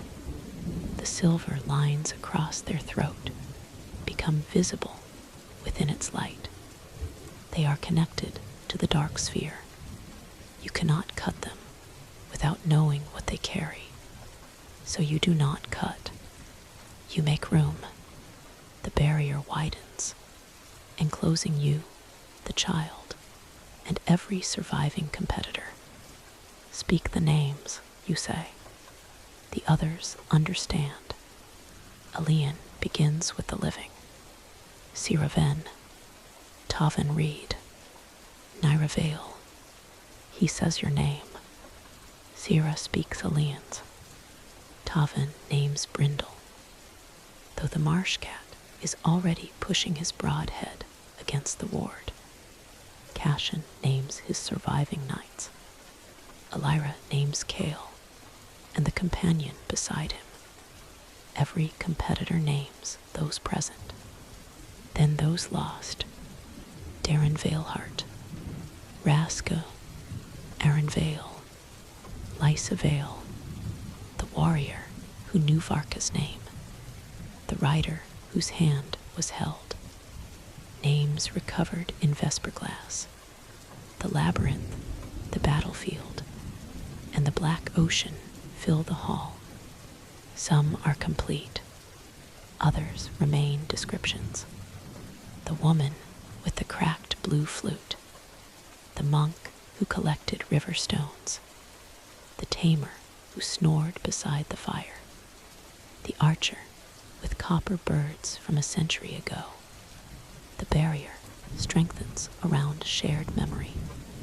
The host strikes it. Silver doors slam against the ward from every direction. Each offers a private solution. Your kingdom saved. Your history restored. Your instructor remembered. Honor, certainty, a painless return. You hold the blade. The others hold one another. The ward does not break.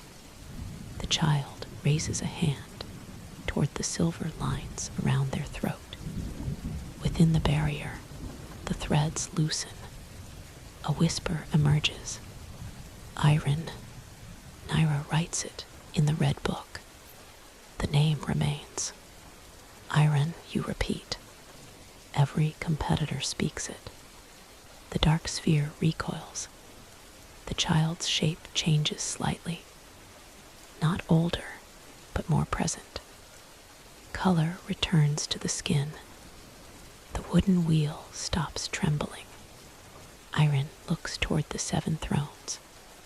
The realms cannot come here, the child says. The voice is quiet. after centuries of silence. Bring the hall to them, you reply. Iron places the wooden wheel against your ward blade. The 7 spokes shine. The dark shard beneath your coat becomes hot. You take it out. All 7 doors are now visible upon its surface. 6 stand open. The 7th waits. Naira places the red book beneath it. Elian touches the shard with the head of his spear. Sira rests an arrow across its face. Taven lays one of Brindle's wrapped paw coverings beside it. Representatives of the other kingdoms add what they carried through the realms. Cashin places Darren's last written name. Elira adds Kale's glass bead. The Durnhold handler places Raska's empty chain. The Selukar mage offers a piece of frozen blue flame. The Oris monk sets down a river stone. Varka lays the carved handle of her axe against the floor. The Tal Arden rider unties the green cloth from her hand. Shared objects, shared memories, proof that no kingdom crossed alone. The 7th door opens. Every throne fills with light. The walls of the hall vanish. The 7 realms appear around you at once. The Cinderwield's restored tree rises behind the first throne. Rain runs down the stone warden's face. Citizens of Vesperglass gather beneath the 2nd, holding memory lanterns. Erathis fills the 3rd with golden sky and upward flowing rivers. Flowers open around the 4th. The buried banners of the 5th stir beneath new grass. The black ocean meets its horizon behind the 6th. Beyond the 7th stretches the white plain beneath a silver sun. This was Iron's home, the realm sacrificed to become the place where all others were preserved. Figures appear across it. The original 7 rulers stand at the edges of the vision, no longer alive, but held within the first wish. Iron turns to them. You ask to endure forever, the child says. One ruler lowers her crown. We were afraid. Another looks toward the living forest. We did not understand the cost. The host expands. Its robes rise toward the dark sphere.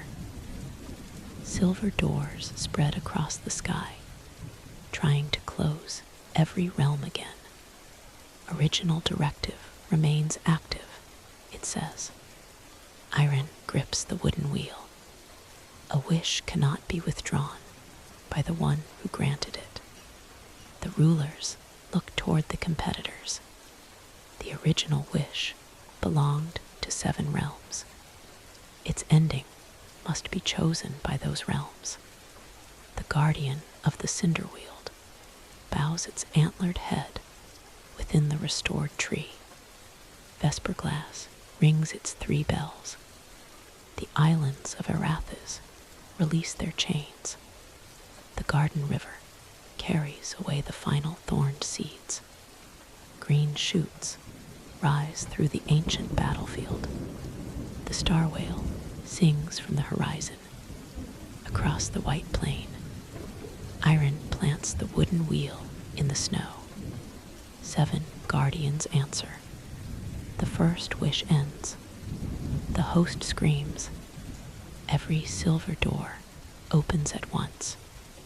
Behind them are all the victories, defeats, names, and wishes harvested across countless centuries. They pour through the hall in a storm of light. Your barrier shakes. The tournament attempts to force entire lifetimes into your mind. You cannot hold them.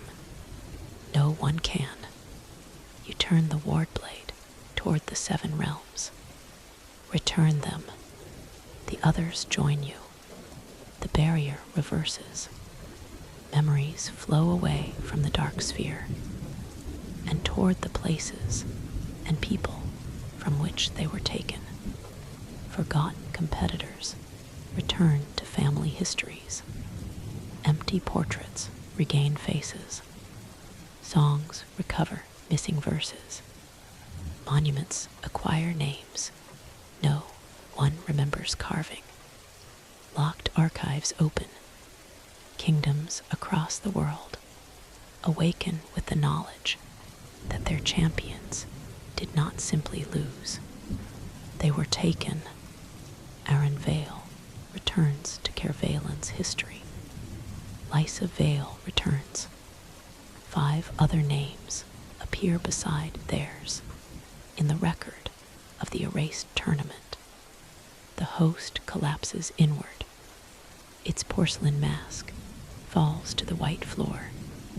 The dark sphere above you breaks apart into thousands of harmless doors. Some open onto homes, some onto roads, some onto realms now free to change. The passage seal around your wrist releases. Silver metal drops into your hand. Across the hall, every competitor's band does the same. The wish offered to Kervalan disappears. The northern valleys beyond the door are dry once more. No miraculous rain falls. No river restores itself. You feel the loss of the promise, even though you never possessed it. Iron stands beside you. You could have saved them, the child says. Perhaps you may regret this. Perhaps a wish removes the distance between need and answer. Without it, the work remains. Harder, slower, shared. You look toward Elian, Sira, Tavan, Naira, and Brindle. You no longer believe. That makes it lesser. The doors to the 7 kingdoms remain open. Before leaving, the surviving competitors gather in the center of the ruined hall. No host declares a winner. No crown is presented. Cashin looks around the circle. Merrowind has deep wells beneath its western plateau, he says. We lack the labor to open them, but the water could supply more than our own valleys. Varka rests her axe across one shoulder. Bren has engineers. The mountains of Durnhold still hold seed grain resistant to dry seasons, says the remaining beast tamer. Selukar's mage offers whether records preserved in the island towers. Oris knows how to redirect rivers without flooding farmland. Tal Arden can carry supplies across borders faster than royal caravans. Elira looks toward Kale. Vask has roots that do not appear on official maps. Cashin raises an eyebrow. Smuggling roads. Useful roads. For the first time, the wish begins taking another shape. Not a command spoken to ancient power. A promise made by people who remember one another. You return through the Kervalan door. Morning waits on the other side. Only 1 day has passed since the black ship left the harbor. The Royal Avenue remains crowded.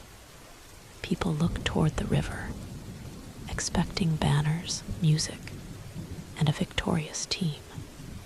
Instead, 5 competitors and a marsh cat emerge from a silver doorway inside the eastern courtyard. King Aldrin stands before the cedar chest. The elderly magistrate is beside him.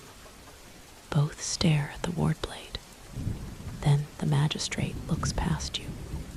A second doorway has appeared beneath the western archive. Its locks are open, names spread across the stone. Aaron Vale, Lysa Vale, the forgotten champions of a century ago.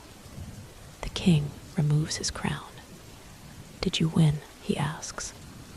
You look at the companions who came home, at the representatives of 6 rival kingdoms arriving behind them, at Naira's red book, now filled with names that will not fade. No kingdom won, you say. The people beyond the courtyard have grown quiet. Then what happened? The tournament ended. Months pass.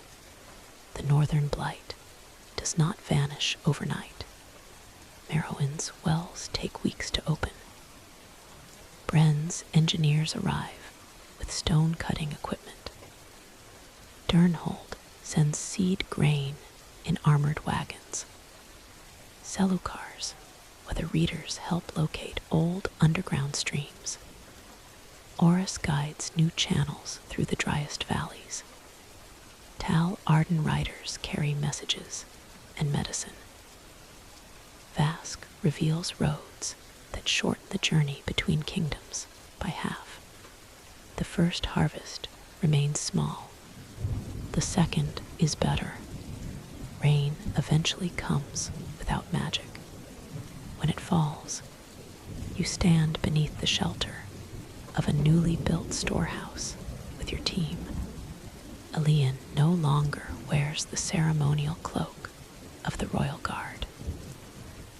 He has been appointed to coordinate the 7 Kingdom Relief Council.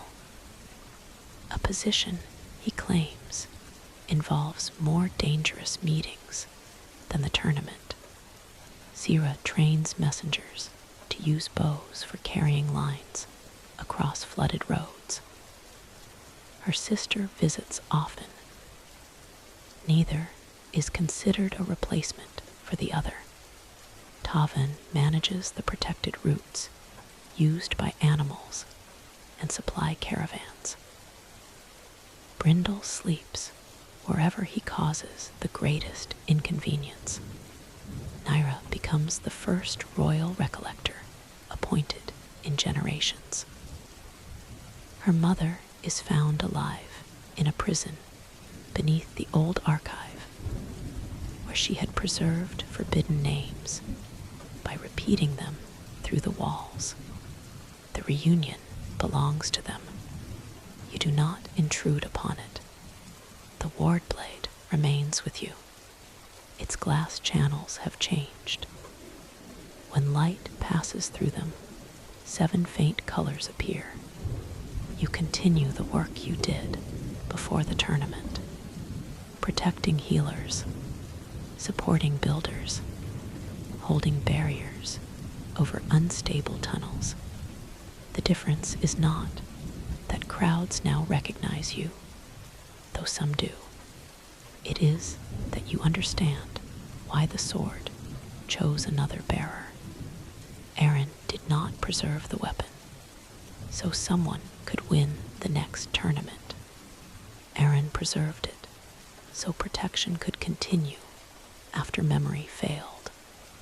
Years later, a monument is raised beside the river harbor. It contains no victorious king and no warrior standing above a defeated guardian. 7 stone paths meet around an empty circle. Along them are carved the names of every competitor recovered from the tournament's memory.